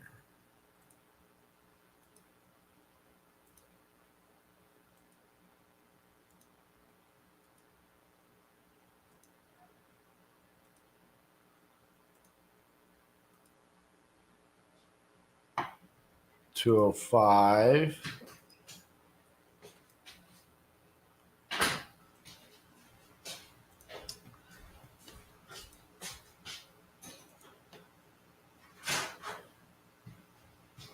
Did Nicole say use your property? She is fun. She seems nice. Yeah, There's like kids hollering in the background. Yeah. We're working on it. We got disconnected. Oh.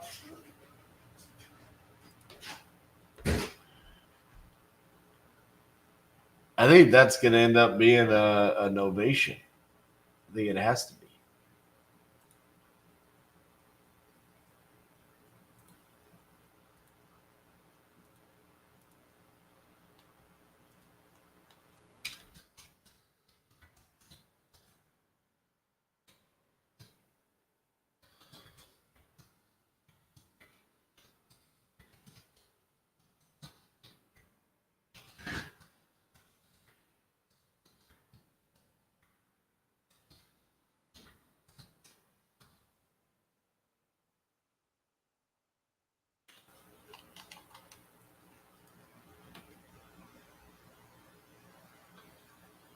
Who's up next?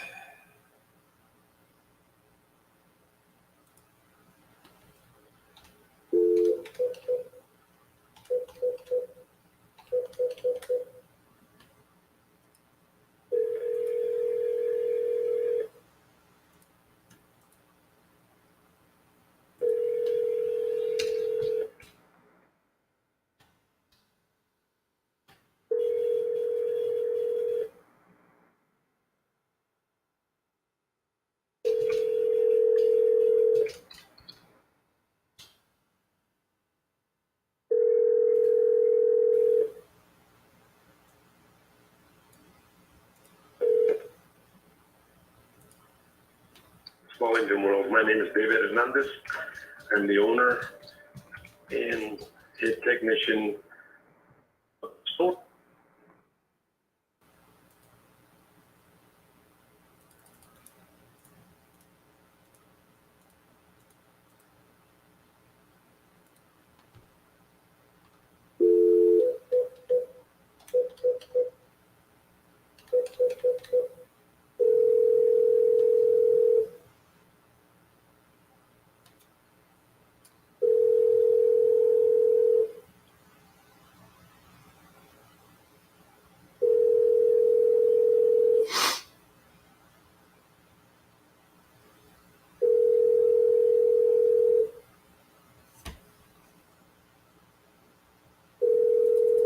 Your call has been forwarded to an automatic voice message system. 33698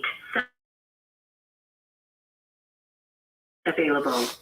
At the tone, please record your message. When you have finished recording, you may hang up or press 1 for more options. Hey, James, this is RJ Bates calling about your property on Ace Basin Parkway. You had entered this on my website saying you want to sell that property. So if you could give me a call back at 710-8689. Thank you.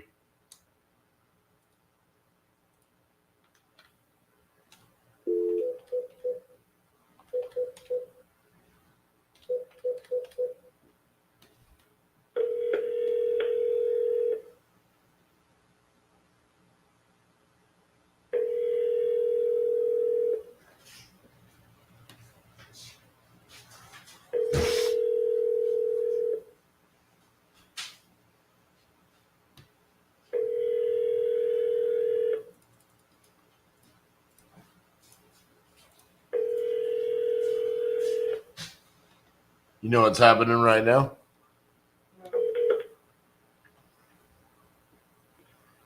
The motherland is playing Portugal in soccer. I don't think it's on the telly. But go Iceland. I bet you it's on his list. I'm just saying. I bet you I can find You're probably right. All right, guys. I'm gonna go eat lunch. Cassie is gonna do stuff. You know what you're gonna do? Yeah. You brought goodies. She brought all kinds of stuff. She brought pen, notepad, and all kinds of stuff. All right, see you guys. This is why we've structured this way. This is why we're going to harp on you, and this is why we're going to hold you accountable. We'll hold your feet to the fire. We're going to say, hey, you need to work on this, because that's what you need to work on to go out there and be the difference. I applied the systems and the processes, and I generated a lot of revenue in my business. I'm actually back here for the second time at the Titanium Crucible. These people pour so much into you. Nothing like it whatsoever. The amount that they pour into you is priceless. Iron truly sharpens iron. Can't underestimate that stuff. This literally right here, what we're doing here at the Crucible, was literally just a manifestation of words. We said we're going to do it. Operate in the destiny that God gave you. The wealth will come. Lean not to your own understanding, but in all your ways acknowledge Him, and He'll direct your path. This thing is so powerful, it will change your life.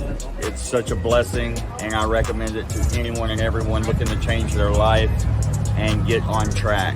Get off your ass and come do it, man. Take a chance, put your faith in titanium, and get out here, man. Much love.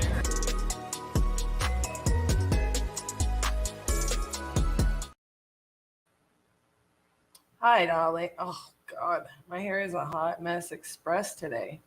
It's just not working for me. But we're going to go with it anyway.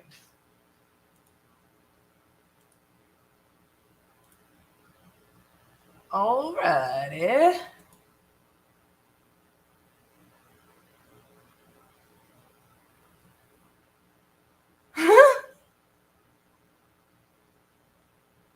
Somebody else comments whenever I haven't had the volume up because I'm like doing something, are pretty epic whenever I come on here, right? So what we're gonna do first and foremost is review deal.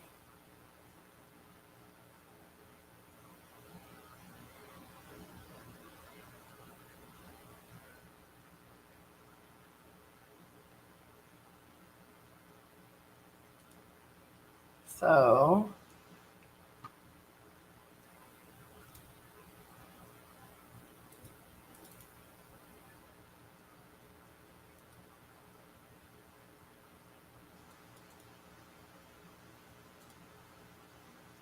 all right, maybe not.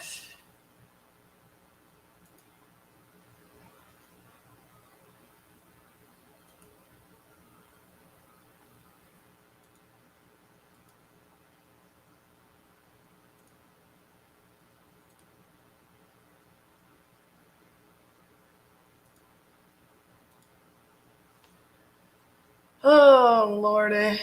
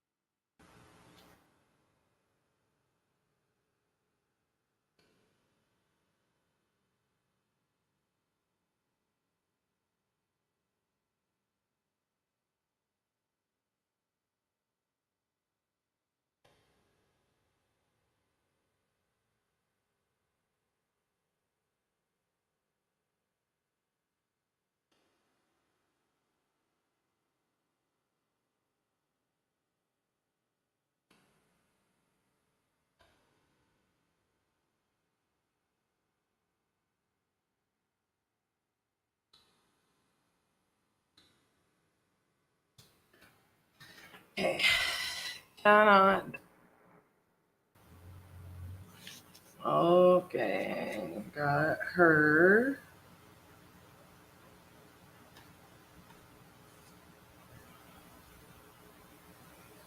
Are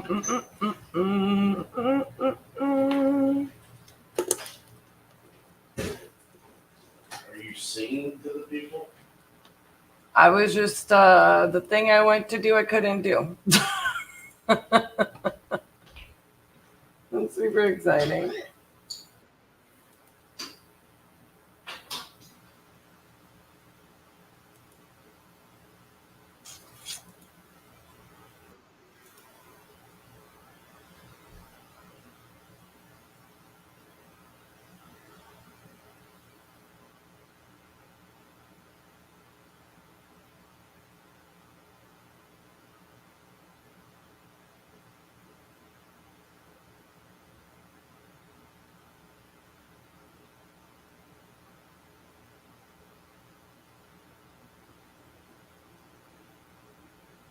Oh.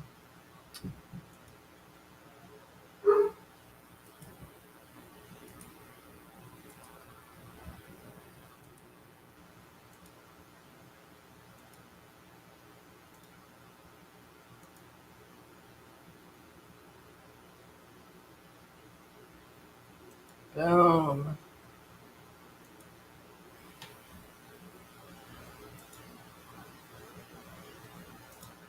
Let's open them.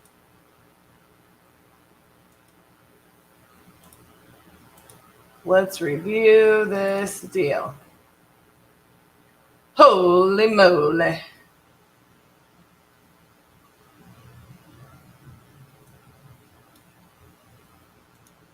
You guys want to see this? Let's share. Okay, so what I'm doing right now is, yes, sir, Mr. Helms, I did. Tell Jessica I said hi. Is she watching today, even though you're you're not making any cameos? Okay, so I'm just going to review this deal really fast, and I'm going to run numbers without any opinions, right? And so why this is important is, like, I want always for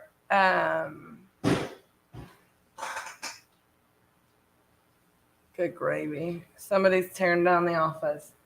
Here's the deal, guys. I always want there to be, no, why? Nope.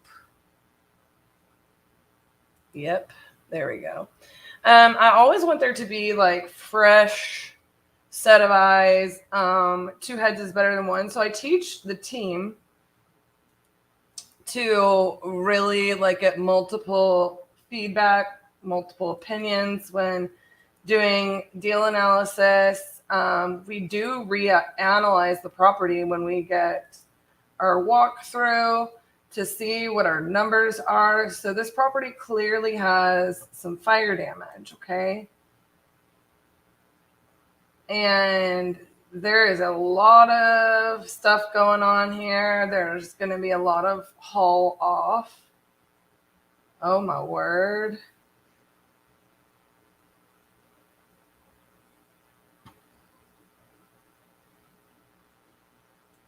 So, wow.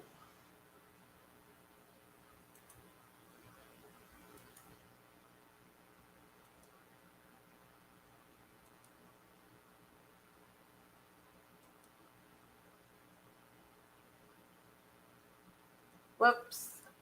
I'm not supposed to share that. Yeah, I would definitely say it's an unsafe structure. Man, alive. This one's in bad shape. Okay, so that is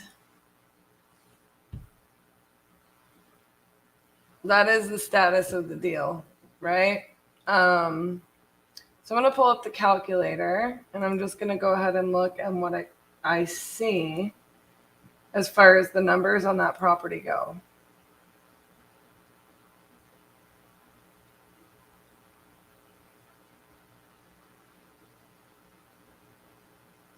I'm going to pull up the docs. I'm going to verify the numbers.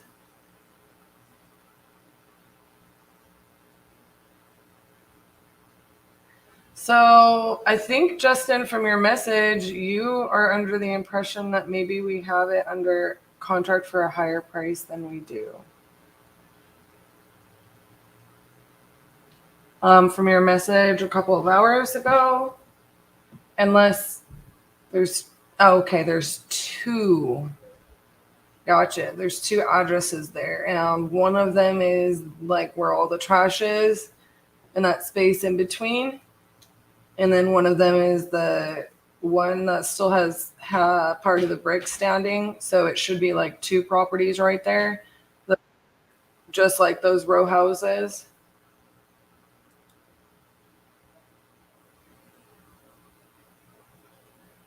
Uh-huh. Oh man, they're real proud of that.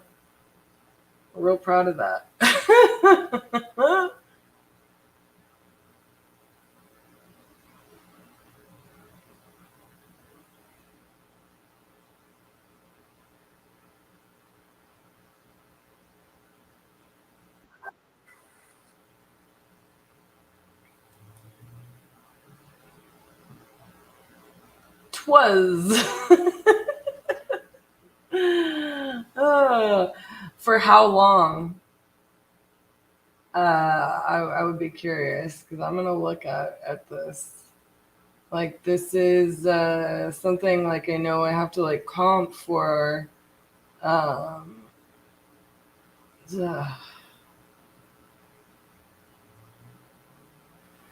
I've seen and been to my fair share of those in Baltimore. Yeah.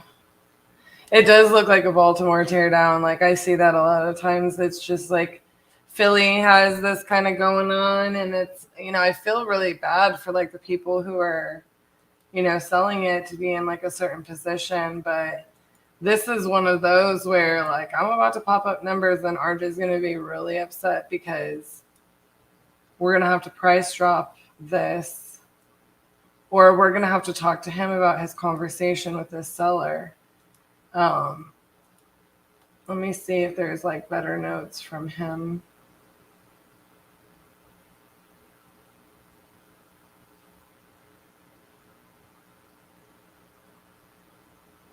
Gosh, it took this seller forever to sign the contracts too.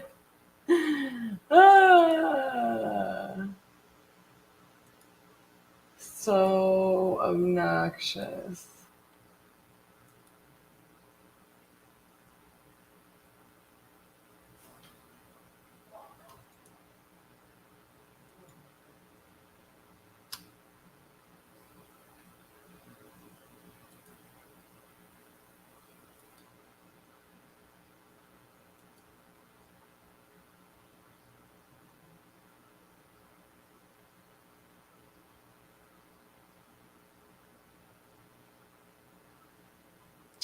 Looks like he had the vacant land listed for a little bit higher than we have it under contract for. And then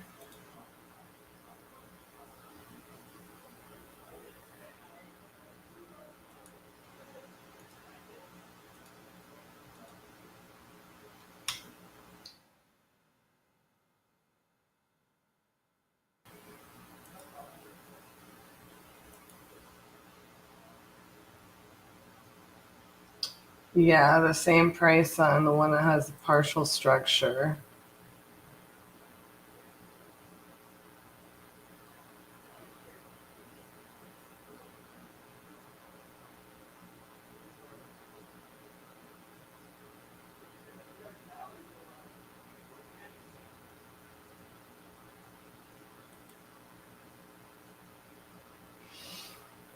Okay, well, 1640 square feet.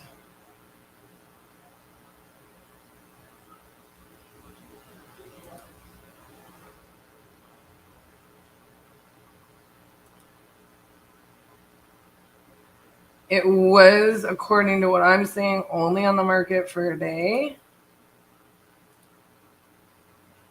on both of them. So I don't know how much weight I would put in that. Let's just go ahead and assume it's 175 and then 100. So like 275. I'm just going to pop some quick numbers into my calculator really fast, guys, so that I can kind of show you. So that's for both structures. And then let's just see what like some new build comps look like for these row houses. And just see if this is something, you know, we can have a discussion. 2011. Gross.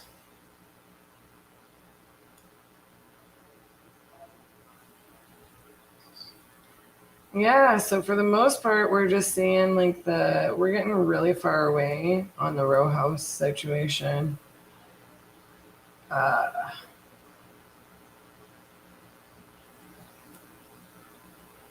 To look at new builds, and that can be really persnickety. You guys got to be careful about that when you're looking at these row houses, right?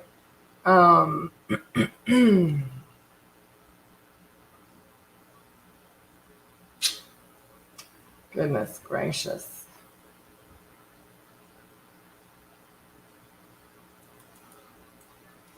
I want to make sure, like in the first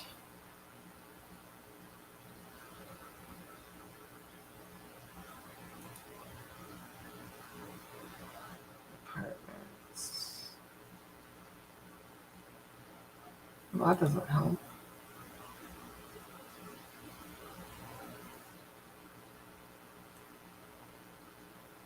Oh, Lord in mercy.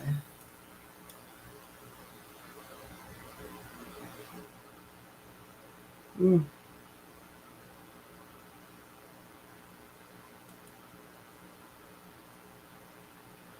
me try to look for a front view of this one, which there isn't one. Man alive. Okay, so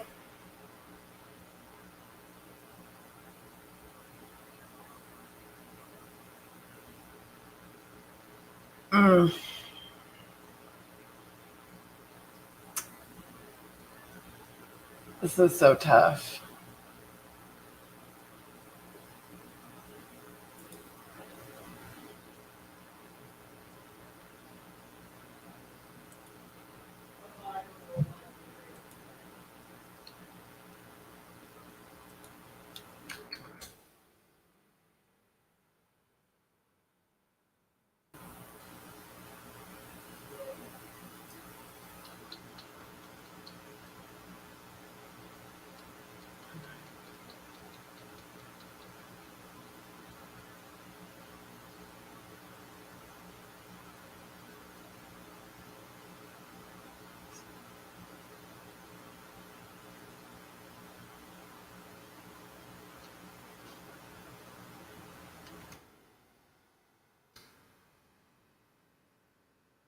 Okay, so I feel like this is where we would be at.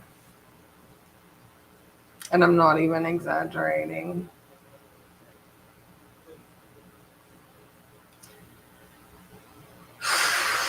I don't even want to show this. But I just don't know of another way to like look at it. So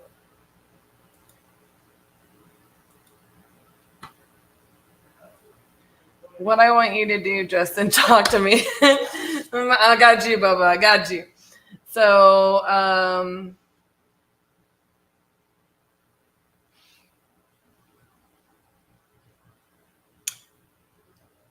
we're definitely overpriced. I think that you're going to need to talk to RJ a little bit about the conversation that he had with the seller.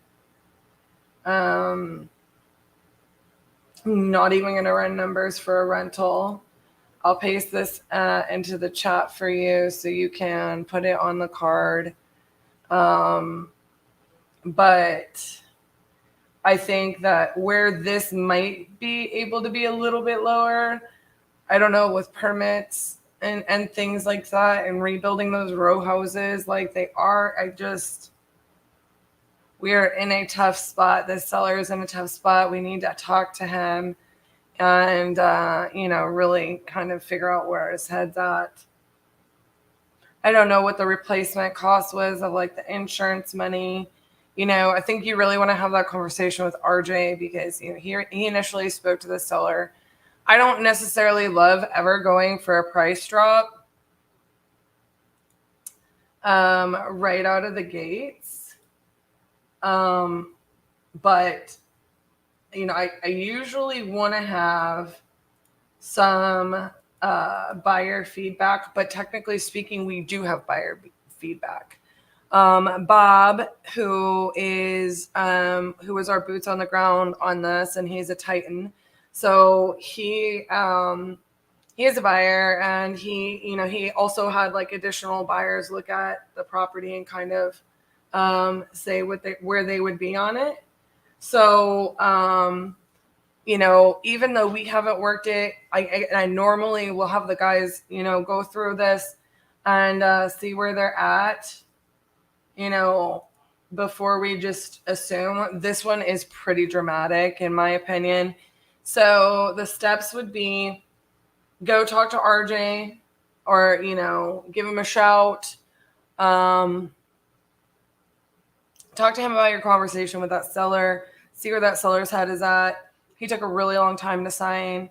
I don't know what the replacement cost on insurance was. Sometimes these people don't have insurance. It was listed one day on market. I only looked that up in PropStream, so that could be something that you verify as well, Justin. And then my other thing with that would be,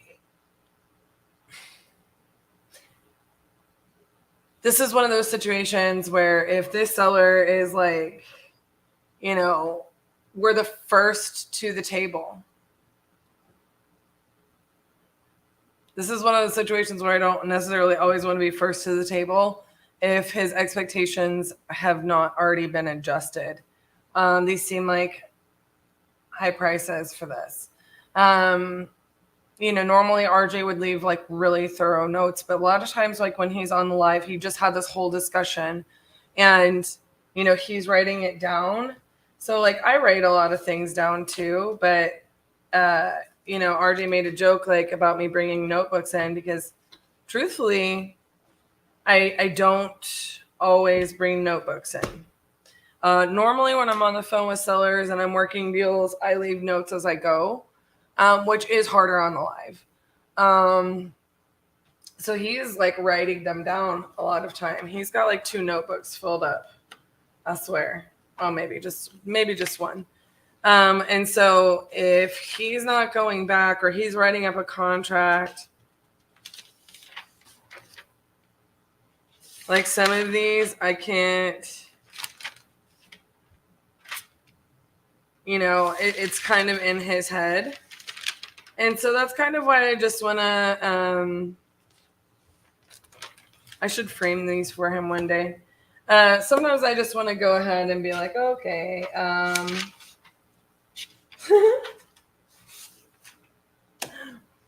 I just probably screwed up his pages. And I already threw away his battery, and he's still mad at me over it. I don't think he'll ever let me live that down. He may disown me one day for it. It's entirely possible. You guys should know that.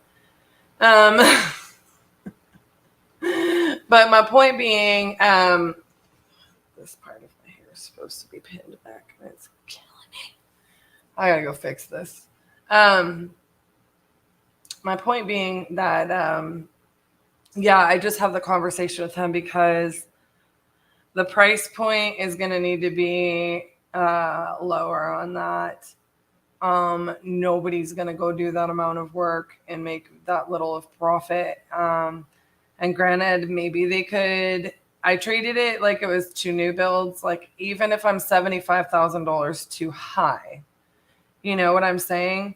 Like, and Bob's feedback was on the one that had the partial existing structure, it's at least $100,000. And I couldn't agree more, you know? So after closing and holding costs on those, like there's just not enough room for profit. I think that there's going to be at least $225,000, if not more. And when you're permitting, you know, what are you going to do with that lot type of thing? You know, so that's why my numbers are where they are. Now, granted, if I am $50,000 off on the rehab, I think that there's not a lot of those row houses going for $300,000. Like they're very sparse. Yes, these ones might, because they're going to be practically new construction and everything is going to be so fresh and so clean and brand new and beautiful. But at the end of the day, you know, like that has to be the target margin to build new. Otherwise, like, you know, regardless, I think we're too high on price by at least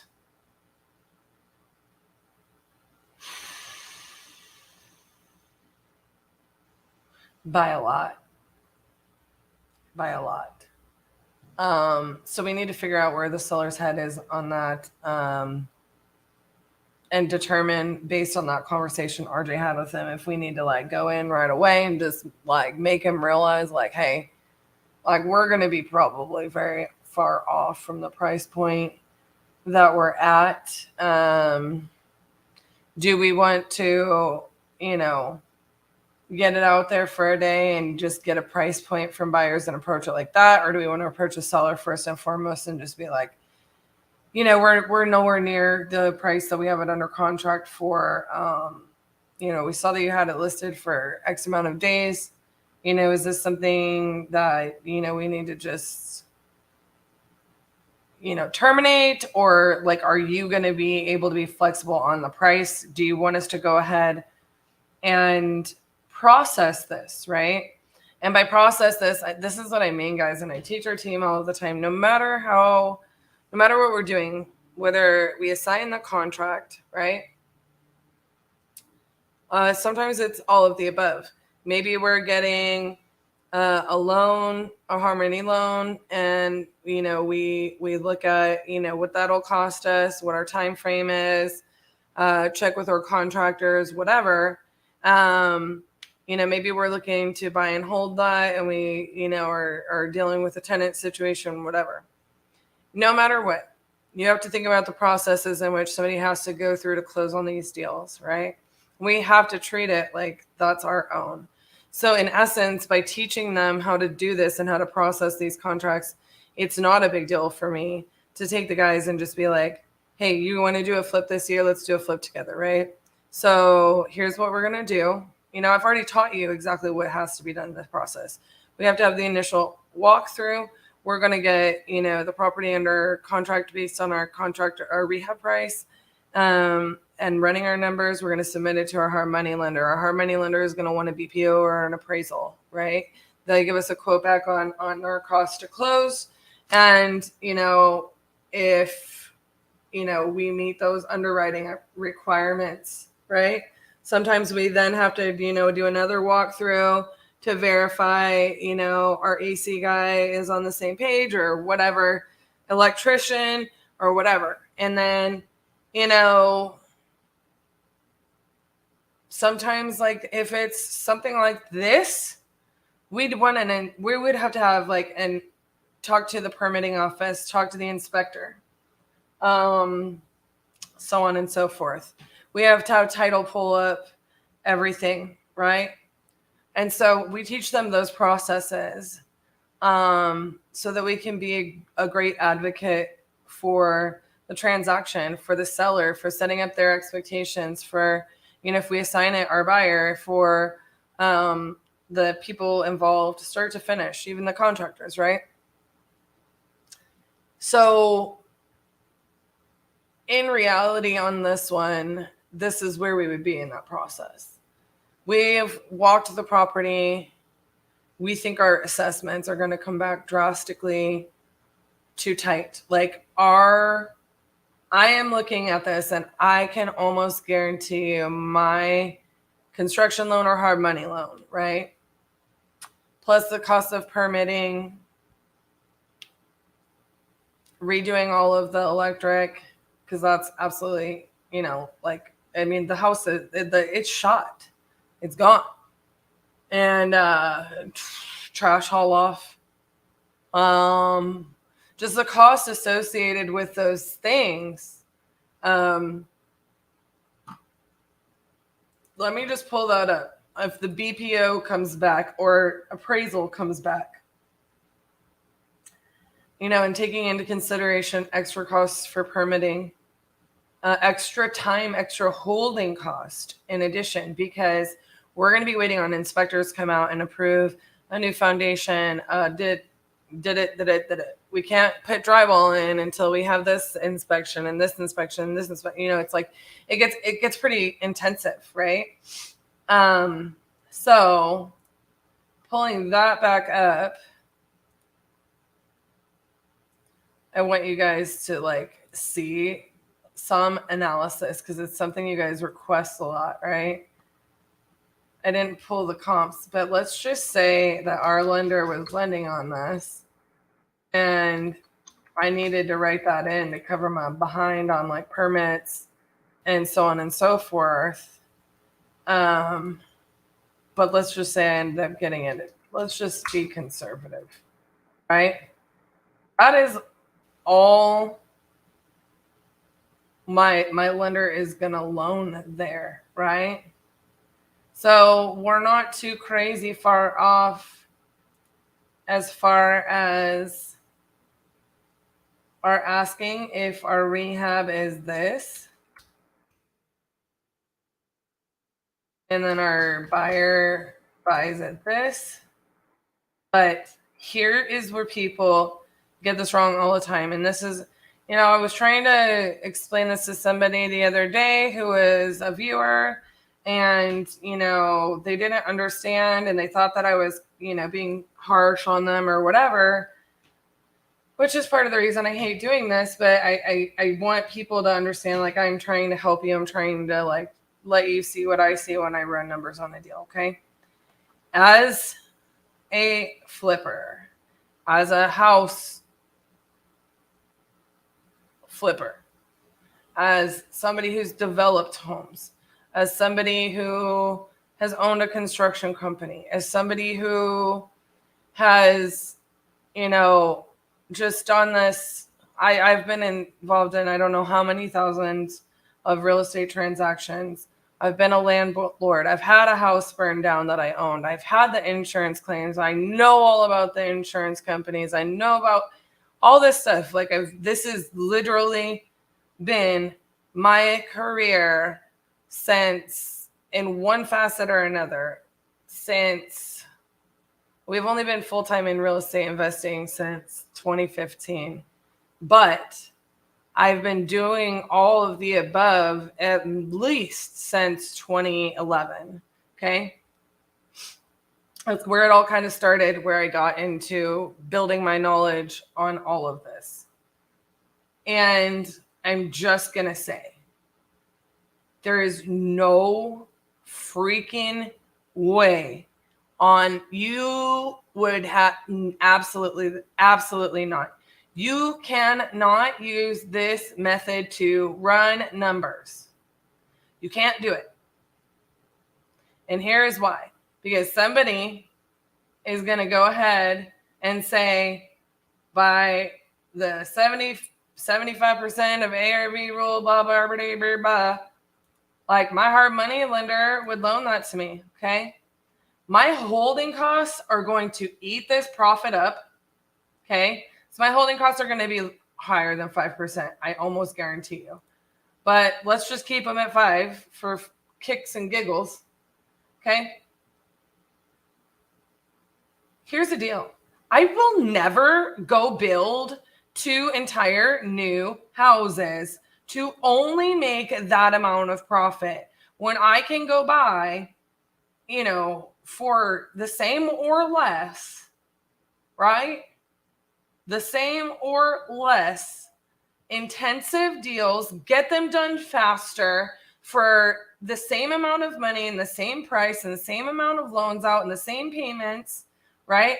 I can go get 2 houses, and maybe they won't be right next to each other, whatever, and turn that around, okay, and not have to deal with the new structure and the permits and the issues that are going to be with the city and all this and that, like where the existing structure is still standing, and make $100,000 off of that all day, every day, and it not take as long, and then it can turn around and buy more, right? For me, if I have to do $250,000 worth of construction work and I am only making $78,000 on that, and it's not about the profit percentage, it's not, okay? That's why this plan doesn't work. Me as a buyer, I'm not going to build 2 new brand new stinking houses and only make $78,000. I'm just never going to do that. Okay. And that's the problem that we're going to run into from our buyers list.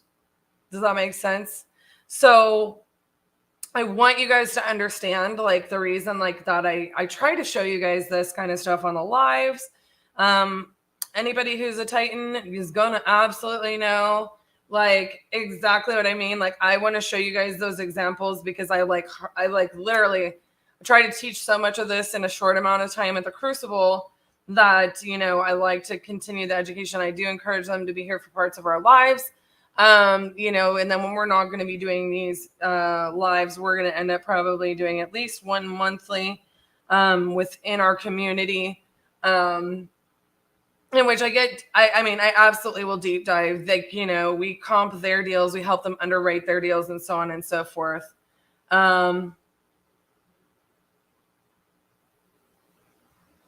So all of that to say, our feedback from our Titan, who's a buyer, who also had other buyers look at it, was to Justin on our team.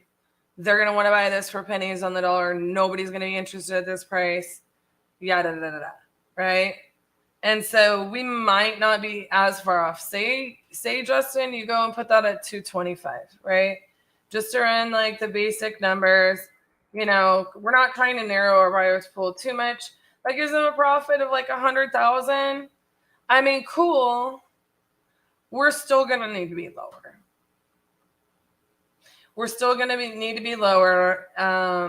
And I would always want to, you know, have the discussion with RJ, see what where the seller's head is at. You know, this is one of those that we would be like, oh, look, you know, we'll work it for approval. We'll see what comes back. And let you know, like, dude, you know, how flexible are you on this? If like this is for sure, like all you're not gonna move, you're not gonna budge, then we're not gonna waste the time to get approval, because I don't know that we'll get anywhere close to this. Like, we're gonna be probably, I would anticipate,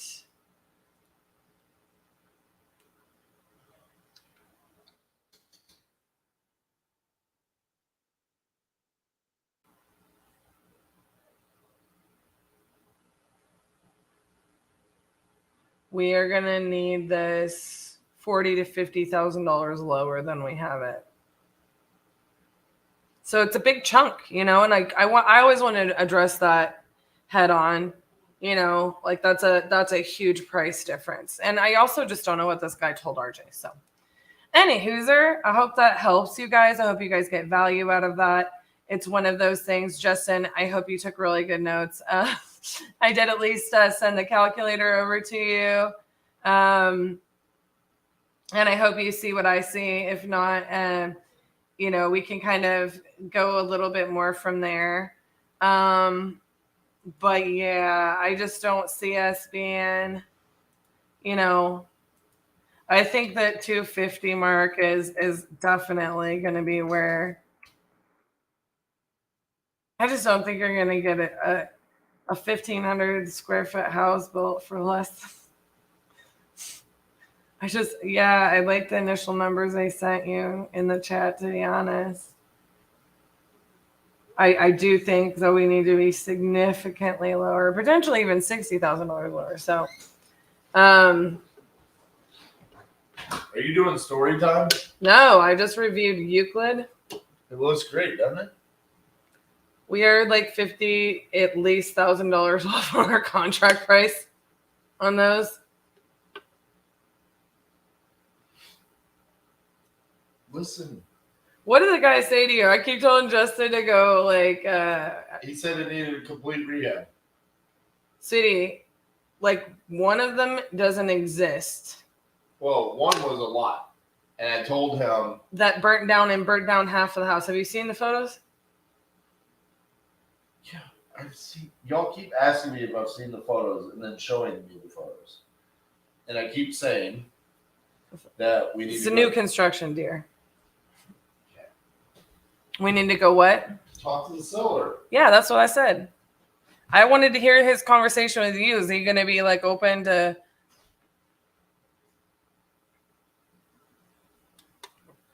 coming down? Probably not. Coming down back off the moon? Because he took forever to Because sign. he was under contract with someone. He was under contract with someone for what? For the same price that we got. That's what gave me the confidence. He's not lying. No, you can see it. It was listed on MLS. For one day that failed? No, it was listed and then it went pending and then it was the price was removed. He said the loan fell through because they like did something stupid on their end. That's right. He said the loan fell through. See, we talk story, but this is never notated. Wait, I'm not griping It at was you. like they bought a car or something. Yep. But I think that's Maury determined that's a lie. I think it's because it didn't pass the approval.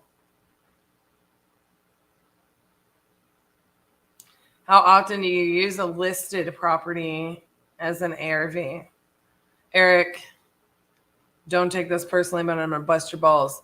I use them all the time because I prefer my comps to have been listed. Or if you're talking about an active listing, and it hasn't closed, then I use them a lot to support, to understand what realtors are thinking in the current market. It's been a lot more prevalent in a lot more places since about May.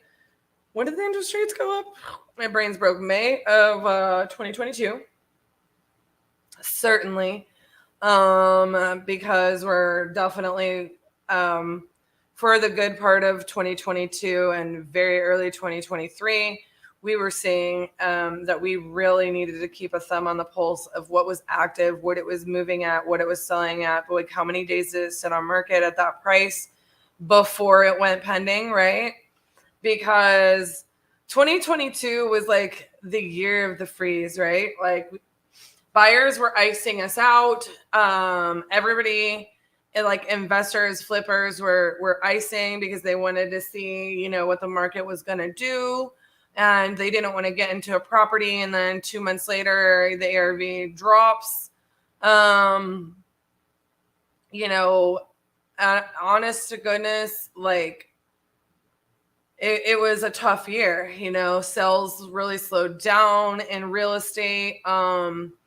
It was the first time that we really started accepting, like on our flips, like more like VA loans than ever before, so that we could so then we had additional nitpicky repairs. Buyers really wanted to capitalize on like the retail market, for us to, as the house flipper, for us to be doing every tiny little repair. Like they really wanted to take advantage, because you have to understand, like a lot of these people with VA and FHA loans, they wanted to start taking advantage of those loans. Whereas like before, to be competitive, they had to go conventional. And so it was like a really good year for FHA and VA buyers. But as a house flipper, you had to know that your rehab budget was going to be up a little bit because of the cost of materials, which I believe we're now really kind of regulating, right? And then you're going to have additional nitpicky repairs because your buyers are going to be VA and FHA, and buyers were realizing that, you know, as a seller, especially as a house flipper, we were in a time where we didn't want to go back on the market, right? So they were really just kind of taking advantage of that. So I would say 2022 is a year that we paid more attention to that than anything. I'm seeing it now where it's like, you know, we're far enough into 2023 and then like the thaw, right? Like from like starting in February, that ice from 2022 started to melt. We've been thawing out. I'm starting to see a healthier retail market. And not just here locally, but, you know, I think it was in March of 2023 that I'd listed my first property probably in a year, that I had people driving the price back up from my listing price. You know, I listed at what I thought, you know, hey, we might get a couple people that give me a little bit over list. And I'm telling you, I ended up having to raise the list price. So it was like so exciting. I was so excited for my seller. Of course, this was a really sought after like zip code and neighborhood. So, but I ended up selling, I mean, my goodness, I think it was a crazy amount. And it's the first time I had seen it in like a year. And I was just like, oh, it's over, you know? I mean, you can't base that on one listing. So the health of the market really came back. I think that property ended up going for like $40,000 over what I had listed it at. And I bring that up not because of anything except for at that time, just at the beginning of the thaw, those actives were more important, right? Those actives were more important than what the appraised comp was. So we had like that really weird period of time is when I listed that property where it's like, I don't want it to not appraise, but I need these to close. And it was fortunate, like the closings that had happened and that it appraised, and that I wasn't listed at the very top of the market. It wasn't like a full flip or anything like that. And so long story short is that was a really healthy time. I still will really pay attention to the actives in a lot of markets.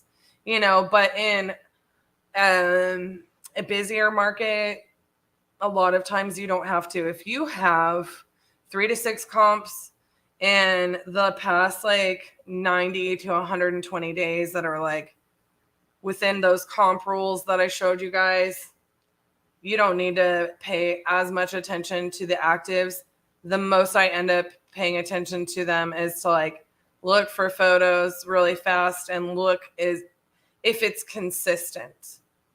I don't use them as a comp, but I will look for support of my data that I want to use as my comps, if that makes sense. So anyways, my darlings, Mr. Bates is going to be back, and I will see you guys probably one more time before end of day. Give this man your attention, your applause, and smash that like button. See you in a bit. We are going to give you everything that we have to succeed. Use the tools that we've given you. Utilize the knowledge that we've instilled in you over these past couple days. Skip tracing, cold calling, and SMS, and how they create a process that's very simple but very, very, very effective. I feel like it's going to transition our business from here all the way up. As an example, these two gentlemen are really doing something special with batch driven on an average getting how many deals a month? 5 deals a month from batch driven. That's our first year in business, and we just did 560,000 gross revenue. Woo! We're learning so much from RJ, Cassie, and Elijah. I'm an active duty military guy, so it's so cool to come here and just see the integrity and the purpose and things that RJ and these guys are driving into the students here. We don't want you to just go out there and be successful. We want you to do what you're going to do the right way, the most applicable way. Be that Army. That's what it means to be a Titan. You work with great people. They're going to give you greatness in return, because now it's a friendship, and who do you always want to work with? your friends. As a full-time house flipper, I wanted to do something a lot more virtual. I got introduced to RJ through my friend here, John, and didn't even know what I was coming to see, but after leaving, we've learned a ton we're going to implement into our business, and I think it's going to change the way we do business moving forward.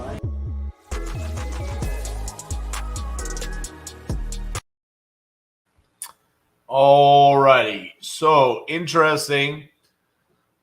Yesterday, just like I do every day, I posted 2 reels from these live videos. One of them got some decent traction because a couple people commented on it. That's like the key to TikTok getting views is if you get comments early on, and it normally boosts you up a little bit. And a gentleman on there commented and said, "Hey, I have a house I would like to sell you. It's in Texas." I said, "Please email it to me." So he emailed it to me. Asked him how much he's won for it. Looks like it could be a potentially good deal for us. So not a whole lot I can show on there because I don't have his phone number. He's just emailing me. So I'm going to email him back here in a second and say, yeah, I think we can do that.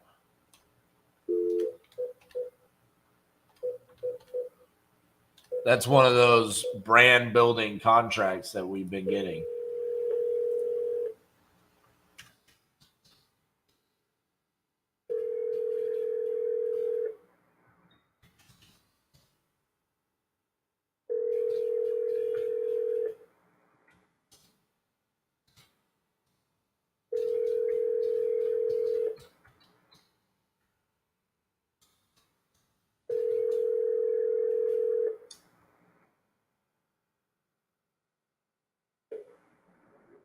Hello, I'm sorry I missed your call. Please leave your name, number, and a message, and I'll return your call as soon as possible. Thanks, and have a great day. At the tone, please record your message. When you've finished recording, you may hang up or press 1 for more options. To leave a callback number, press 5. Hello, this is RJ Bates calling about your property there on Barton Road. You had entered it on my website saying that you were interested in selling that property. So if you could give me a call back at 817-710-8689. Thank you.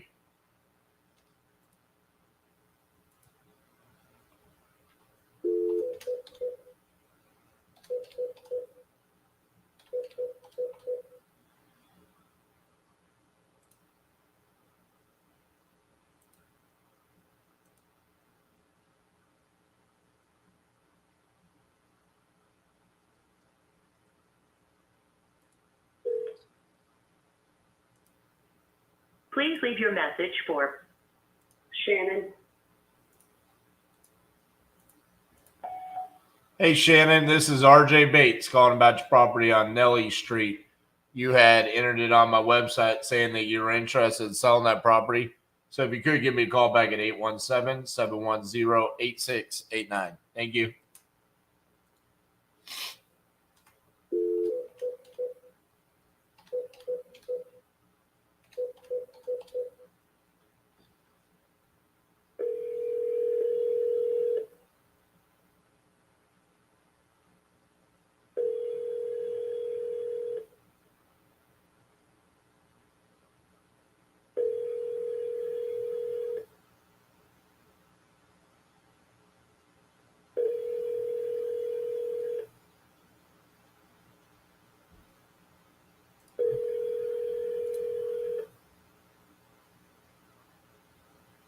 Hi, you reached Jamie. I'm unable to come to my phone right now, but if you leave me your name, number, and a brief message, I'll get back to you as soon as I can. Thanks. Have a great day.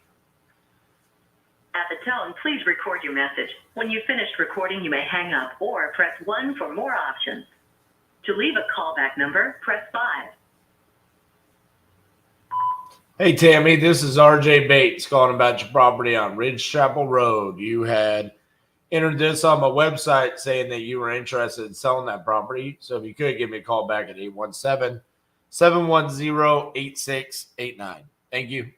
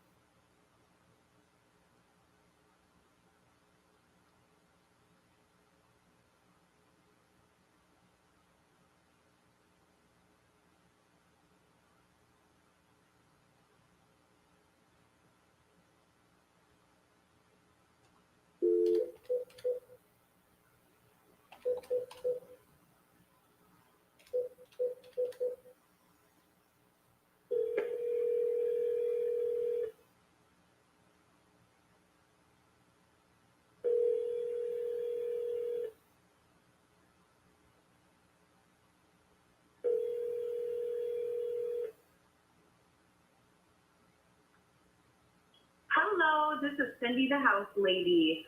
Hola, esta es Cindy de Mujer de las Casas. Please leave me a message at the sound of the tone. Thank you so much. I hope you're out enjoying this day. Hey, Cindy, this is RJ Bates from Titanium Investments. I think you had spoken to May on my team about selling some of your properties. Just wanted to have a conversation with you about that. If you could, give me a call back at 817-710-8689. Thank you.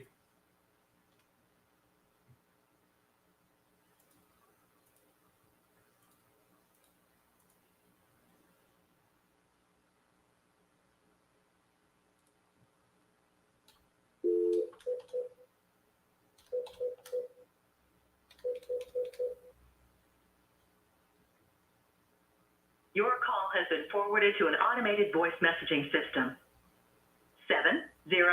7049496 is not available. At the tone, please record your message. When you've finished recording, you may hang up or press 1 for more options. Hi, Maria. This is RJ Bates calling about your property on Salisbury Street. You had entered this on my website saying that you were interested in selling that property. If you could, give me a call back at 817-710-8689. Thank you.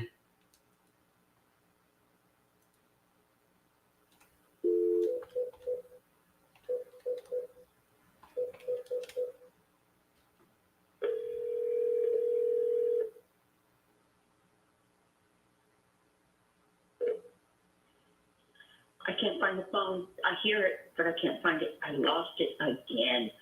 Oh my gosh. Can you help me find it? No, you can't help me find it. You're on the phone. Shoot. I know. You call back. I'll find the phone.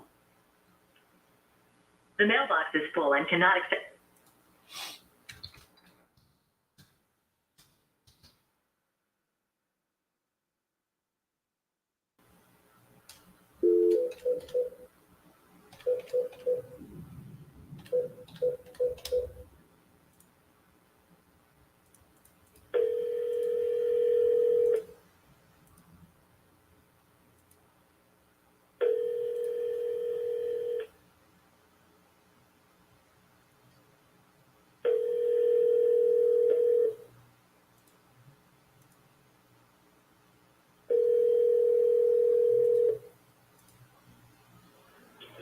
Leave your name and number, and I'll get back to you.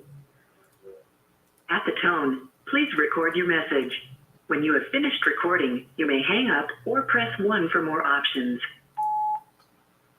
Hey, Kathy, this is RJ Bates calling about your property on Summit Avenue. You had entered it on my website saying that you're looking to sell that property. So if you could, give me a call back at 817-710-8689. Thank you.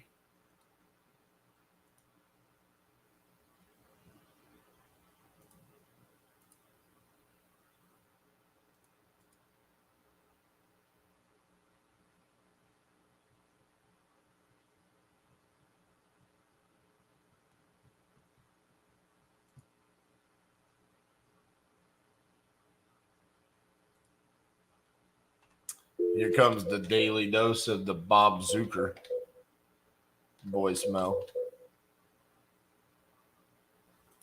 She still hasn't found that phone yet, Robin. It's crazy. She sounds fun. I can't wait to talk to her.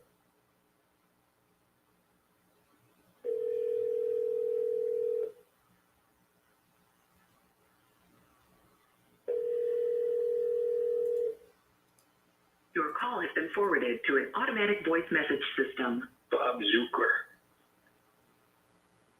Is not available. At the tone, please record your message.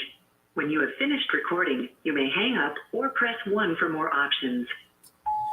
Hey, Bob, this is RJ Bates calling about your property there on West Drive. You had entered this on my website saying that you were interested in selling that property. So if you could, give me a call back, 817-710-8689. Thank you.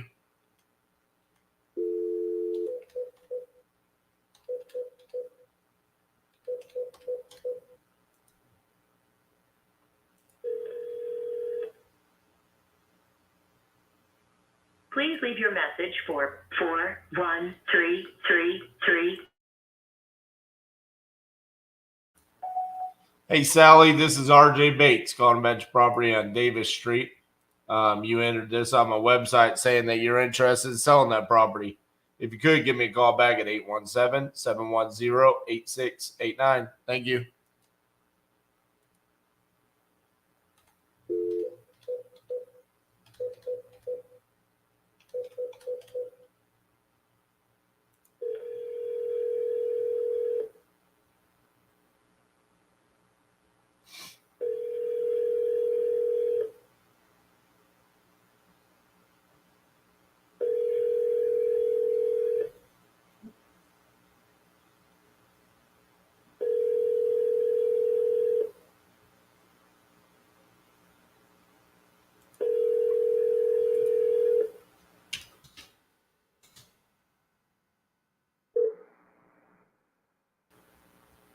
Please leave your message for 678-779.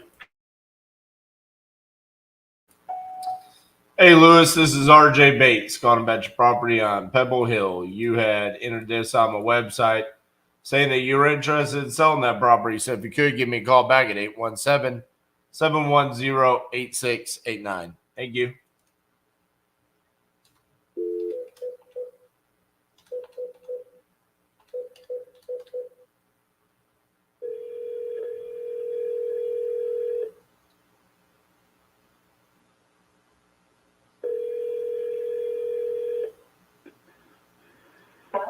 Hi, is Tiana there?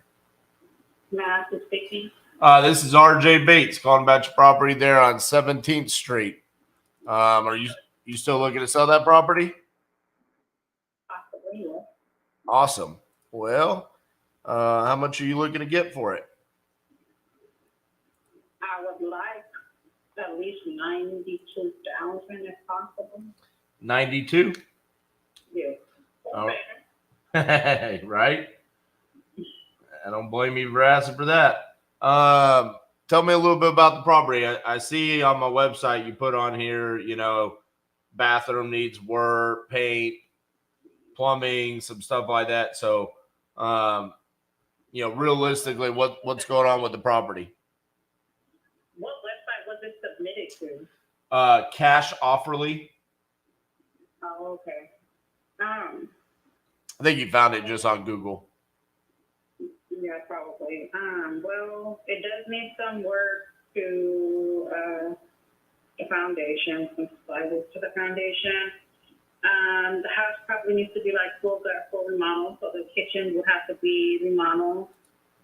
Some drywall and ceiling needs to be replaced. The plumbing, I'm not sure what's wrong with the plumbing. I know the plumbing went out when we had that big snowstorm a few years ago, so it's working here and there in different spots of the house, but not completely throughout the house. In the kitchen, it doesn't work at all.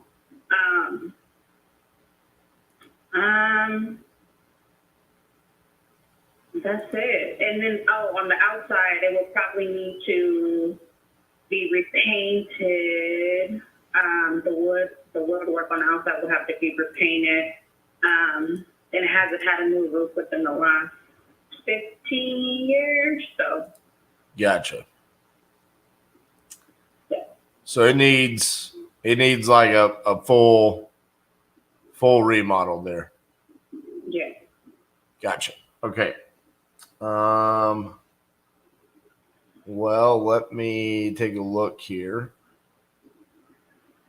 Let's see what I can do. Is it 1374 square feet? Is that correct? Yes. Okay.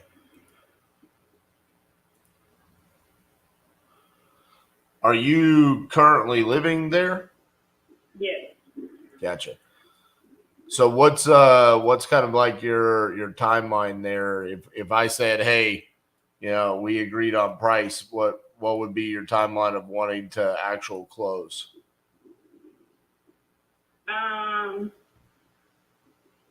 Well, see, the thing was, I had somebody that I was under contract with, but I took things on hold with them because it wasn't, number one, I wasn't satisfied with the price, and my relative staying with me wasn't able to find a place in time.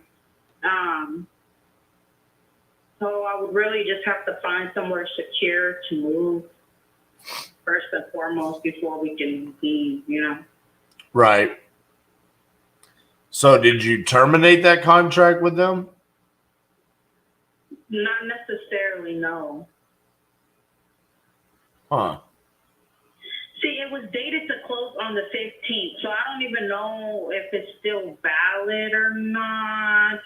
He just said that the title will be on hold, or what he told me, you're going to go back and look at the message. He was saying something was going to be on hold until I get everything squared away with the tenant. This is my brother. So that person still has full intentions of buying the property. Yes, I'm assuming so. Gotcha.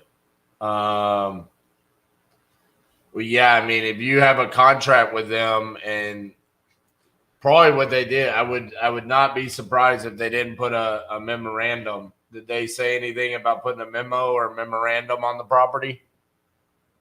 No, they didn't say put in a memorandum on the property.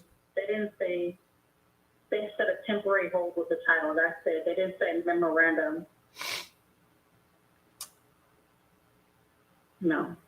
Yeah, I mean, the thing there is I mean, if you're under contract with somebody, like, you can't be under contract with multiple people, you know? Oh, yeah. That's why this cash offer lead, that must have been. This lead came in. I can tell you when you filled it out. Maybe. Let's see here. Yesterday at 1:53 p.m. Yeah, I don't remember putting anything on offer lead or cash offer lead yesterday. And then someone from my team sent you a text message after you filled it out.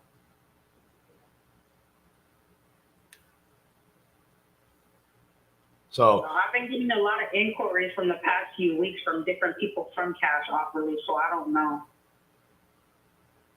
okay. Well, anyways, I mean, yeah, there's not a whole lot that, I mean, I'm interested in the property, but I mean, if you're under contract to sell your property with somebody else, I mean, you've either got to figure out that you're going to sell with them or terminate or whatever it is. I mean, I don't know. I mean, you said you're not happy with the price, so I'm assuming the price is a lot lower, which, I mean, just to be honest with you, I don't think I'm going to be anywhere close to 92,000 either. Just looking at the numbers in the area on a quick glance, but and knowing how much work it needs. But yeah, I mean, there's nothing I could do with you being under contract with somebody else. I mean, that would have to be cleared up before I would do anything. Okay. All right. All right. Well, thank you for calling. Thank you. Bye-bye. Well, that was a waste of $20.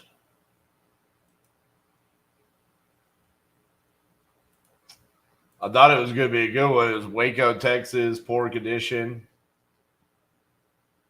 But, nah.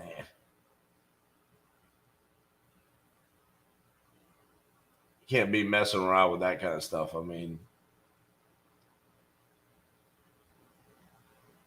that's a good way to just completely waste all your time.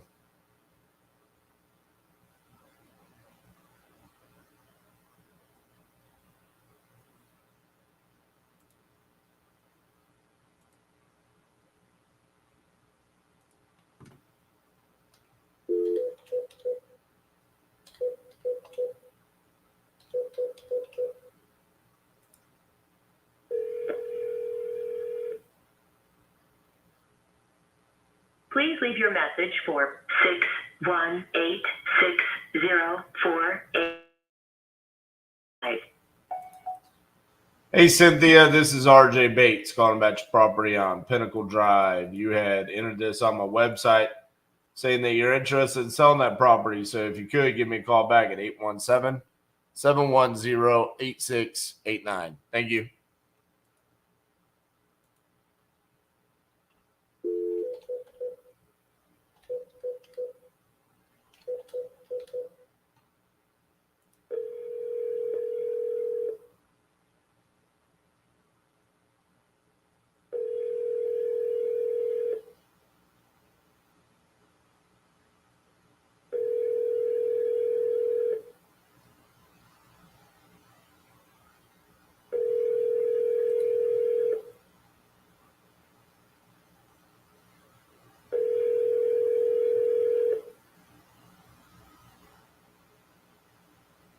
Your call has been forwarded to an automated voice messaging system.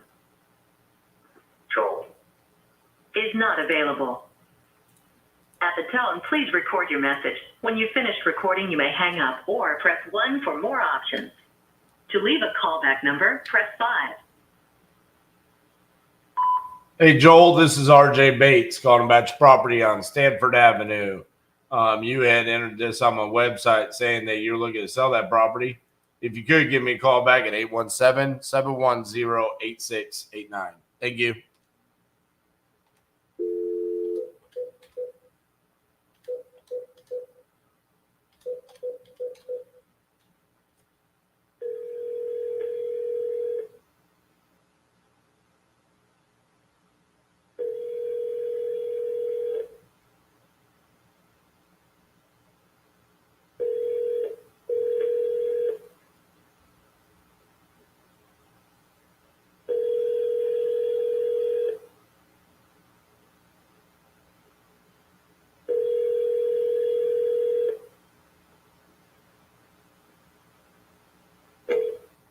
Marty Bernie.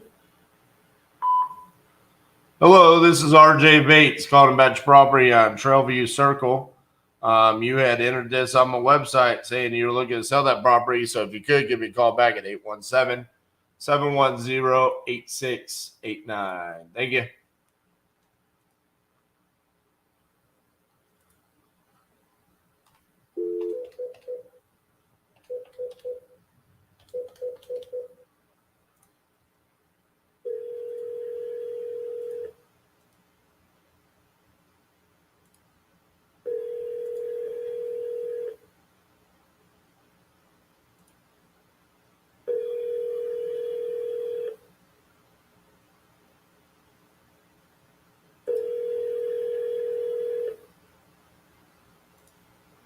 Hello. Please leave a message after the tone.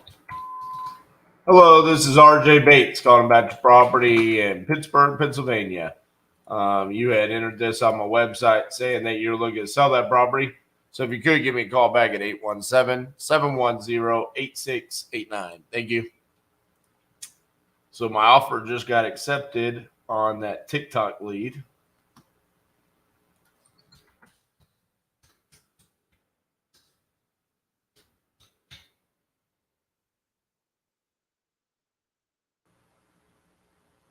It's always nice when you just get a free deal out of nowhere. I guess it's not free because I do pay to have those videos edited for me.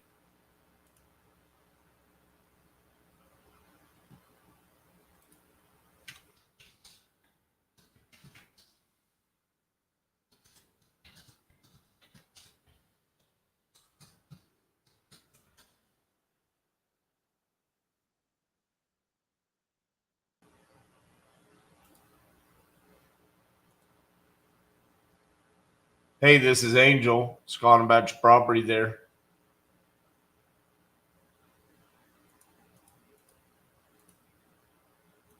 I don't know what you mean. Are you trying to figure out how to get a hold of the owners or the trustees?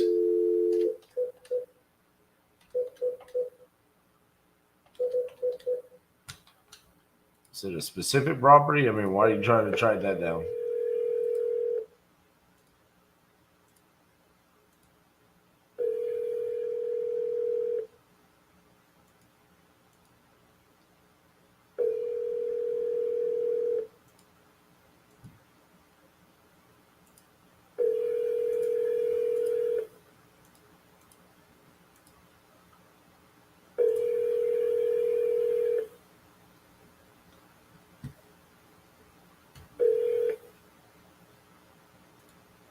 Please leave your message for 619-906.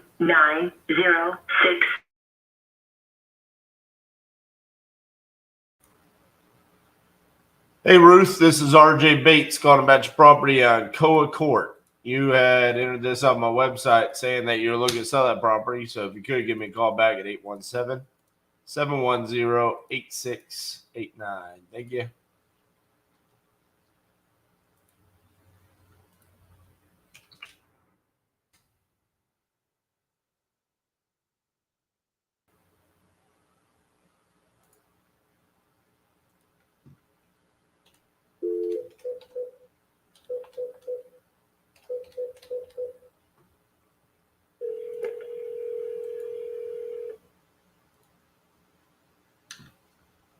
Please leave your message for 214878.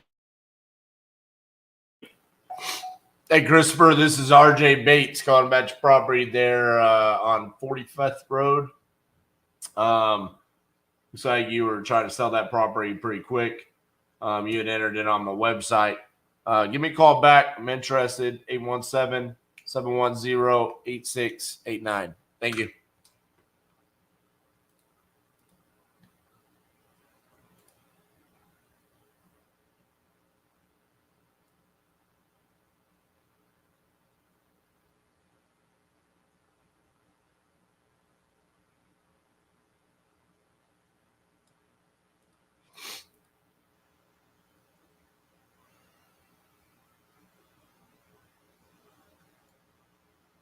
Call it just like any other lead, Angel. Don't overthink it.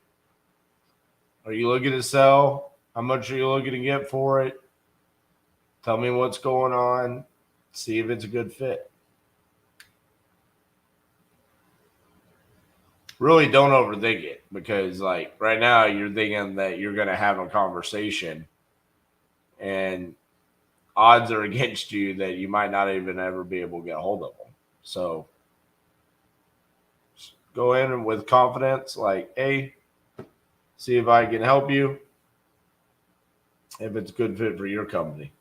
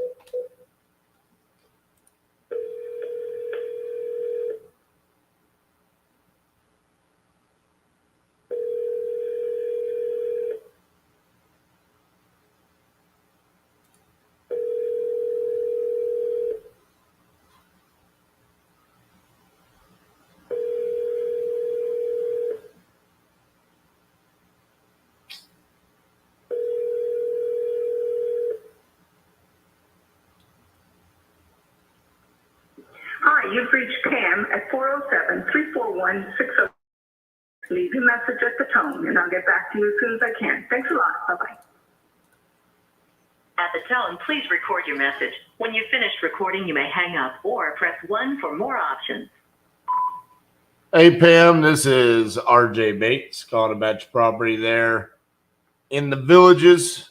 Just curious if you're still interested in selling that property. You entered it on my website a while back, but I haven't heard from you. So give me a call, 817-710-8689. Thank you.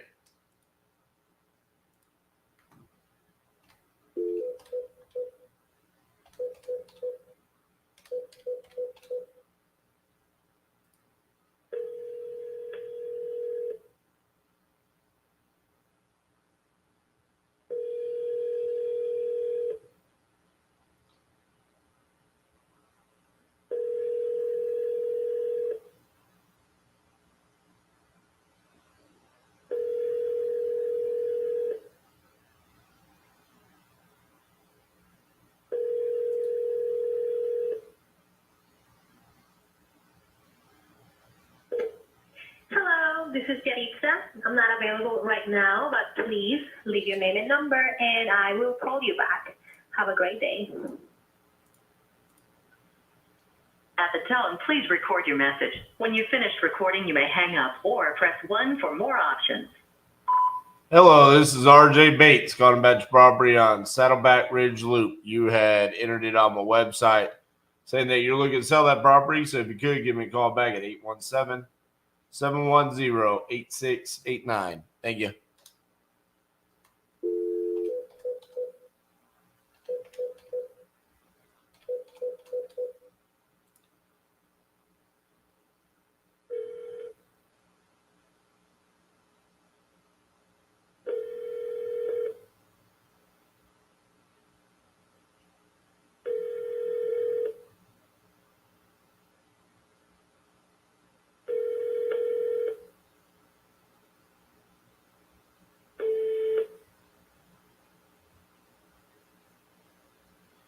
Liwu is not available. Record your message after the tone. When you've finished, you can hang up or press 1 for more options. Hey, Lee, this is RJ Bates, calling about your property on Mardell Avenue. You had entered this on my website saying that you were interested in selling that property. So if you could, give me a call back at 817-710-8689. Thank you.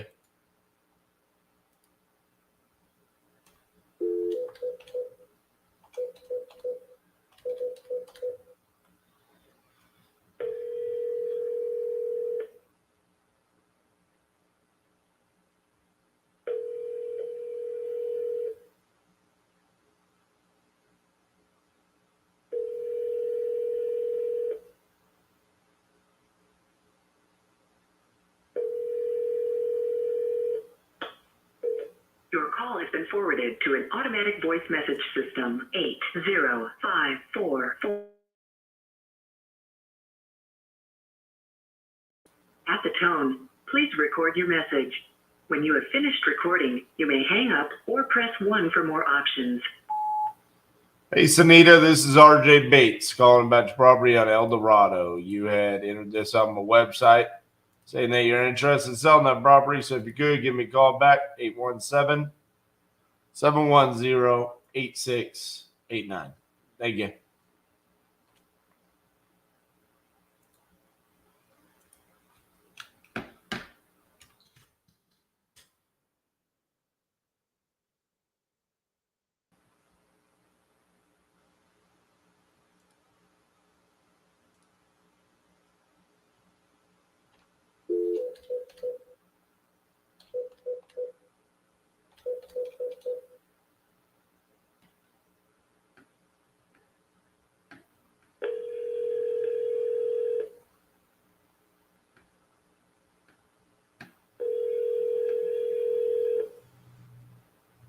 Your call has been forwarded to an automated voice messaging system.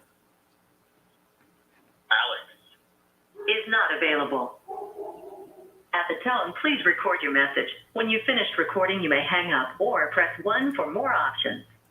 To leave a callback number, press 5. Hey, Alex, this is RJ Bates, calling about your property there on Farrell Street. You had entered this on my website, so just wanted to call you and talk over the property, see if it'd be a good fit for us. Feel free to call me back at 817-710-8689. Thank you.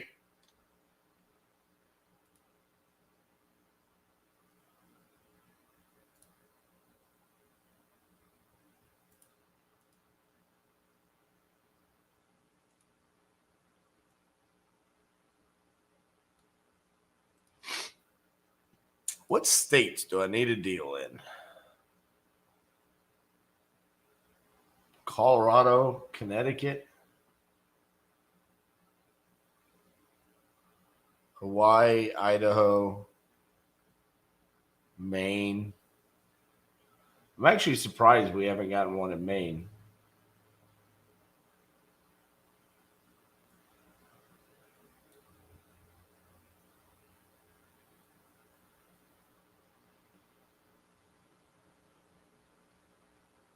There's Colorado Springs.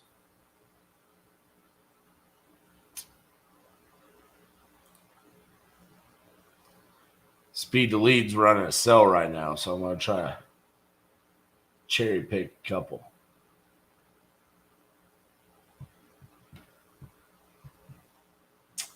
There's Maine. Don't love it.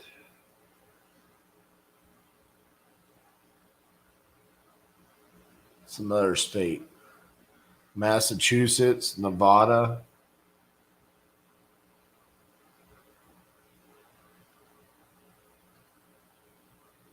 Man, Nevada is a hard one.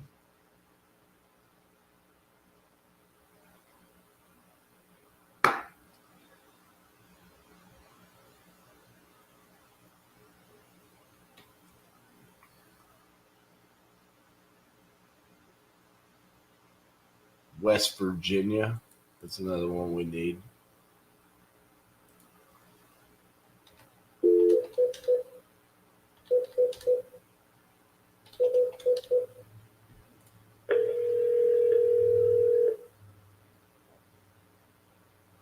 Ron, leave your name and number and I'll get back with you. At the tone, please record your message. When you've finished recording, you may hang up or press 1 for more options. To leave a callback number, press 5. Hey, Rod, this is RJ Bates calling about your property there on Ceramic Road. You had entered this on my website a while back saying you needed to sell that property. So if you could, give me a call back, 817-710-8689. Oh, Ronaldo scored in the 89th minute. What?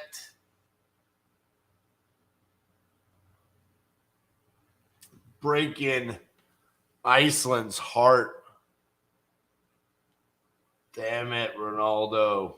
Why do you have to be so good?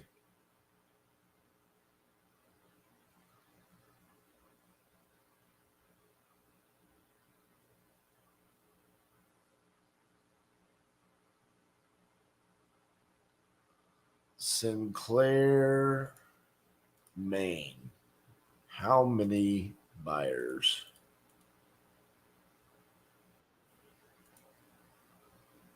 Do we have in Sinclair, Maine? The county has 66,000 people.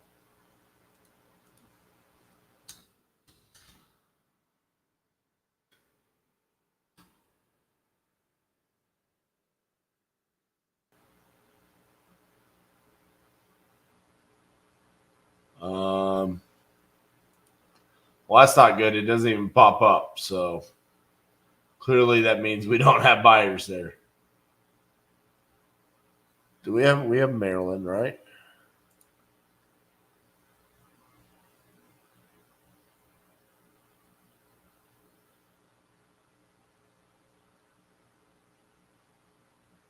What do we have in Maryland?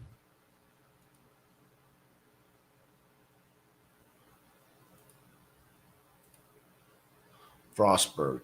That's right. That's closing this week.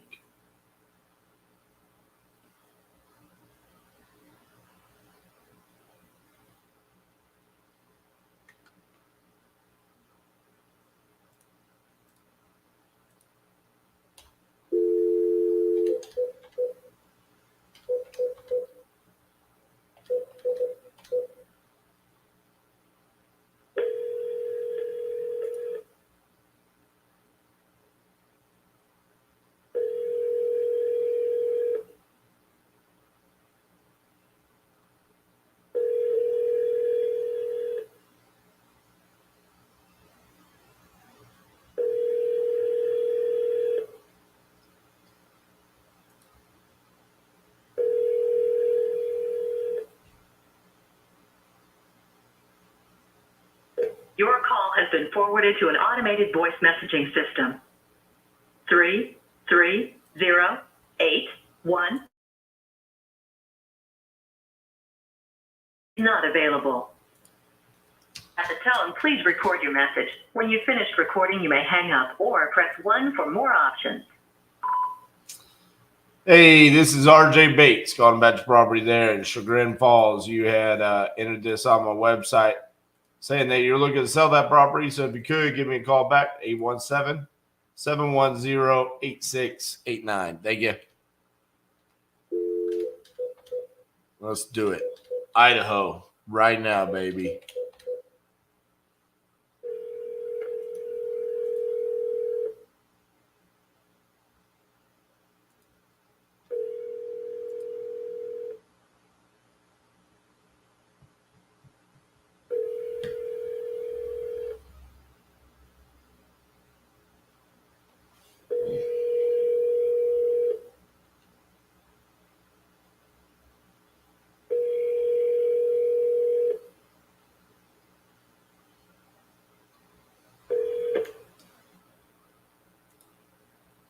leave your message for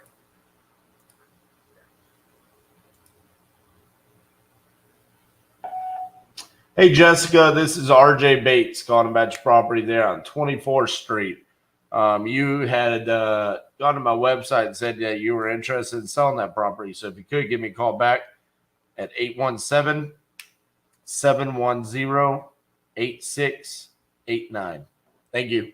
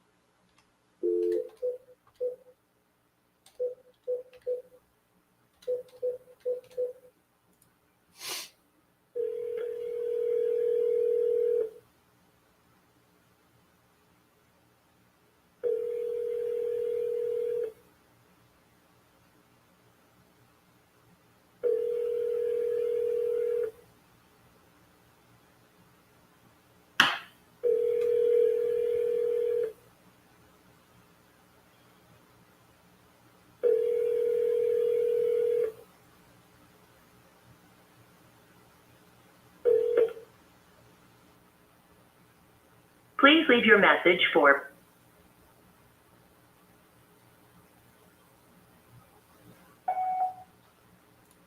Hey, Ray, this is RJ Bates calling about your property on Concord Lane. You had entered this on my website saying that you're interested in selling that property. So if you could give me a call back at 817-710-8689. Thank you.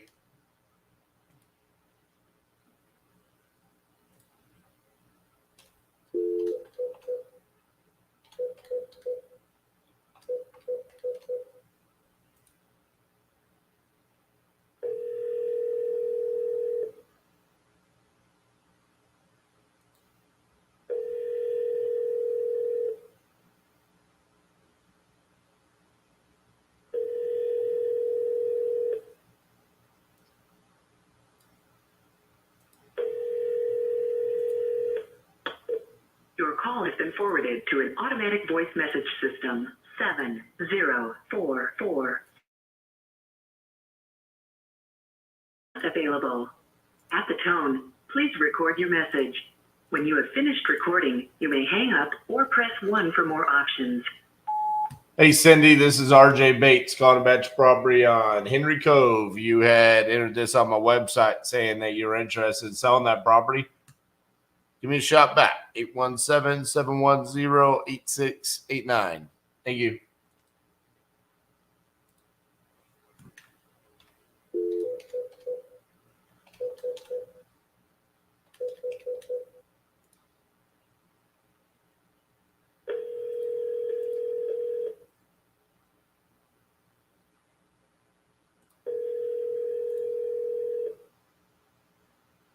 Hi, you reached Kelly. I'm not available right now, but if you leave a message, I'll get back to you as soon as possible. Have a great day. Thank you. At the tone, please record your message. When you've finished recording, you may hang up or press 1 for more options. To leave a callback number, press 5. Hey, Kelly, this is RJ Bates calling about your property there on Second Terrace. You had entered this on my website saying that you're interested in selling that property. If you could give me a call back at 817-710-8689. Thank you.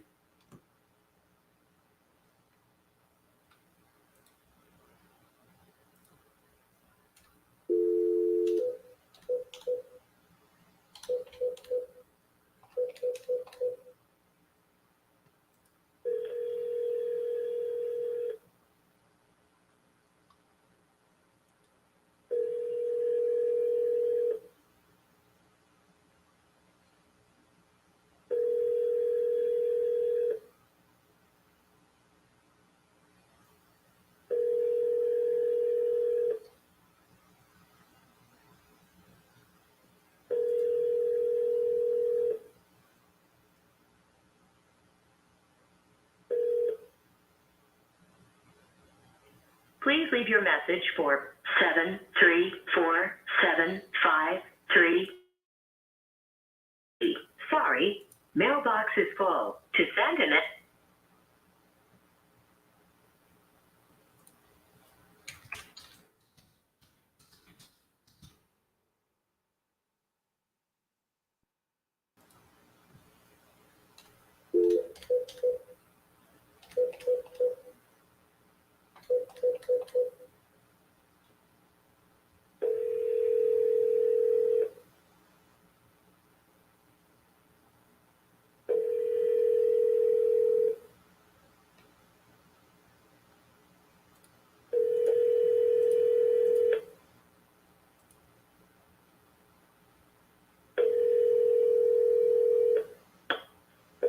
Your call has been forwarded to an automatic voice message system. 76031.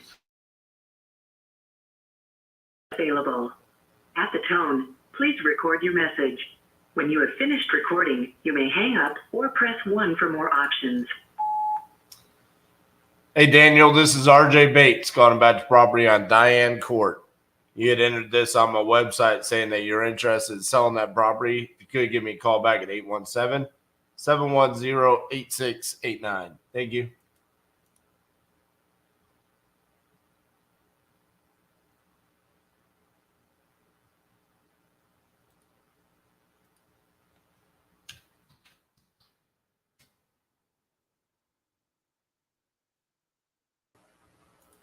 What's up, Daniel?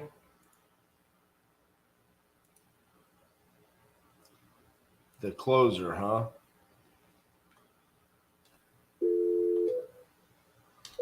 That's one way of putting it. Miss you, buddy.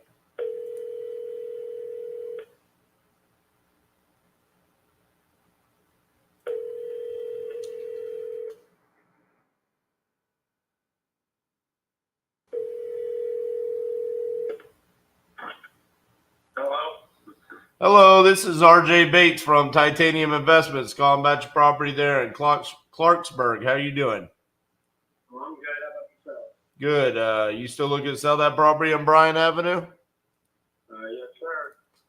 Awesome. How much you looking to get for it? I'd like to get somewhere in the 30s for it, for real. The 30s? Yeah. What's going on with it? Nothing. It's just me and my brother inherited it, and neither of us really want it. I don't need it, so. What kind of condition is it in? My brother lives there right now. It doesn't really need anything major.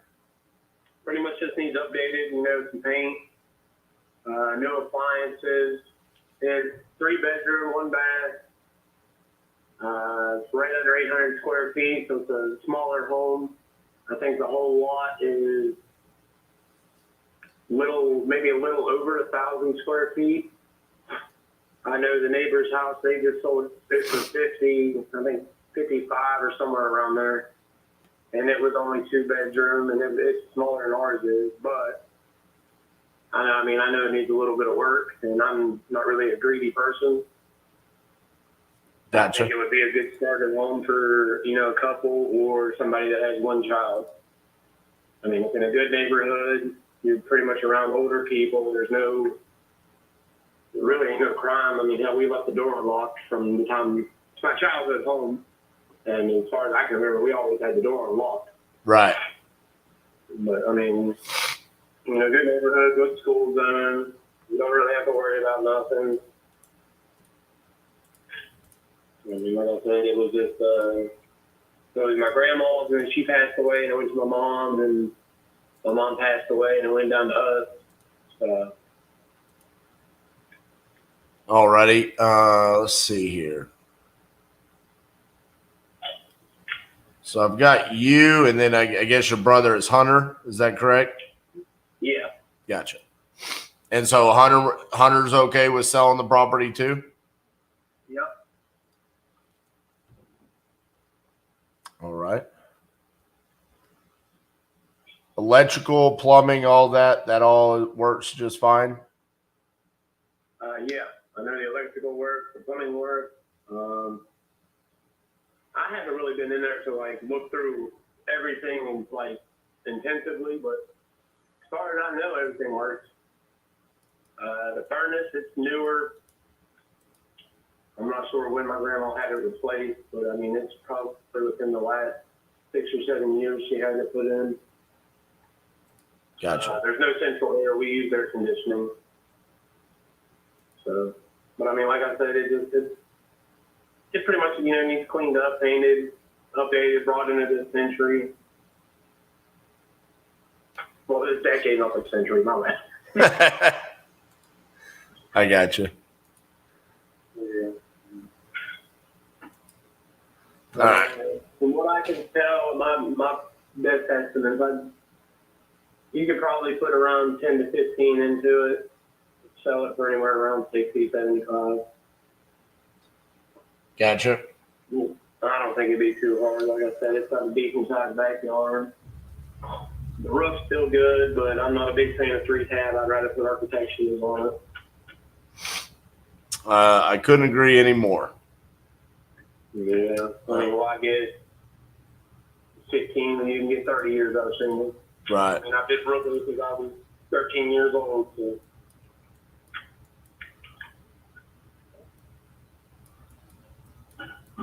Give me just a second. I'm looking around the neighborhood real quick. Oh, you're good. If you're using Google Maps, Yeah. I think they took that picture like a year or year and a half ago. Uh-huh. And I'm not sure when, but I know they tore some houses down that were up towards that way. Probably that one right across the street. Is it the blue one or the brown and white one? Brown and white. Yeah, they tore that one down. Yeah, that was, his name was Dick. He was an older fellow, and he passed away. And I believe his granddaughter had it, and I mean, it was, I think, 10 years before I ever seen anybody ever go back in that house. Yeah, that's crazy. Yeah. They just let it just rot away. Yeah, they let it fall apart. Yeah, they tore that one down, and then the one on the left side of it, they tore it down too. Yeah, I well, that's good because that's what I was gonna say. Both of those are the ones that are the worst in the neighborhood. Yeah. So does the house pretty much look just like this picture that was taken? Yeah, I mean, nothing's really changed. I went out there about a week and a half ago and, you know, cut the grass down a little bit. So if I buy the property, does brother have somewhere to go? Yeah, yeah. Gotcha. I mean, it needs a little bit of love, you know, some paint. Yeah, that's what I'm really not, like I said, I'm not asking too much for it. I'm not trying to get rich off of it, you know. Right. I'd rather see somebody get it for a halfway decent price and do something with it, because I hate to just, you know, leave it alone and it just fall apart and nobody get anything out of it. Right. It's kind of at the point where like something needs to be done. Yeah. Yeah. Like it I needs. haven't lived there since I was 17 and I'll be 33 this year. So. Right.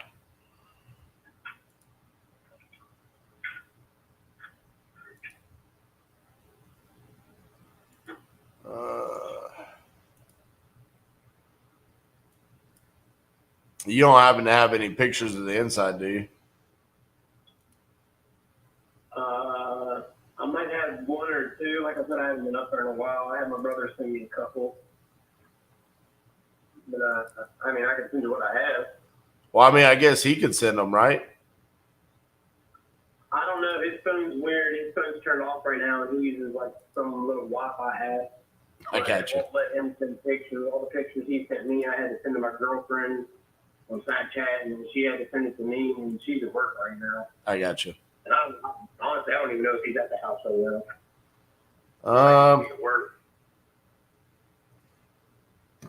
I mean, I think I could be pretty close to 30. I mean, I guess Only problem is like, you know, there's some unknown on like the interior condition and some of the stuff. So the way that we work is we make you an offer, we send you a contract, you sign the contract, we do our inspection and our walkthroughs.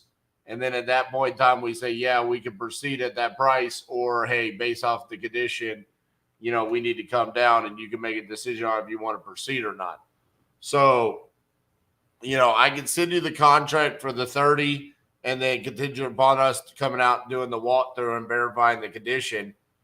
You know, if we go out there and it's going to need more than, you know, say 15, 20,000 in work, we're probably going to need you to work a little bit on price with us. So I kind of want to get an understanding there of if you're okay with that, kind of going through that process.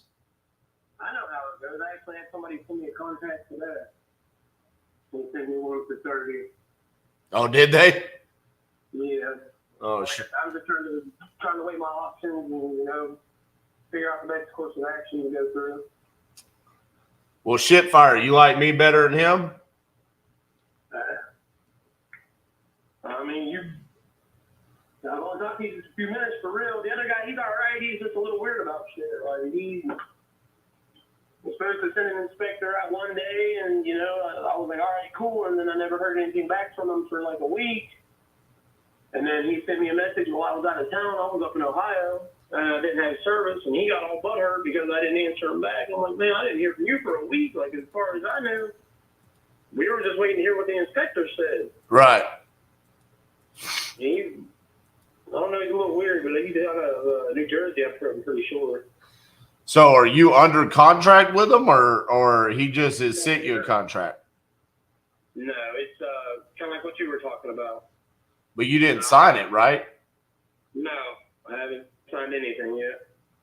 All right. I had an older one, but it fell through because it was supposed to be done by June 9th.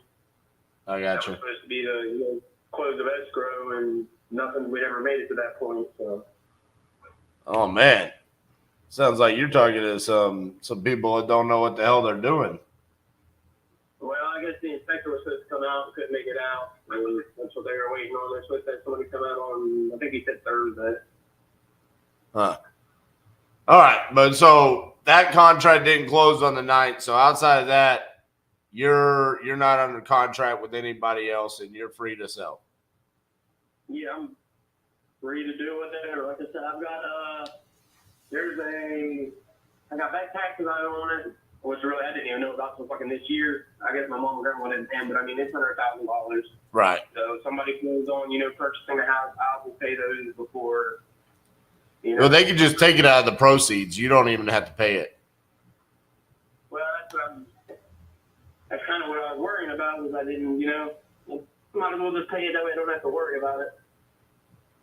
I mean, yeah, there's quite a bit of liens I see here. They got You should be the only one as far as I know. On one of my systems, I got it pulled up. There's 218, 218, 217, 140, 180. There are a bunch of like there's one, those are the city county tax liens. There's one that was a fire protection lien. It's like $912 altogether. Yeah, pretty much. They're just a bunch of small little ones that add up. Yeah. Well, yeah, man. I mean, I'd like to send you the contract for the 30 and get the process started. But I'm not going to do anything until you sign the contract, you know, as far as sending somebody out there. But I mean, I've actually owned properties in West Virginia, so like you can actually look that up. So I'm not like some of these other people that seem like they strung you along a little bit. So Yeah. I mean, send it, Bo. Go ahead and send it. all right, well, I need both you and how's your brother gonna sign it because he doesn't have the internet, right? Well, he has Wi-Fi. He just can't send pictures. Okay. Like that. Yeah, he has access to his internet. What's your email address? Mine's chris.slugger@gmail. You got please? Yeah, here in a minute we are.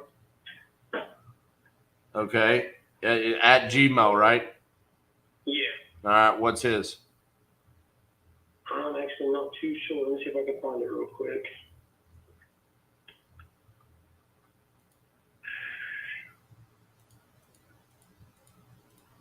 I'll tell you what, let me see if I can't call him real quick. If I can get it, I'll message it to you, and I'll send you them pictures too. Okay, let me text you. This is my office line, so let me text you from my cell phone so you have it.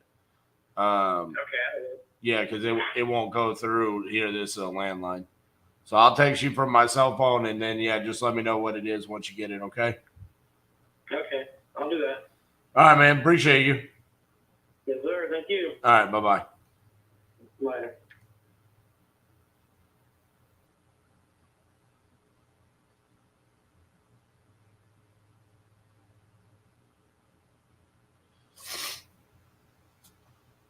Yeah.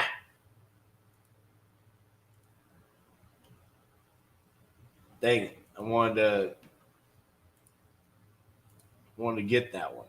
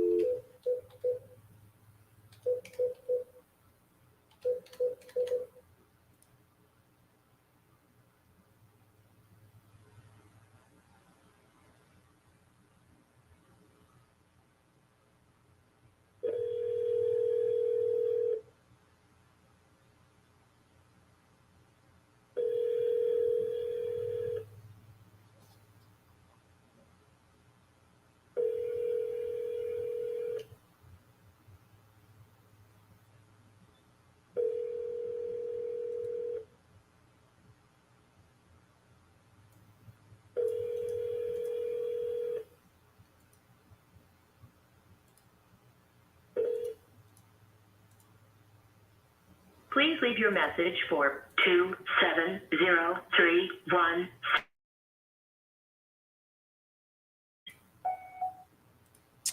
Hey, Wally, this is RJ Bates calling about your property there in Louisville. You had entered this on my website. Actually, no, I'm sorry. We called you. You said you were interested in selling that property. And I haven't been able to get a hold of you since. So feel free to give me a call at 817-710-8689. Thank you.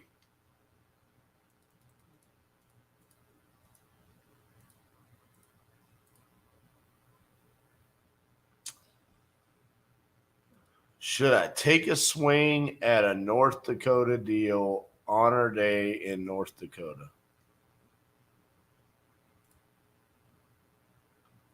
Why not, right?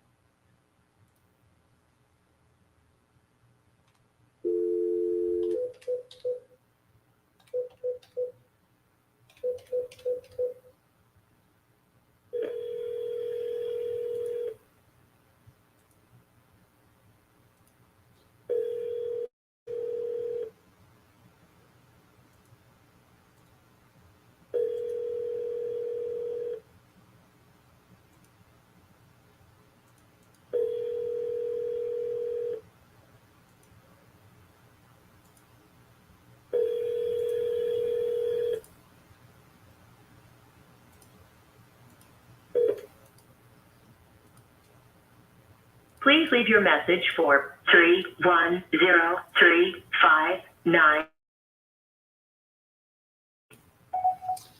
Hello, this is RJ Bates calling about your property there on Thompson Street.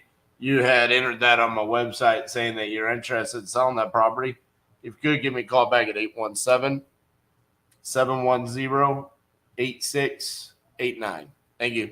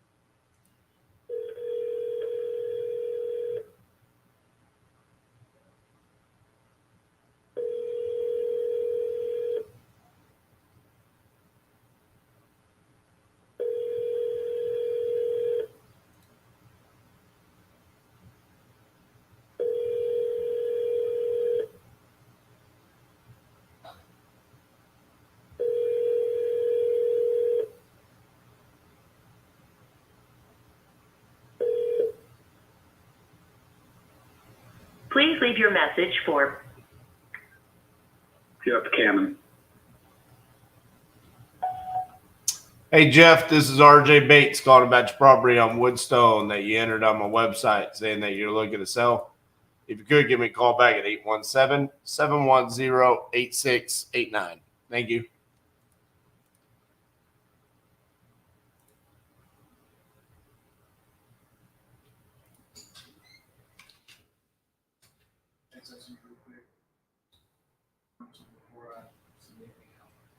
I thought I responded. I pretty much told them that for all three, I was thinking we could get 25,000, and they were like, "Oh, it sounds great." Okay. So, okay. That's almost nice. I was about to start pushing off a little more. Yeah. Two houses. So I think if you could get, what did we push the lot out for? I haven't looked at what. So look at what that is. And that was when I thought there was three houses. Right. Then it became two houses and a lot. Right. Yeah. They sent us the three houses. I know that. Right. And they sold the one. Yeah. So remember, I was telling them 25,000 when there was three houses, and they were cool. Oh, gotcha. All right. Sounds good. Yeah.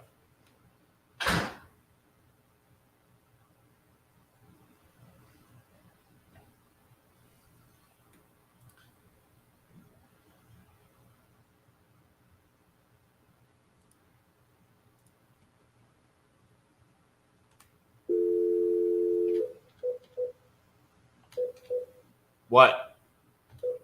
What?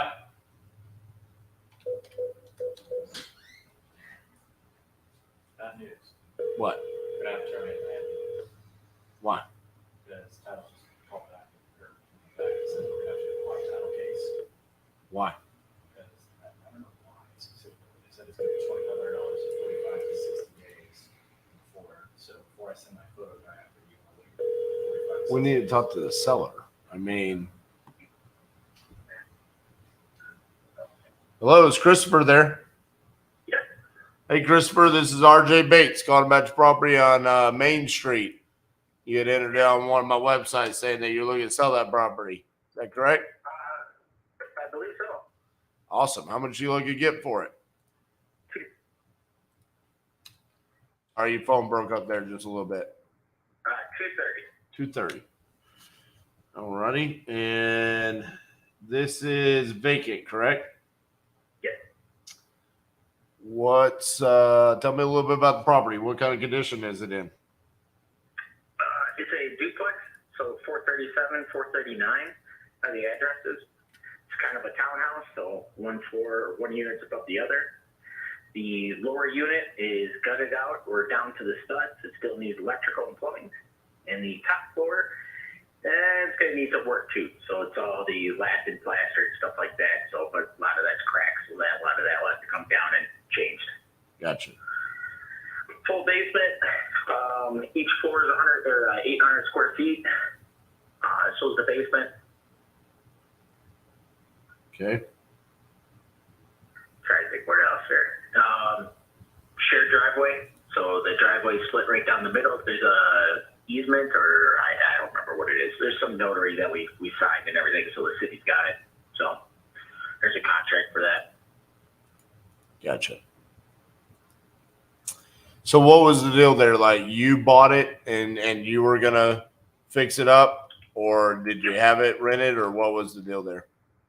I bought it a long time ago and I rented it out for a long time, and then we started to do the remodeling process, and now we're to the point where I look around, see if somebody else wants to pick this up where we left off before we start spending money and putting into it. Right. Well, it sounds like exactly what I'm looking for. So give me just a few minutes here to look around and see if I can do that 230.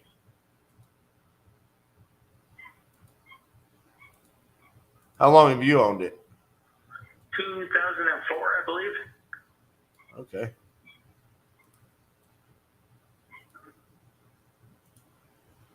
Was it a good rental at least? Like, were you able to keep it rented? And Yeah, I had it rented out for probably a good 15 years.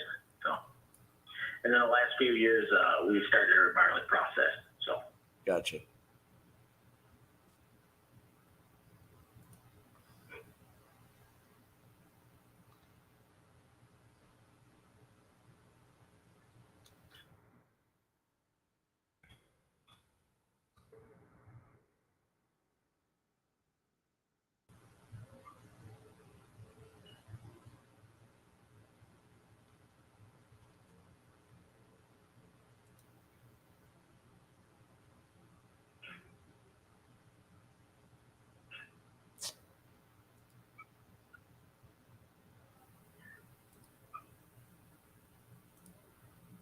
Sorry, it takes me a little bit longer with duplexes just because it also shows me single family on all my comps here as I'm looking around.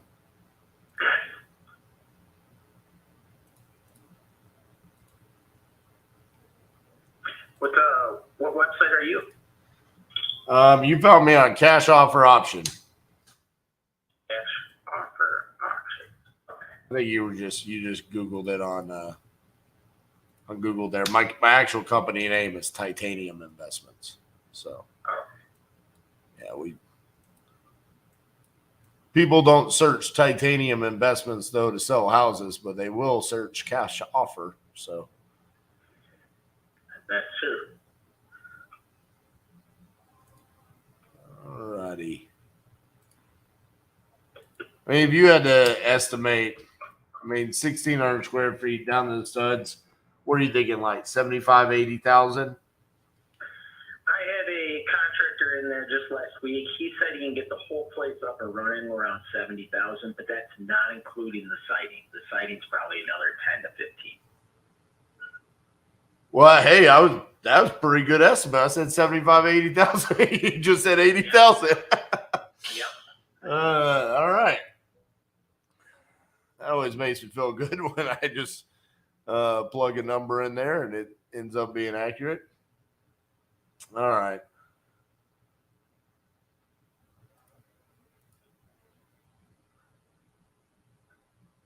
I mean, based off of what I'm seeing, what if it was, because what were you renting it for? Like each side? When I had it out, the first floor was just under 1,000, and they get the full basement. That's with washer and dryer unit, and then the upstairs, I had that at 800, and that's without a washer and dryer. But the investors I had over there, if we had it done right now and that, so we're looking at both floors over 1,200 piece.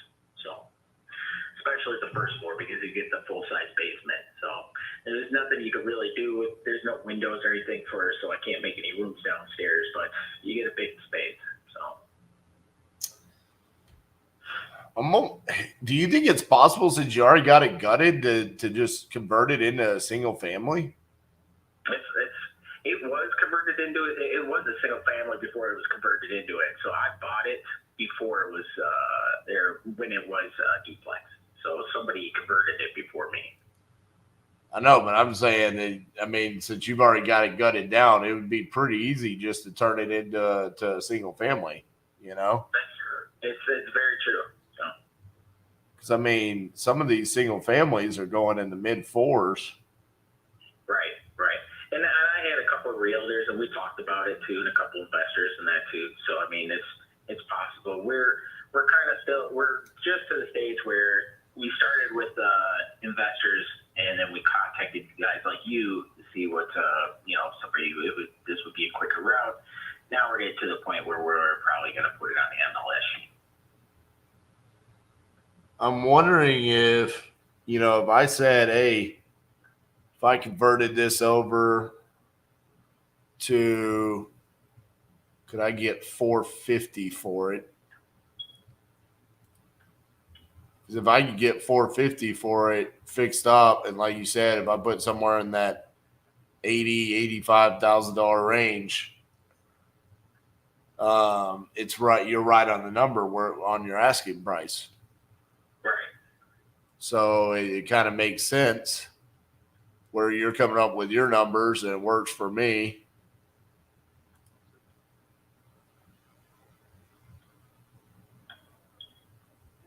There's another multifamily. I don't know why they called that a multifamily, though. It looks like a single family. It's crazy how many of these houses over here, they just don't have all the information. Like, some of them are missing square footages, and Yeah, I know. it's like, The house I have is, I think it was built in 1903. So, but that's an estimate. yeah, what I had on here, yeah, it doesn't even have a date. It has dates for every other house in the neighborhood but this one. Right. So what's your timeline of thinking about listing on the MLS? Like, And then probably the next few weeks. No. Well, I still have a couple more people coming over, taking a look at it, stuff like that, kind of guys like you. So, but until then, otherwise we'll probably put on, I don't know, maybe sometime next week. So. I mean, I'm pretty interested in it. I think what I want to do is I want to dive into the numbers a little bit more from the single family perspective. And I don't want to keep you on the phone while I'm doing that. So why don't I dive into the numbers a little bit more, and then are you going to be available tomorrow? To take a look at it? No, just for me to give you a call. Yeah, that's fine. All right.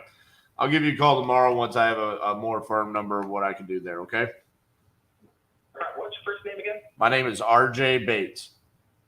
RJ Bates. Okay, perfect. All right, thank you. All right, appreciate it. Bye-bye. God dang it, man. Just freaking impossible to fucking analyze. Just can't get prop stream to fucking ever work. It's like when I need it to do something for me, it's like it's pulling stuff up in a whole nother location. I'm like 437 Main Street. And then I type in the city, Verona, and it puts me in Oregon. Like, it just changed what I wrote.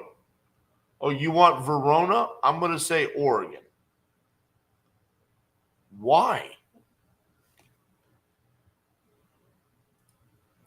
And Privy didn't have any damn information. Zillow has no information.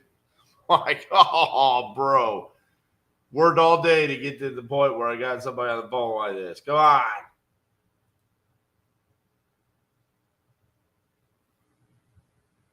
So frustrating.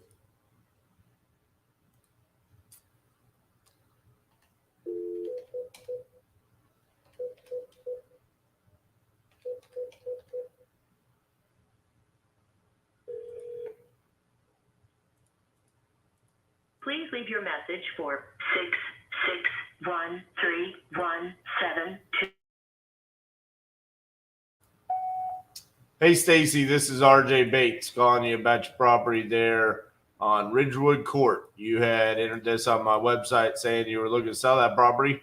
So if you could, give me a call back at 817-710-8689. Thank you.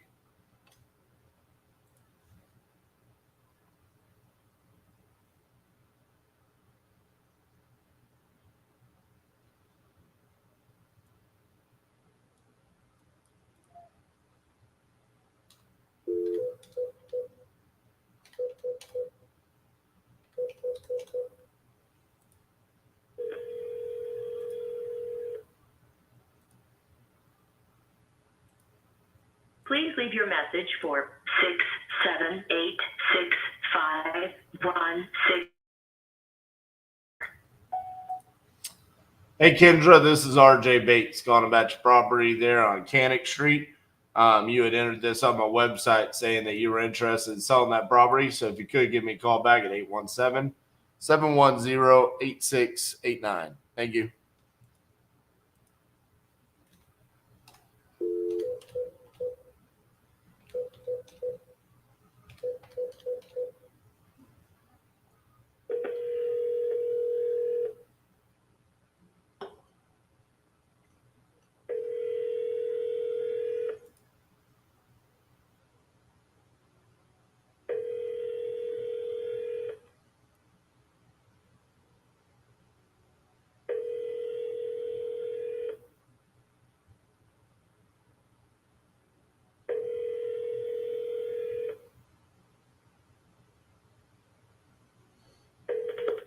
Three 72071 available. The mailbox is full and cannot accept any message.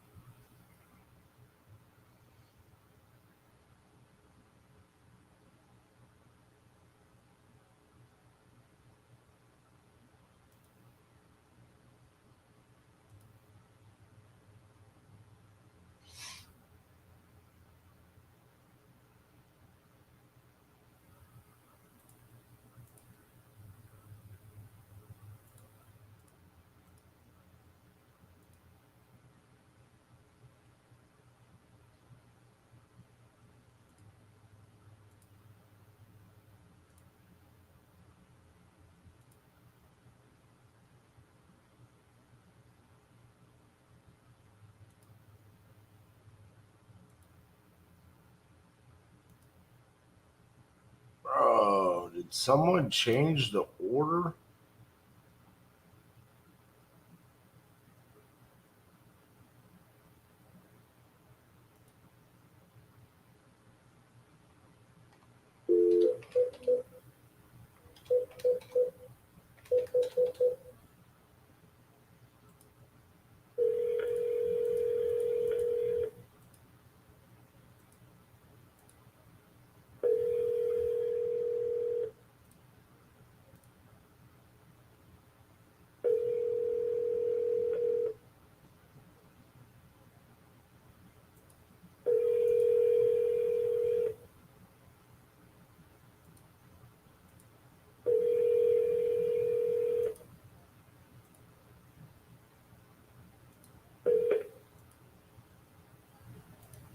Please leave your message for 8157.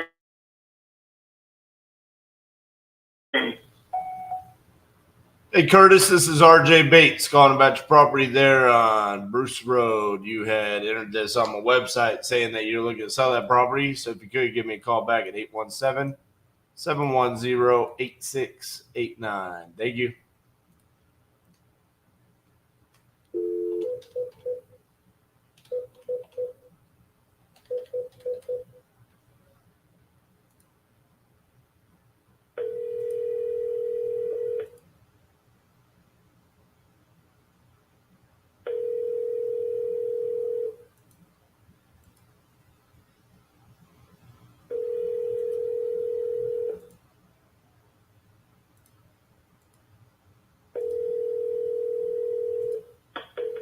Your call has been forwarded to an automatic voice message system. 404735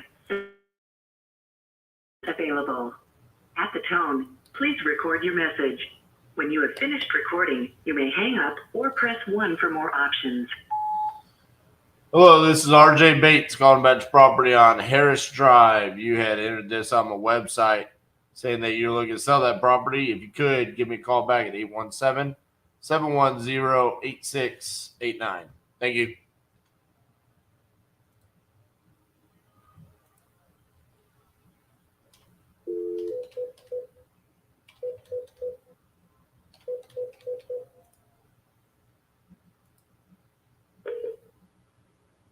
Hey, this is Amanda. Sorry I missed your call. If you could, leave your name and number and a brief message, and I'll get back to you as soon as possible. Have a blessed day. At the tone, please record your message. When you've finished recording, you may hang up or press 1 for more options. To leave a callback number, press 5. Hey Amanda, this is RJ Bates calling about your property on Charter Oaks Drive. You had entered this on my website a while back saying you want to sell that property. If you could give me a call back at 817-710-8689. Thank you.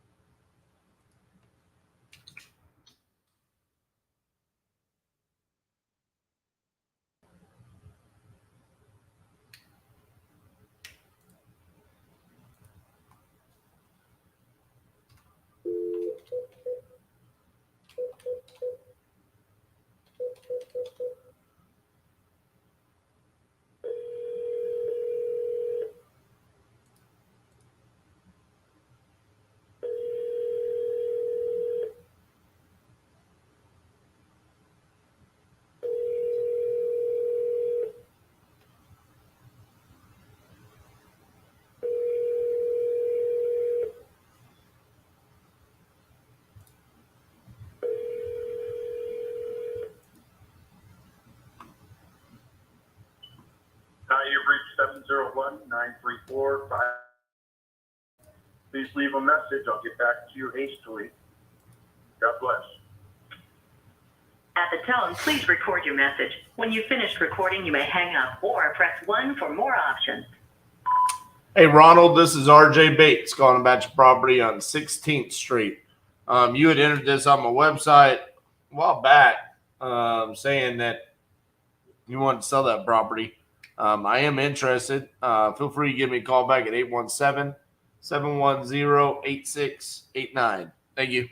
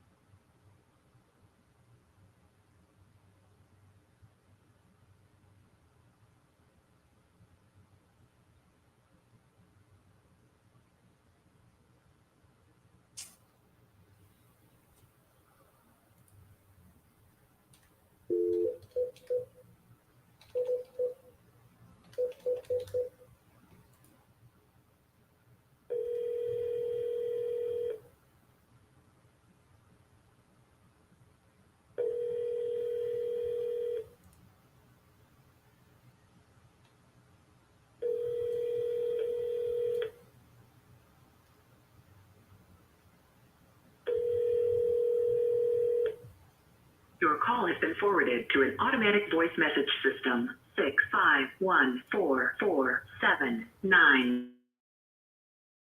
At the tone, please record your message. When you have finished recording, you may hang up or press 1 for more options. Hey Paul, this is RJ Bates calling about your property on 6th Avenue. Interested in potentially buying that property, so call me back 817-710-8689. Thank you.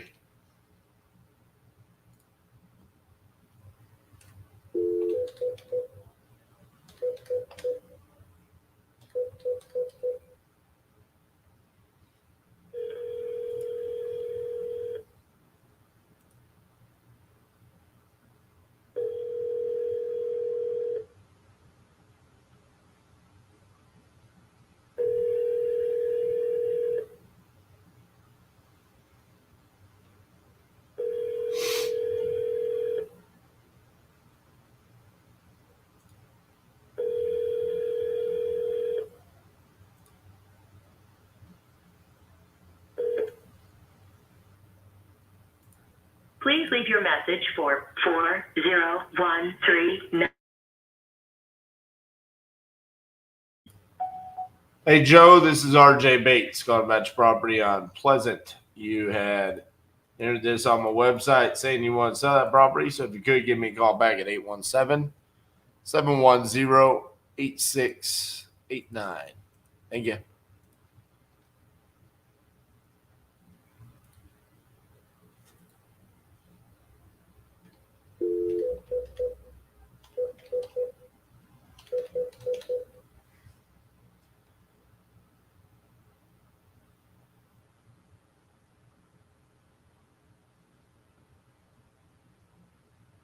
Your call has been forwarded to an automatic voice message system. 636-725.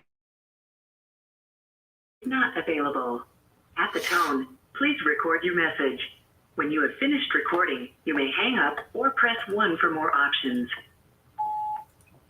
Hello, this is RJ Bates, calling about your property on East Main.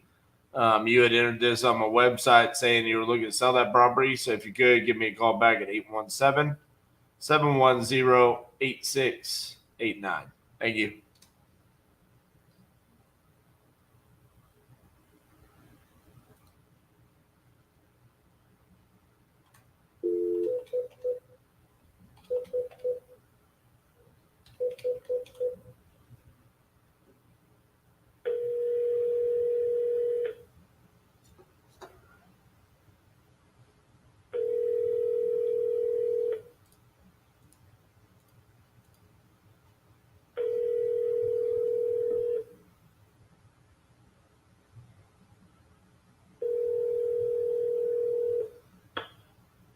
The mailbox belonging to 7757725 full and cannot accept new messages at this time.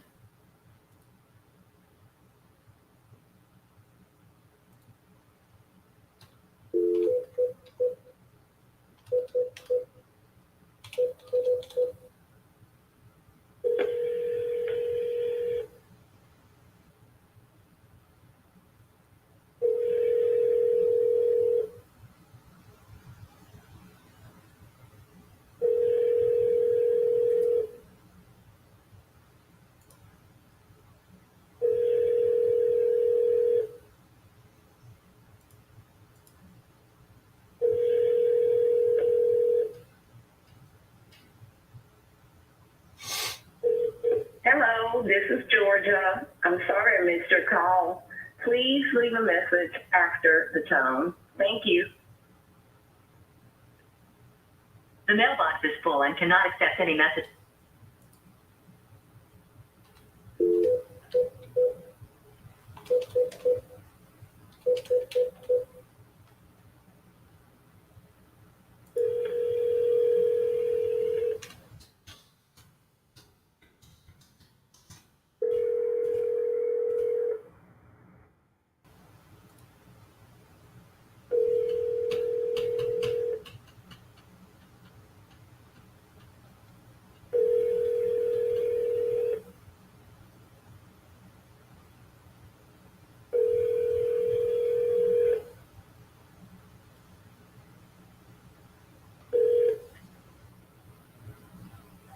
Please leave.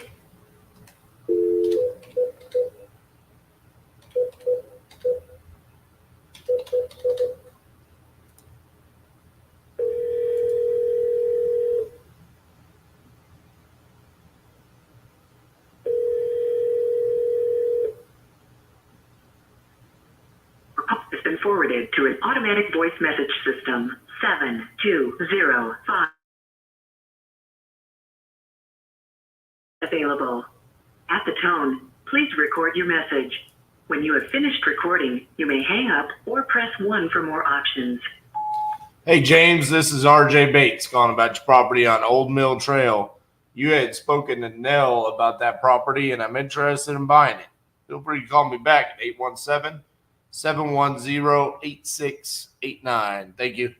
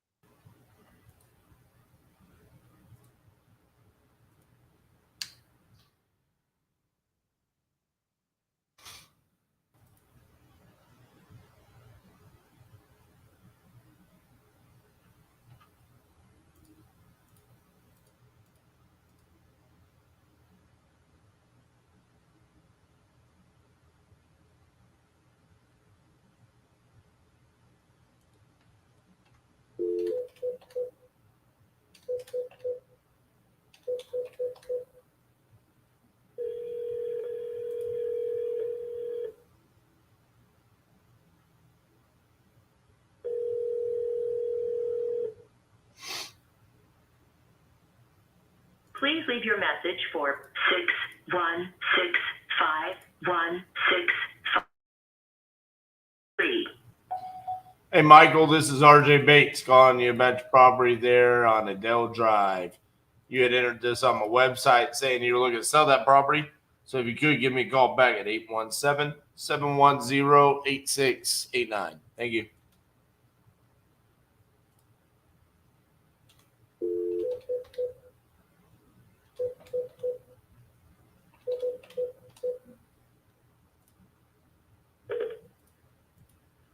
Hi, you've reached the office of Dr. Marta Oakley of the Creative Potential Institute. I'm sorry I am not able to take your call right now, but I'd be very happy to call you back if you leave your number.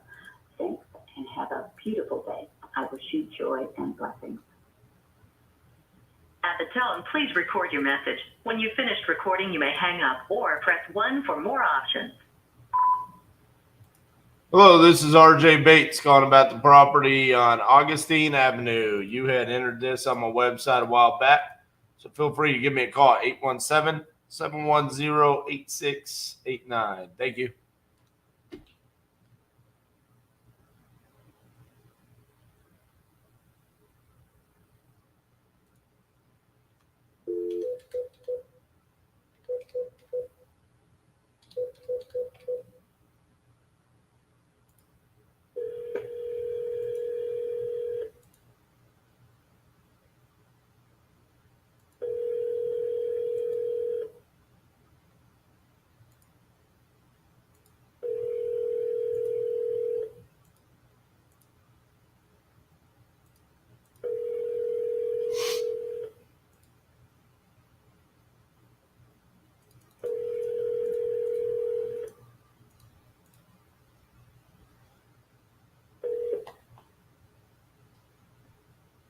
Please leave your message for 505620. Hey, Gene, this is RJ Bates calling about your property in Rio Rancho. You had entered this on my website saying that you're interested in selling that property. Could give me a call back at 817-710-8689. Thank you.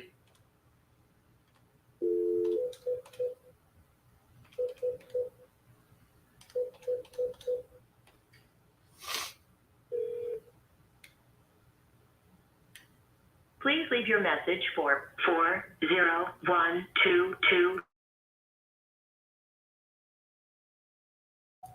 Hey, Harmony, this is RJ Bates calling about your property on Victory Highway that you had entered on my website a while back.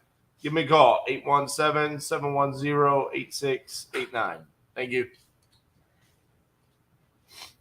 Are you here to relieve me? I'm here to give you a break. You're going to take some allergen medicines. Bruh. Bruh. Like an hour. Bruh. Hey, bro, I've been putting out fires and getting deals funded. Trace for the day. Y'all have fun with Cassie for a minute. I'll see y'all to wrap up the day. Ladies and gentlemen, in the last 2 days, you have been put into a crucible of fire. You've been tested under pressure and heat, and you have come out as pure titanium. It was definitely mind-blowing, amazing experience. I've never been to anything like it. It can wake you up and spark a fire. Going full force ahead, following exactly what RJ said. This is the kind of program you want to go to if you want to bring a business to the next level. We want you to be a part of the titanium family.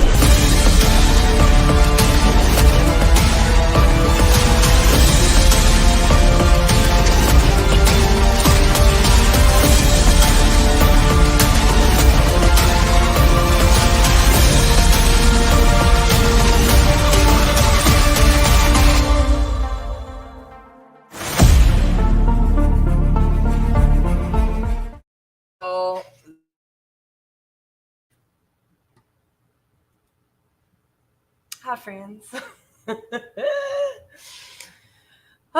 Life's lessons. Life lessons with Cassie. Do you guys get to say hi to Titus at 6? He's become a really good boy. Office dog. I'm just going to let you know. My little baby boy. I'm going to tell you something, too.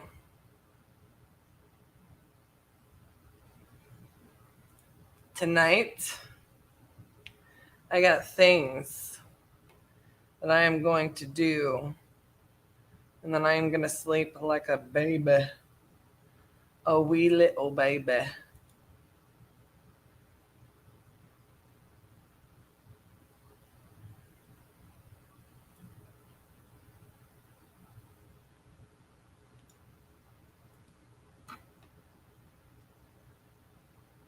The closer has entered the chat. So, Badra, I hope you're still here.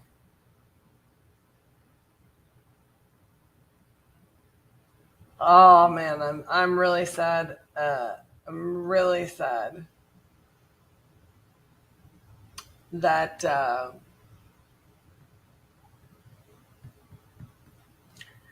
really sad that I wasn't listening for that part. I love it when people talk smack, and it's just hilarious. I'm gonna have to rewind.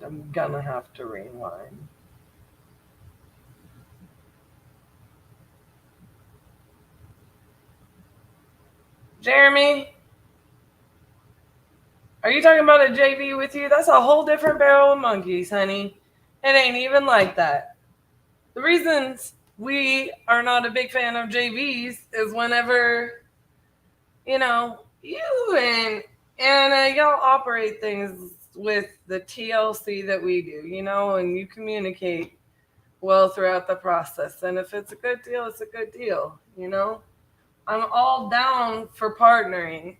It's just, look.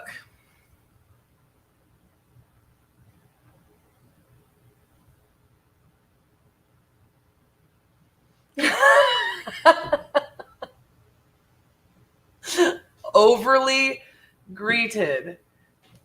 Exactly what I worry about with Titus. I get onto the guys all the time, like when they leave, and they're not like, hey, somebody follow me and lock this door, because we're above a bar and restaurant, which y'all should be coming and visiting sometime soon from what I hear.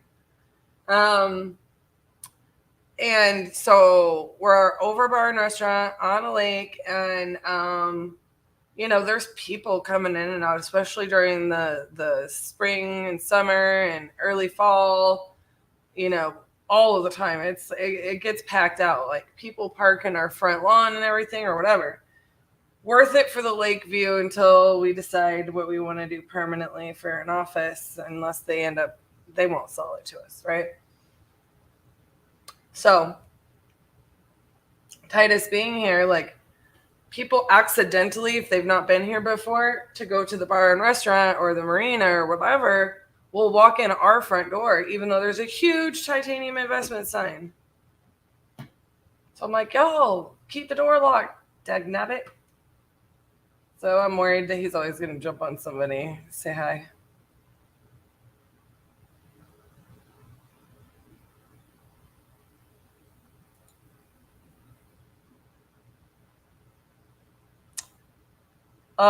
Rich, no. Just to be honest, we have a lot on here through the lives. You know, at some point, maybe we'll go through and timestamp them. But there's just a lot we can't show. And frankly,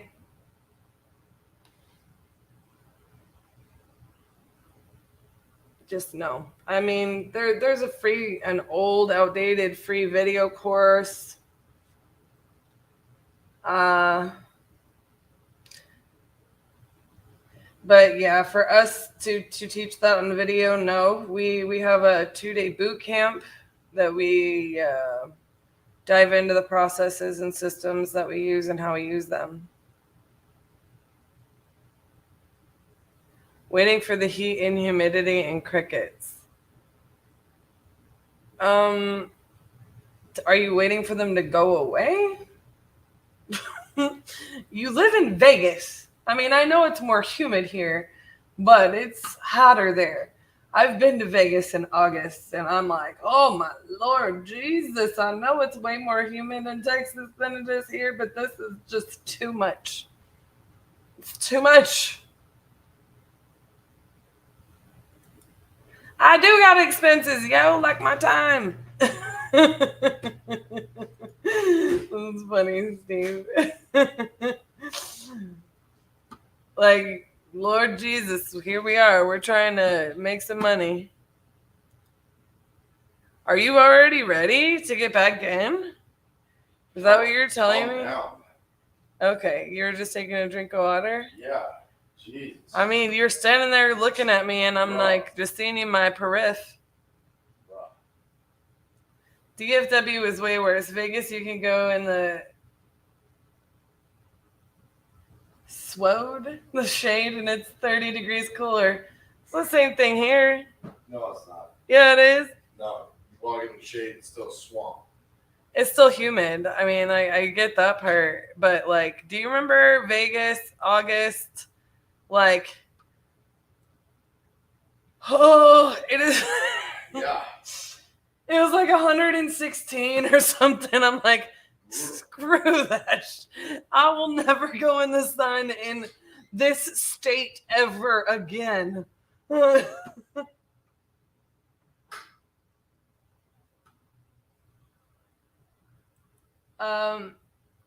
So yes, we do have a walkthrough after getting the contract signed, and we have a recon process for sure.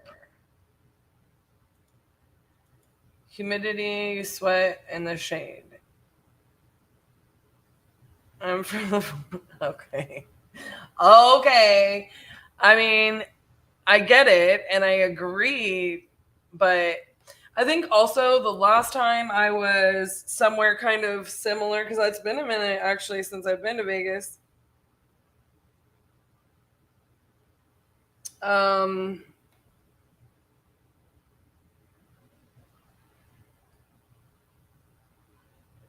Been a minute since I've actually been to Vegas. And, ooh, Lord Jesus, excuse me. In Vegas, you can get sunburned and frozen at the same time. That's super funny. Anyways, it's been a minute since I've been to Vegas, and the last time I was there, or anywhere similar, is I was in Arizona in the heat of the summer, in Phoenix, when we had to wear masks everywhere. And Lord, I don't know how y'all survived in Vegas if y'all had the mask protocol. I mean, because having that mask on in that heat was just, when I would step in the sun, I just couldn't. I was like, I don't want to go anywhere during the day. Like, and I'm from a really, like, it gets hot in Texas. It's like 100 degrees already this week. You know, I mean, brutal. So,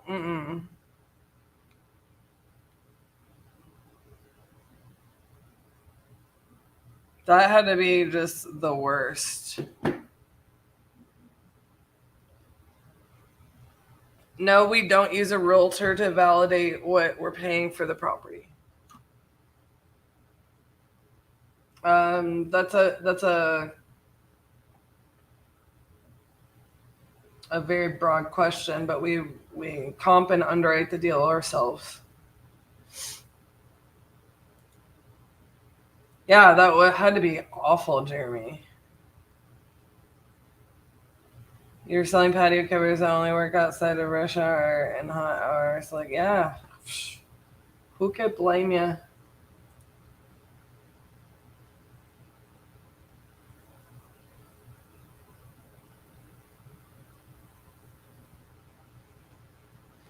think we'll wait to call you. And you.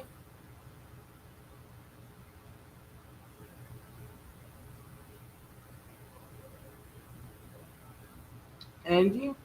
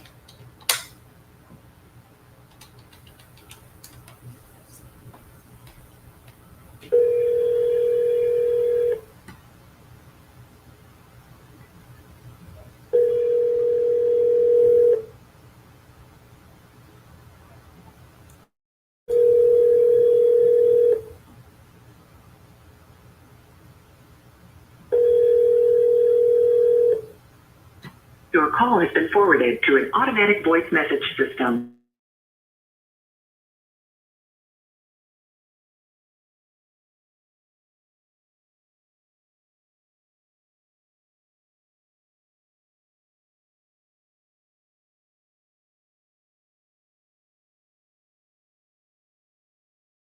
Cove. Looks like we've been trying to get a hold of you for a while now. Follow up on the property. If you would just give us a call back at 817-710-8689, and we look forward to speaking with you. RJ is out there just sneezing his full head off. He's like, ah!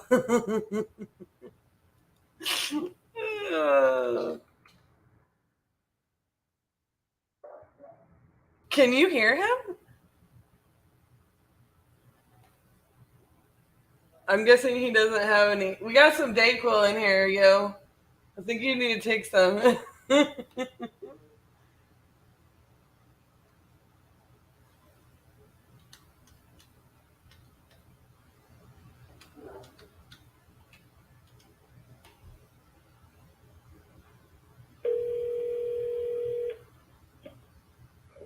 Hello, Christopher here.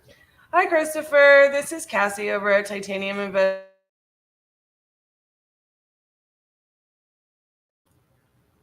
Yes, ma'am. I have it noted here that you and your dad were talking back and forth about selling it and something about I'm not exactly sure. I think you talked to Trent a little bit and he left some notes, but they didn't really paint a whole picture for me. So I was just kind of following up and seeing what's going on with the property there because we were very interested in purchasing it, but I kind of got lost in there in y'all's conversations.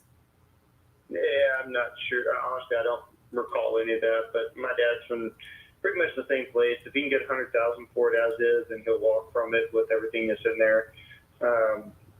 And that's just kind of where he's at on it. Okay, so let me just verify a little bit of information. I do have it's a 2,500 square foot and a four bedroom, 2 bathroom because of an addition. Yes. That it's completely gutted. Correct. Okay. And there's actually an additional 800 square feet with the double garage that it's actually set up to run the air conditioning. So it's got new roof, new air conditioner. The air conditioner's not, the air handler outside is not installed, but everything else is. And then the inside, it just needs the sheetrock. The biggest expense is the kitchen cabinets and the flooring. Okay, let me get this pulled up.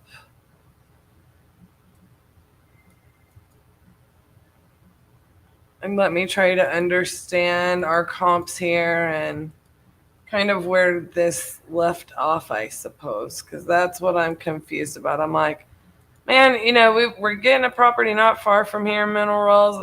I've seen this one. I'm like, what is going on? Why is this sitting here? I'm like, I would like the property, but I guess I couldn't quite figure out where we were on it. So let me get this pulled up. Yeah, there's just money has run out to do the remodel on it. It's, by our estimations, it's about $30,000 to $40,000 left in remodel cost, and if we're not going to be able to do all the work, which I can't and my dad really can't, so it'd have to be contracted out, and there's just not money for that. So I think the house is worth probably $300,000 with it being fixed up, but that's just, we just don't have the ability to. I don't have the ability to borrow, and neither does my dad. So I gotcha. So you're saying in total, it's 2,500 square feet? Mm-hmm. Okay. So it's still gutted. Where are you getting are you figuring $30,000 in materials? No, that's materials and labor. And I've done several houses. In fact, the house next door we did, and then the house across the street I did. All those were picked up and sold. And I mean, I'm pretty familiar with that market, and I've done several other houses personally in Mineral Wells. So is my dad. So, no, I mean, I get it. I've done hundreds of flips, and I don't know how you could get material labor on a gutted house and anywhere in the country for 2,500 square feet done for $30,000. So, I mean, do you have a contractor referral you can give me that can verify those numbers? Yeah, you can go pull any contractor list. If y'all go in there and look at it, your cost on your sheetrock that's remaining is about $3,500. The cost on flooring is right about $75,000, maybe even $8,000, depending on how high end you want to go. That's with a nice 20 mil LVP. The kitchen cabinets, just a standard white cedar shake or a shake look, is under $4,000 for cabinets. And of course, I usually install those, but even if you paid someone to install them, it's only about another $1,000 for install cost. Paint I've usually done myself, but if you're paying a contractor on it, you're going to be into it for maybe $10,000 to paint one single color, and you don't need the seal because they're going to have exposed wood in them. And then the bathroom, finish out the bathrooms and the tile, they need the grout and so forth. There's maybe another $5,000 between the two bathrooms being finished out. So no, I don't have a problem. I can give y'all contractor list. Hell, I would even work a deal with y'all, or my dad would, that you paid us to go in there and contract it $30,000-$40,000 to finish it out and have it ready to go, and then have a split in the profits. I mean, I'd be willing to do that as well. Right, but where I'm like. And you'll have to forgive me just because I'm thinking like and maybe this is where the disconnect is. And, when I'm looking at the property and I'm thinking gutted, are you roughed out on electrical? Because that's not including any appliances, finish outs on electrical, finish outs on plumbing, what about the exterior siding, the exterior AC unit? Like, where are we at on those, the roof and stuff like that? Like, so I'm just thinking gutted to me means that, you know, I'm down to the studs, right? Yeah. No, you've got a lot of sheetrock in there. Okay. There's no electrical that is necessarily needed for that. Well, no electrical I know of that needs to be done in there other than changing and putting LED lights in, but nothing for an electrician or the plumbing. The only thing that really is needed is it looks like a gutted house because you don't have sheetrock everywhere. It's 90% done on the sheetrock, and there's no flooring other than the subflooring in there. But the roof is new as of 3 or 4 years ago. Cool. The air conditioner is new, and everything's installed except for the outside unit. The contractor's holding that until we're ready to put it in and use it. It had new windows put into it. Okay. There is no kitchen. That's been completely gutted and removed. And the bathrooms, there's tile down, and I think one of the bathrooms is complete. The other one's maybe halfway complete. It's been a while since I've been in there, probably about a year since I've been in there, honestly. Okay. So, say $30,000 to $40,000. That's with paying a contractor. If I was going in there and working, you know, myself with my own people, I could get it done for really the materials cost, which would be, I bet materials cost between the flooring and kitchen are the biggest cost that you have on there for materials. You're talking, I don't know, $10,000 between the kitchen cabinet and the flooring for materials.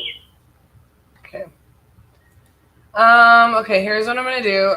Just so you're a little bit aware, I am the person on the team that's a licensed agent. So I'm going to go ahead and also, you know, get some comp details here really fast, because part of my issue is everything I've got within like half a mile at that size is just not on our side of the freeway. You know, it's on the like far opposite side on 281. So let me just keep digging in here just a little bit to verify. I do think that there's something that we could possibly do as far as like, let's see, where it is. I'm not opposed to partnering on the deal.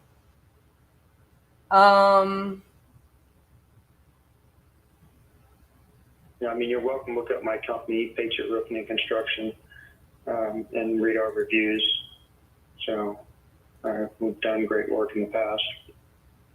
Well, and I can appreciate a lot of that, and that's why I kind of wanted to dig into it with you a little bit, because I'm sitting here going like, okay, well, I mean, just talk to me about the details, you know, because when I'm reading gutted, you know, I'm thinking it ain't no way a 2,500 square foot house can be done for $30,000 labor material. You know what I mean? Like, I've been doing this for over a decade, and we started out as general contractors, and we did the flips for the people like me, you know, like now. So like I started out in roofing and contracting. So I'm like, you know, even though I don't really do too much of that myself now, operationally speaking, I hire a lot of people to do a lot of those things. So I'm like, we're needing to dig in a little bit here, you know? So, you know, I do see the potential of it being,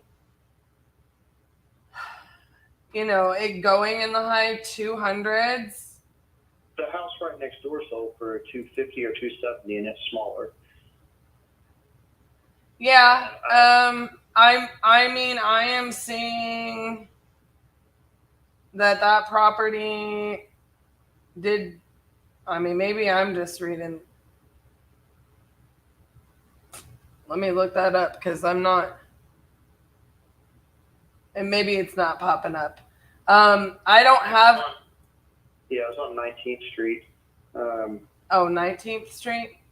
I believe so. Yeah. It shares the side yard with it, with the property on First, the 2011 you're looking at. So we share the fence line. And I was the original one that I actually owned that house before, bought it, and fixed it up and flipped it. And then I had to get out of it because of the divorce. But the guy that bought it, he added the upstairs to increase the square footage and sold it for, I think, $249. It was a high amount. I gotcha. Okay, let me dig in here and look for it because it's not coming up on my comps. Yeah, I just saw that one close out because I showed that to my dad probably 3 months ago. I think it was fairly recent. But the one thing that you're probably not seeing, I know you're a licensed realtor. Sometimes, well, you may not be aware that is in the historical district. And so the state funds available to that at 80 cents on the dollar is a reason why people would be happy to have a gutted property, because they know that they can get 80 cents on the dollar on the remodel cost to put it back to historic standards.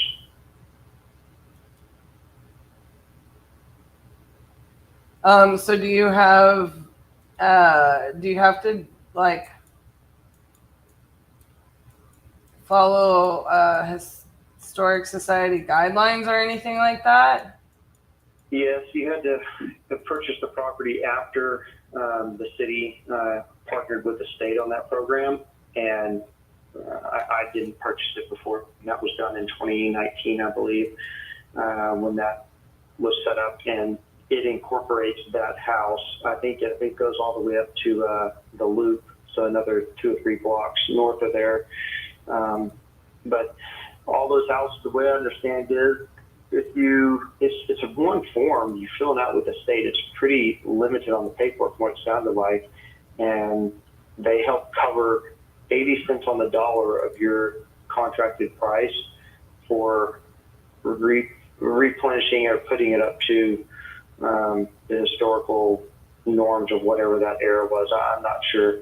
I looked into it, but when I found out it was purchased too late by my dad, I was like, nah, well, we can't do it. So I gotcha. Leaving that aside, like I said, if you, I know he's firm on his price on the 100,000 to buy it as is, but I know that he would be interested if someone wanted to partner with us, because he talks often about how much money we're leaving on the table if we just have the money to fix it up. I said, yeah, well, I don't and you don't, so it is what it is. I gotcha. So I'm really not finding I'm finding a property on 2014 North Oak that's like catty corner, but not one on 19th that is sold like in the past year. Yeah, I saw it sell on, it was on Zillow when I saw it come in, and maybe it was Realtor.com.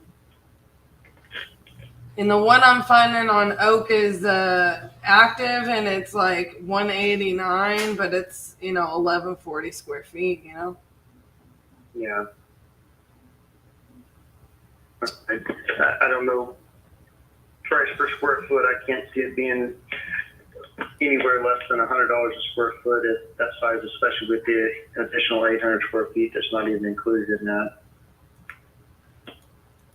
Yeah. No, I mean, I got you. I think I'm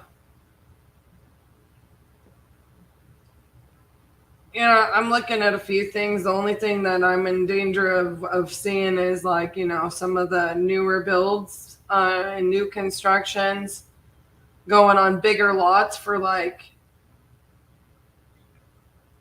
they're a little smaller, but they're bigger lots, and then they're 4-bedroom, 3-bathroom, and going for like $350.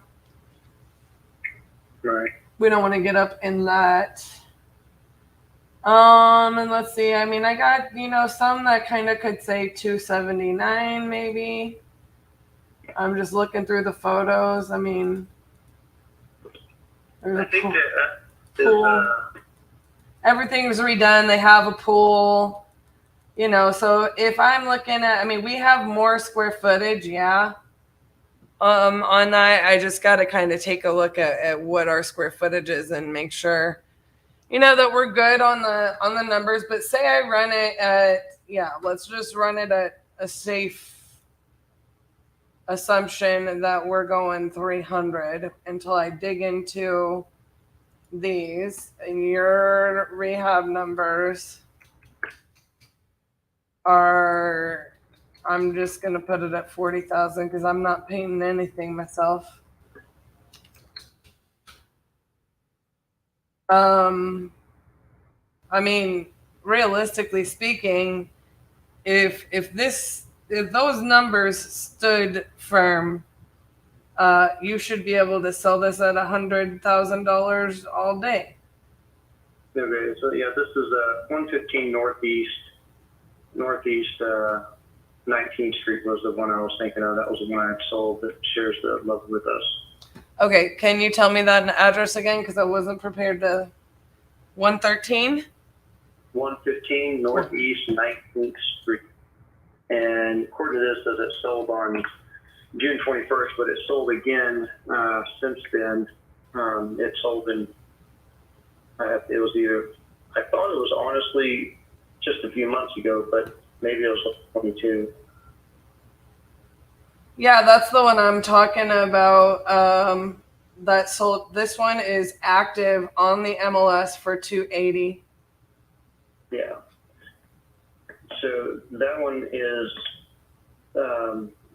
shares a lot of characteristics with the 2011 one. The biggest characteristic is, well, there's two of them actually. One, it's got super high top plate, like 10-foot ceilings, and when you go up into the attic, that house is bigger in square footage because they went ahead and cut a hole and ran a stairway up to the attic, which I could do the same thing with my house, the 2011 one my dad has, because it's huge space up there.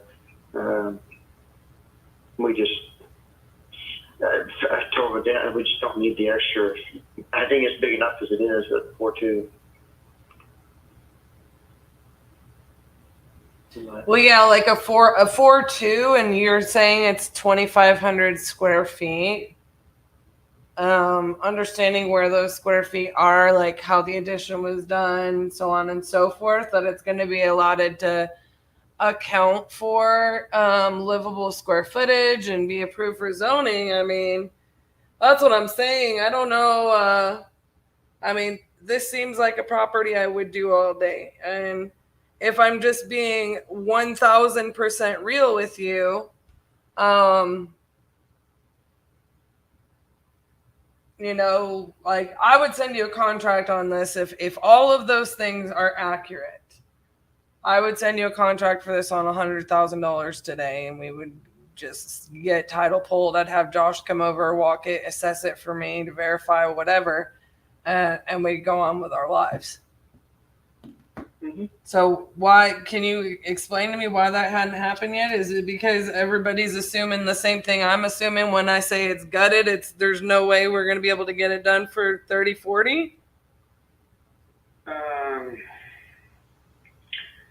No, that's not the reason why. It's tied up in politics is the reason why. Politics between who? The city. Okay. The city and the mayor. So what does that entail? Nothing. The people just go through the owner, but everybody calls me because I have the same name as my dad. And yes, I know a lot of information, but I'm not the person that purchased that property or owns that property. That's my father. So that's the big reason people stay away from it, because they have to call and talk to me about it. Okay, so they have to call and talk to you.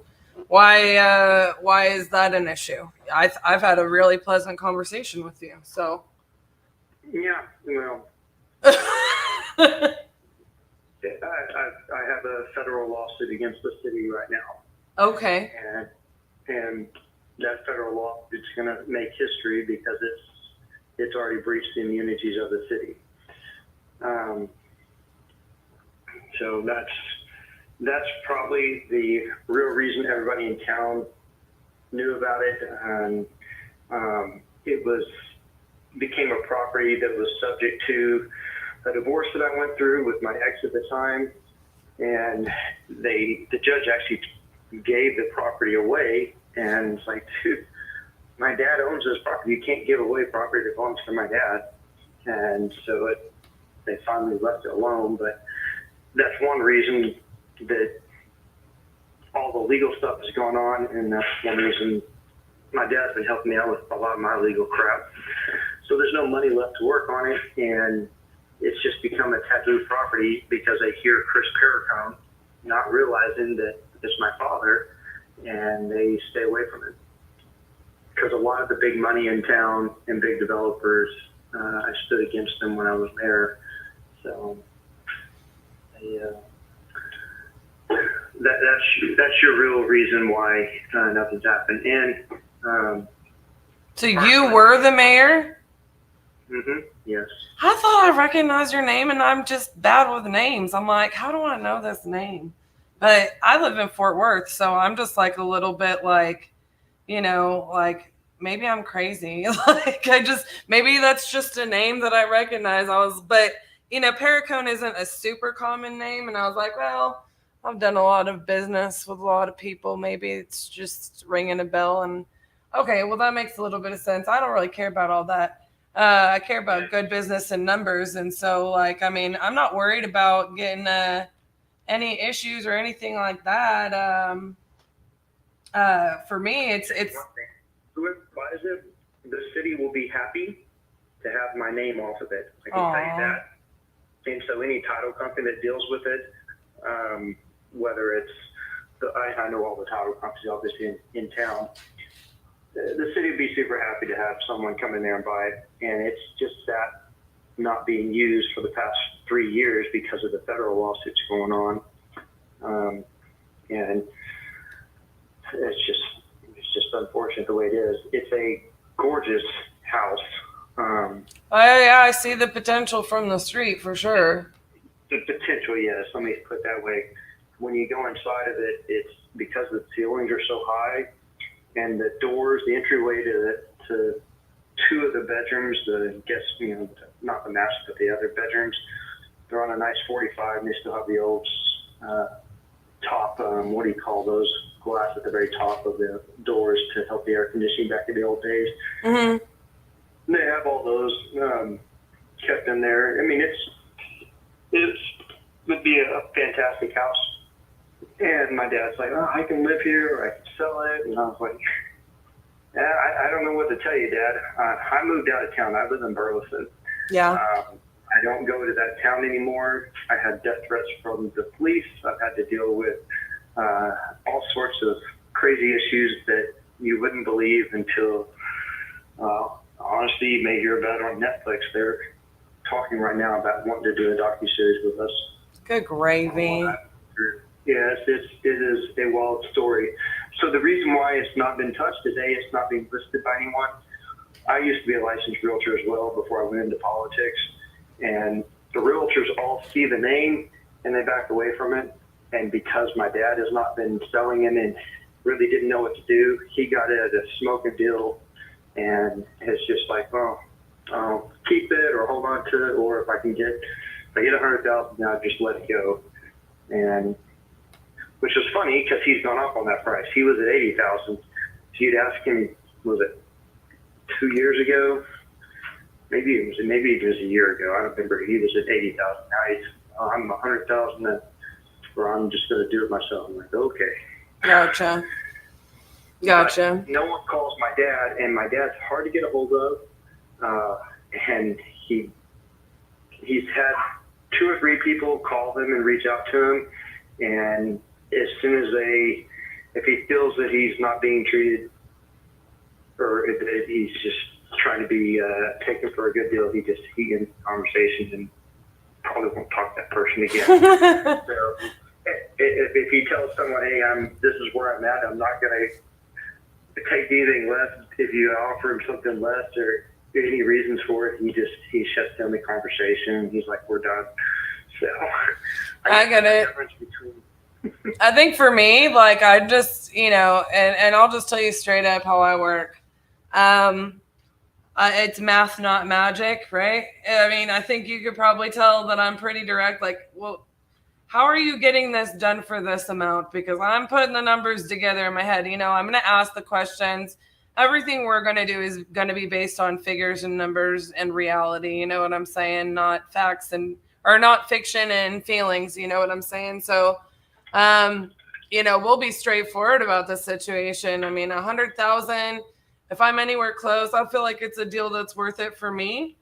And, like I said, I'm willing to lock it up and get it a title and they can handle whatever needs to be handled there. I'm not in any way put off by this is what I do all day, every day. You know what I'm saying? Like, we're not in the business of trying to get rich on one deal. And you know what I'm saying? but the return has to make sense for the effort and the money that we put into it. And I think that that's feasible. I think, I would just get the title work started, send a contract over. I don't know, since your dad is in mineral wells, are you going to need to talk to him about it? He is the decision maker on all of it. Sure. And so in the meantime, how do I get Josh there to do a walkthrough? Just because I know for a fact I'm not going to personally be able to do that walkthrough. So I'm going to have him go and lay eyes on everything for me, just to kind of verify our rehab, so we can put our numbers on it. Not that I'm not unopposed to going into the deal and sharing profits, but I don't want to set expectations for that. I don't like setting expectations for that. That was what I would call a novation agreement. In other words, we're taking on the property and we're getting the rehab portion done, together and sharing in the profit upon sale, which I'm absolutely willing to do with you guys. And especially if, that makes the thing make sense. But I don't have quite enough information to say that makes sense. We can cross that bridge too. But in the meantime, what I'd like for you to do is I'd like to talk to your dad. You can look us up. We have over a decade of experience fixing and flipping hot properties all around the DFW area and beyond. And we've fixed and flipped and owned properties from here to Anchorage, Alaska, and multiple islands on Hawaii. So the numbers make sense. We can make it happen. And so for me, I'm willing to do what makes sense for everybody in this situation. But you can talk to him. We're a very serious buyer. I do own a brokerage here, and it's based in Fort Worth. But I can get my guy Josh out there whenever it's convenient, and have him lay eyes on it so we can just finalize the numbers. You can talk to your dad. We can send a contract based on that. And if Josh comes back and shows me video and walkthrough and evidence that I'm going to end up spending $150,000 to fix this place, then I'm just going to tell you, we can't do your $40,000, $30,000 rehab, so we can't be at 100. You know what I mean? I'm not gonna yank your chains or anything like that. I don't think it'll come to that conclusion. If you can't get any conclusion yet, maybe it'll cost us $60,000 to do what I can do for 30, because that is my realm. I do know all the contractors around there, but sure. Even at that, it's still a moot point, because based on what I know about that property, especially if someone goes through a state program and they're getting reimbursed 80 cents on the dollar for their cost, that property can make a lot of money. Especially, so the Colin Grimes is 2 blocks to the south of that. That's the old school historic building. David Hawes bought that. And if they get that revamped, because that's what they're planning on doing, it's going to help all the property values in that neighborhood. Yeah, I'd have to look into the state program on the historic thing to be honest with you and see what the criteria are. Only because I haven't done that there specifically. I have done it in Fort Worth. I have done it in Dallas. But I've got to be honest with you. It's been a lot of years since I said I was going to do anything like that because it was a major pain in my butt. So I'm not opposed to it, but I'm also not going to count on it. I'm going to look into it though, for sure. And I do appreciate you bringing that to my attention because, you know, I got to look into the historic stuff regardless.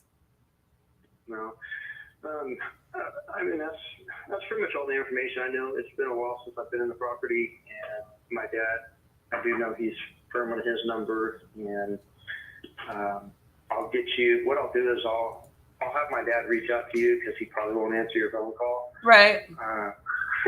He's hard to get a hold of, but I'll have him reach out to you and say, hey, I spoke with her. And what was your first name again? So my name is Cassie, and this is our office main line number that you have pulled up here, the 710-8689 number. Mm-hmm. If you call that number like during normal business hours, somebody will answer. So okay. RJ and myself, we're the owners here. And you could technically talk to either of us. Josh works for us, and he's our guy who would be in Mineral Wells. So if your dad just calls in and he says, hey, my son spoke to Cassie about the property on First Avenue in Mineral Wells. Is she available? If I happen to be in a meeting or I'm stepped out at an appointment or on the other line, they will transfer. RJ will pick it up or Josh will pick it up, and I'll make sure all of us are apprised and able to talk to him about that deal, since you did say he is a little bit difficult to get on the phone. I don't want to miss him. Yeah. Well, I'll have him reach out to you, and y'all can discuss it, but I'm pretty sure that's where he's at on most everything. Yeah, and I'm good to move forward, and I'd love to get Josh over there to walk it, you know. For all intents and purposes, I can see it being, you know, a good property for us to get into, and we can kind of explore from there. Mm-hmm. Well, I'll pass the number on. My dad will be the one that has to unlock it and open it because I don't live there. I'm in Burleson, so I avoid Mineral Wells at all costs. Oh, well, I can certainly, from the sounds of it, I can certainly appreciate that. I would probably be in the same position. Like, I'm not going there. Well, all right. Well, I appreciate your time. Yeah, and that's the main reason you haven't seen it, or why it's still there. Everyone local knows they see the name and they back away. But not many people realize my dad and I share the same name. So, hence I get all the phone calls because my number is so public. Everybody knows it. Seems like. Well, I'm just going to be honest with you. Like, I mean, I don't even understand. Anyways, it's business is a business and a business, and it shouldn't really impact them. But, you know, people love to be dramatic these days. So it's like, whatever. So true. I flip houses. So, like, can I own it through title, free and clear, for the price that makes sense for the seller and for me? Okay, thank you. Moving on. You know what I mean? Like, I know people can be that way some days, and you know, I'll be honest with you. If we do this deal, I'm gonna call you and follow up on that Netflix series, because I have a little bit of experience in TV land, though not for such you know, dramatic reasons, and I'd be a little bit interested in seeing how that process goes on Netflix. Yeah. Because I've thought about going to Netflix with our series, so I'm not 100% sure. That'd be way down the line, to be honest with you. Not today, but I would be curious to know somebody, because all the people I know are kind of in network television. Well, my only dealings with television before before Netflix called me was Travel Channel. I was on their show, horrible, but it's called Portals to Hell. By, what's his name? Ozzy Osbourne's son, Jack Osbourne. Oh, really? Yeah, so they put mineral wells down. They talked you out of buying the mineral wells, but listed as a portal to hell, and I was the mayor at the time, so the Travel Channel interviewed me and my position and talked about this particular house there in Mineral Wells, and called the Haunted Hill House. You can look it up. It's pretty famous, but that was my only interview or time with television stuff, and all I want to do is live a peaceful life and raise my family and work. You know, I enjoy roofing. We've had some great hailstorms this year. Sure have. Like 2 3/4 inch hail, like running right through Burleson, right? Yeah, and I'm done with remodeling unless it's my own property. In fact, my buddy's just getting into it, and I said, here, these people want me to remodel their house. You can go do it. I'll tell you what you should charge, and I don't want to work for anyone. If I own it myself, I'll do it. That's why I told my dad I'd help him, because he's helped me a lot. But I don't want any more to do with that business unless it's my own property. Well, I dealt with houses from hell on TV, at least. Maybe not portals to hell. I think I'd rather be in my shoes on that one too. My goodness. But yeah, I think I'll have to ask Josh about that, because he knows so much more about mineral wells than I do.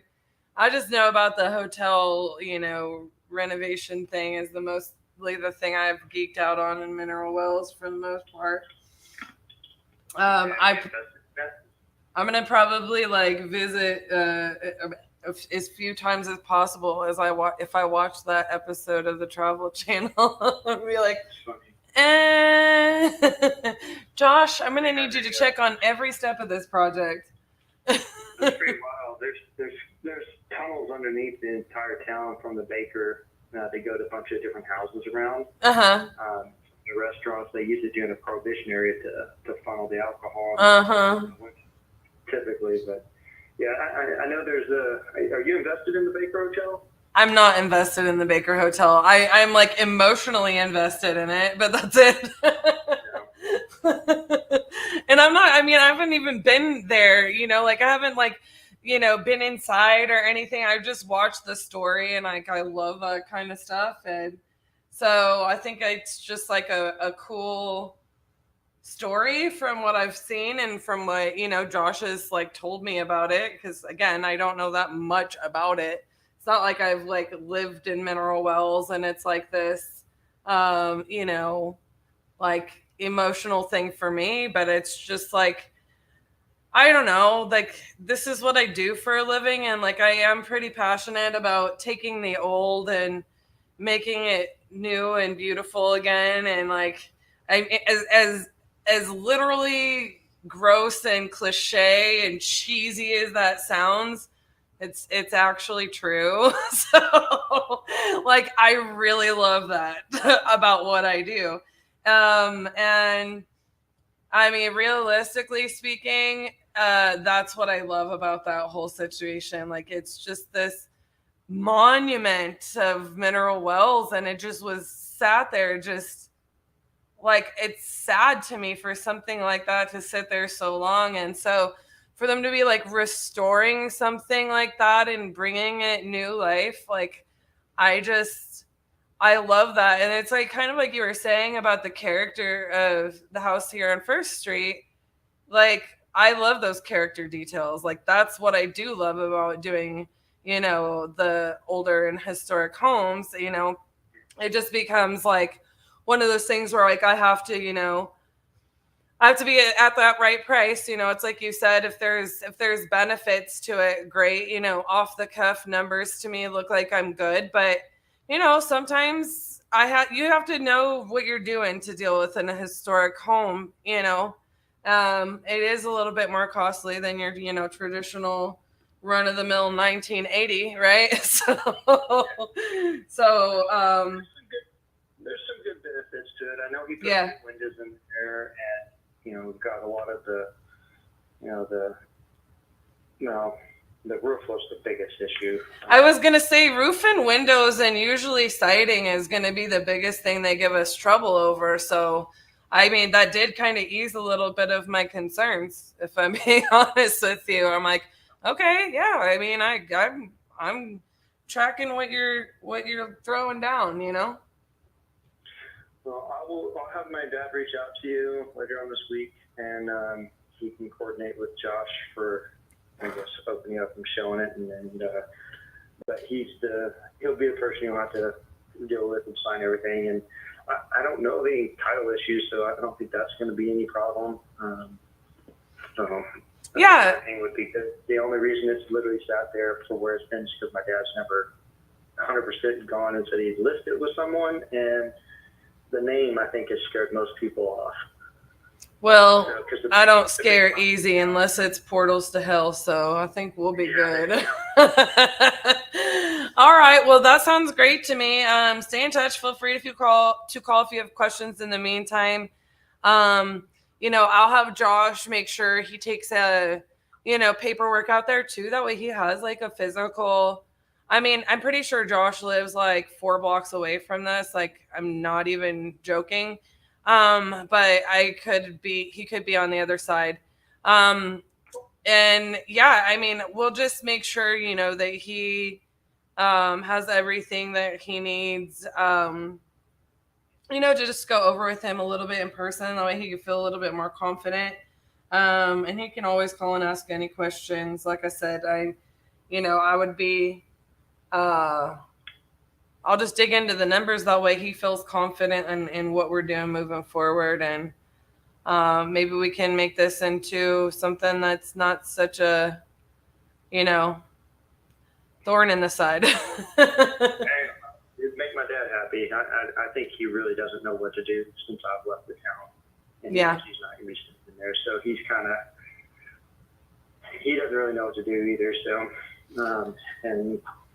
well, I'll tell you this much. I'm really glad that I decided to. I really was looking at these notes, and I'm like, maybe they just don't want to sell. I'm not sure. And I was like, but I really want this house in Mineral Wells. And like I said, we're looking at another one right there. And I'm thinking to myself, maybe the dad and the son aren't on the same page from these notes and whatnot.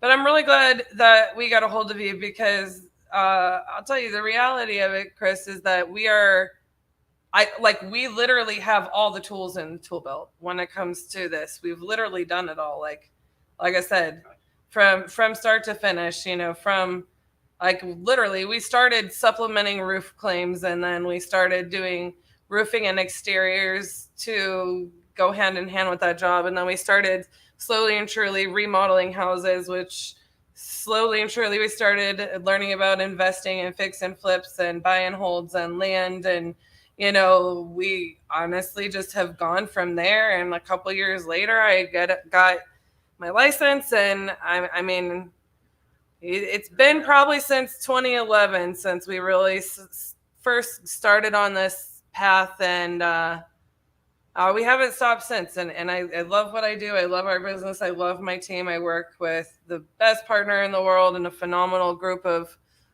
guys and gals that are on our team and in our support and in our corner. And I can't imagine. There's not a whole lot of things that we can't work with to try to help guide him on putting him in the best situation possible here. So. Well, I will reach out to him and have him call you so that there's no disconnect in getting a hold of him, because that can be a problem at times. Yeah, I got you. Hopefully y'all can strike a deal, and either way, we'll part as friends, and all is good. So. All right, well, we appreciate you, and let us know if you need anything in the meantime, and we'll look forward to him calling. Super. Thanks. Have a good one, Ashley. You too. Bye-bye. Ashley. So if somebody calls and asks for Ashley, I think he misheard me. We're going to let RJ take over, because we're about to have to end out the day, and he's not going to accept the fact that I just spent that much time on the phone with somebody. But that's a 6-figure flip. Sorry. We'll take it. We'll take it. We'll take that one.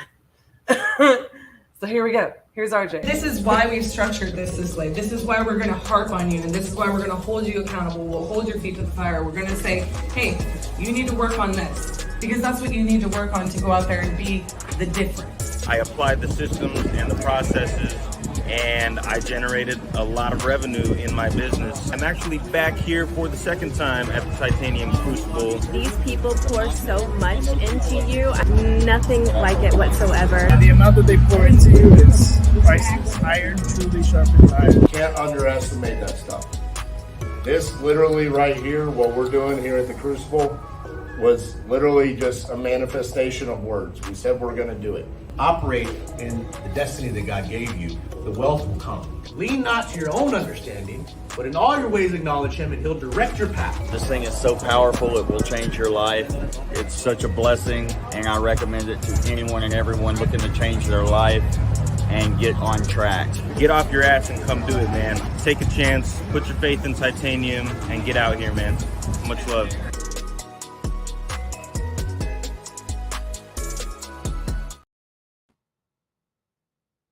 What's up, guys? Well, that was fun. I got to just sit on the sideline and watch Cassie go to town there. I didn't know what the numbers were. And then she's like, oh, that's a potential 6-figure flip. Holy shit. All right. I will gladly accept this.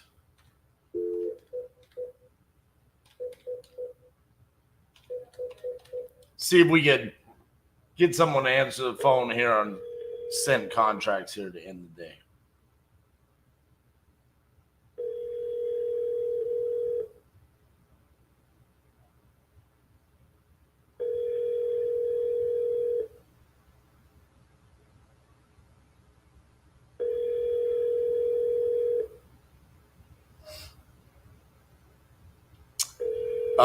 Make sure you give us some likes today. We're a little low. Your call has been forwarded to an automated voice messaging system. A little low on likes. 360706 is not available. At the tone, please record your message. When you've finished recording, you may hang up or press 1 for more options. Hey, James, this is RJ Bates calling about your property on Hope Place. We spoke last week, and you said you were ready to move forward with us, but we haven't heard from you since. So give me a shout back, 817-710-8689. Thank you.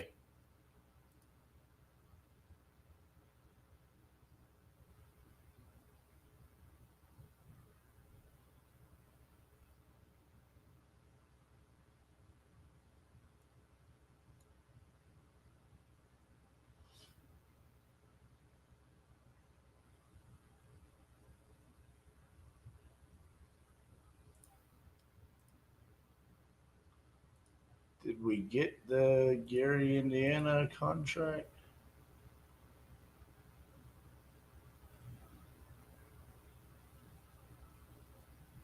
Yeah.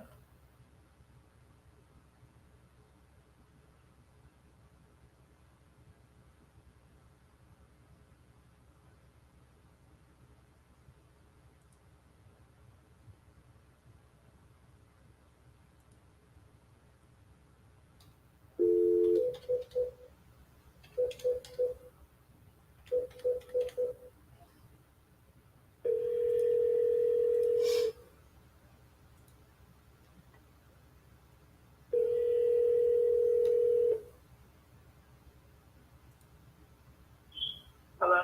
Hey, Kira, this is RJ. Hey. I just wanted, before I left the office today, I just wanted to see if you had received that contract that I sent over.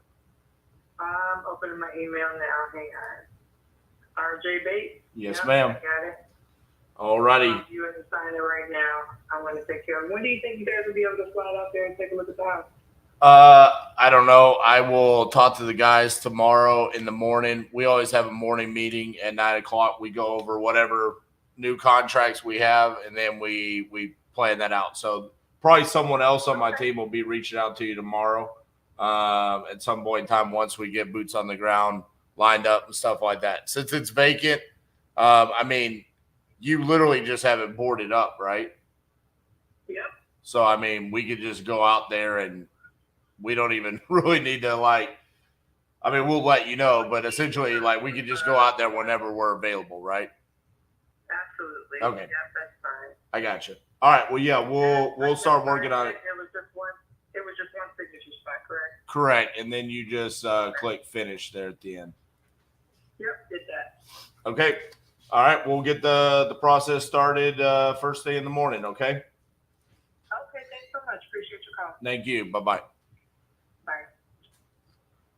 Boom, baby. Sign contract. That's what I'm talking about.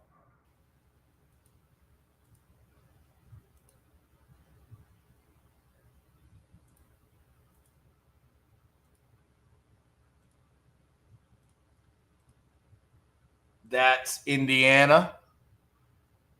That's 2 states added today, so we're up to 31 states. We were right on par, so then it was like, well, I think we were at 29 states through 29 days. And I know going into this, we were like, okay, we're not going to try to get the 50 states. It's more just about how many deals can we do. But then it was like 29 through 29. All right. Now we're up to 31.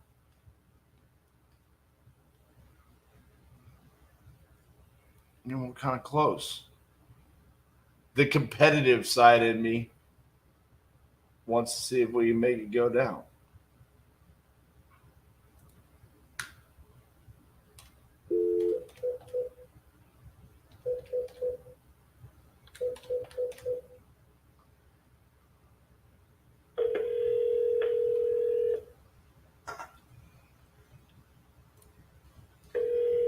Hell yeah, indeed.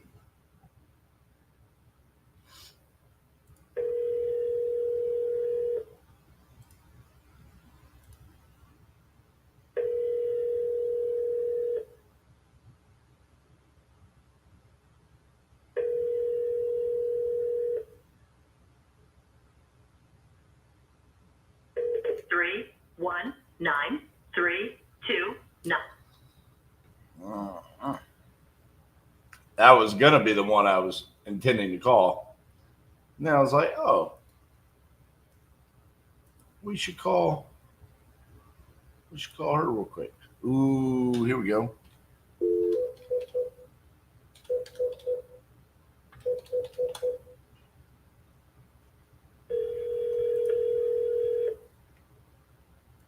Your call has been forwarded to an automated voice messaging system.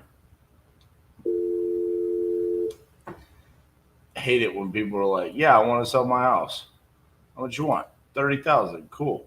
Let's talk. And then they never want to talk.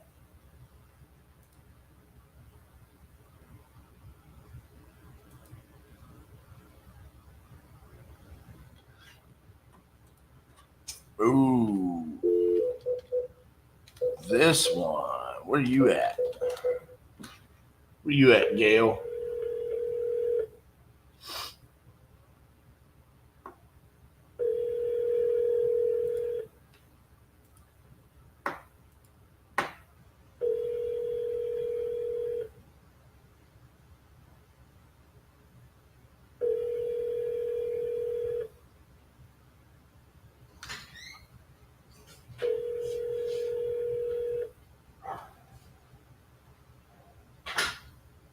Your call has been forwarded to an automated voice messaging system. Gail Johnson Is not available. The mailbox is full and cannot accept any message.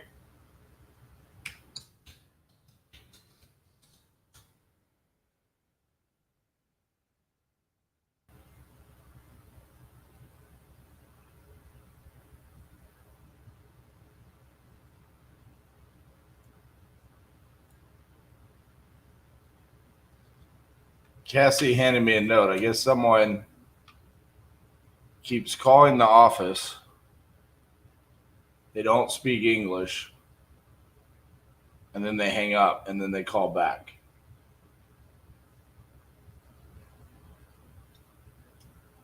I don't recognize the number, though.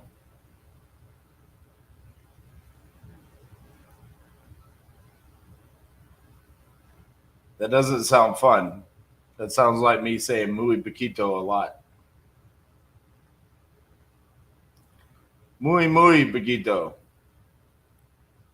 I'll never forget that my first close on the second 50-50-50 was me just pretty much saying muy poquito.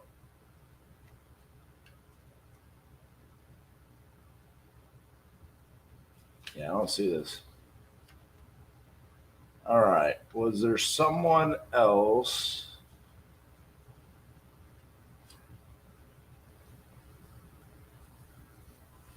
Those are pretty much the ones. Well, this one.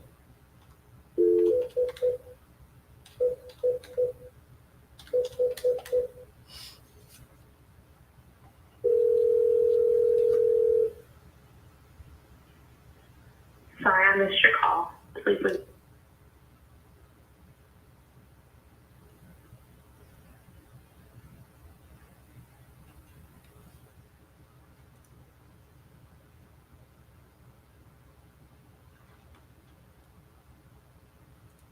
That was the video that made you start one. Did you see it on a TikTok or a reel, or were you watching it live? We're actually going to close on a deal. We went and we're buying it ourselves. We sent Randy McFeely out there to look at it. He came back and said, no, it's super clean, looks great, sent us pictures and videos. And they're moving out of the country, I think, July 12th. So we're going to be closing on it around then.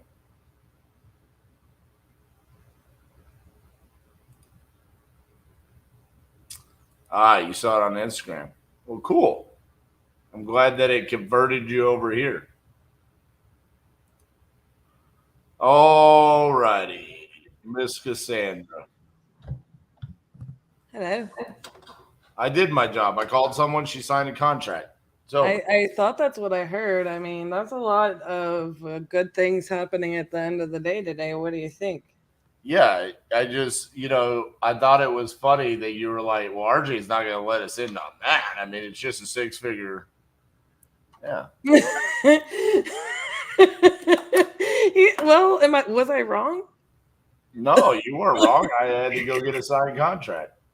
I said what I said. Yeah.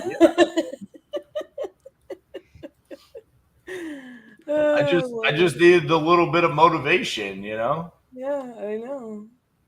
You were talking some mess this morning about a race or something, so I was thinking of things that could make us. Oh no, we're back up into the 4s on Dispo. Well, we breached some new barriers today. 120 contracts sent, 82 signed,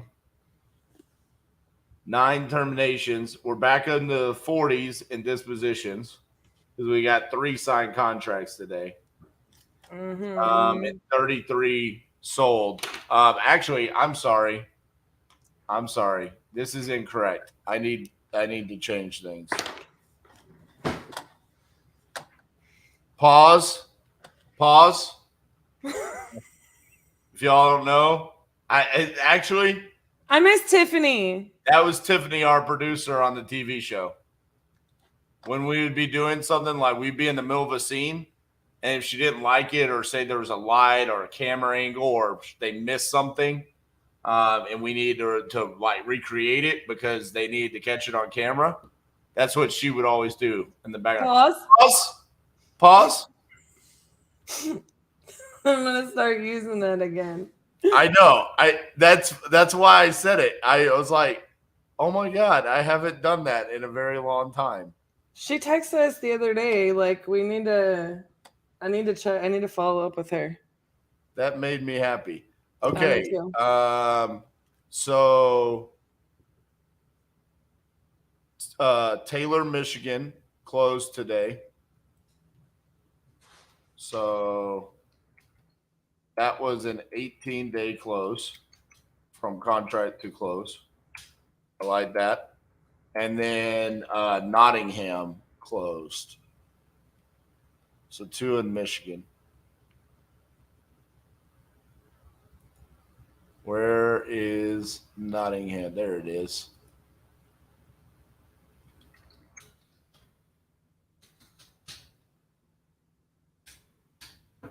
Now I can share my screen. These are the real numbers, okay? So we officially have 10 closed total, 23 sold, 40 in dispositions, 82 signed contracts, and 120 contracts sent. Boom, baby. Love it. I like those numbers. I want to get the boys have got to push on Dispo tomorrow. They got to push hard.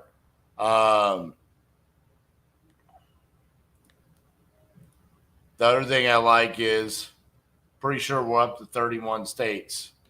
See here, 2, 4, 6, 8, 10, 12, 14, 16, 18, 20, 22, 24, 26, 28, 30, 31. Yep, 31 states.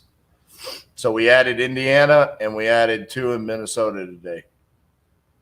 What is there anything pending? I've got the one in Wisconsin. I want Cassie to look at. I made an offer on West Virginia. He says he's going to send me his email. So we could add West Virginia. We could add Wisconsin. I got nothing in Wyoming. I got nothing in Vermont. Utah, I had the contract. He hasn't answered the phone in a month. I got nothing in South Dakota. Nothing in Rhode Island. I've got 2 leads in North Dakota. Sent contract. We've got a potential in New Jersey. Potential in New Hampshire. Nothing in Nevada. Nothing in Mass. Nothing in Hawaii. Sent out a contract in Idaho today, but that was for the land deal. That they aren't answering the phone. Nothing in Maine, nothing in DC, nothing in Connecticut. Not really. I've got leads in Colorado, but nothing. A couple offers in California. And I personally think we should add our Novation in Alaska. What say you? Is it a deal that we are doing right now? Right, we're doing 2 deals in Alaska, but Well, one we own and we're selling, so that doesn't count. But did that deal really come to fruition during these 50 days? I think it did. It was Dunsky, and it came back to us. And one day when I got done with the live, you were like, it's back. Yeah. I'm counting it. Michael says, for someone who is starting by looking for the buyers in Texas, any advice for pulling data with best chances of getting leads? So you're looking for buyers? So are you wanting to reverse wholesale? Bro, there's tons of buyers. I mean, I'm a buyer in Dallas. So here you go. You can add me to your buyers list.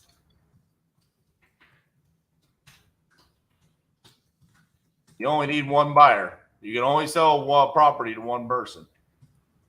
Eric, I took the leap of faith on that listed lead, but I told them we're going to wait till it expires, and I'm only doing 45 to 50% off the listed price.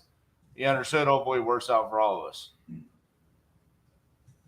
All right. Taking action. Josh says, short answer, just call Titanium.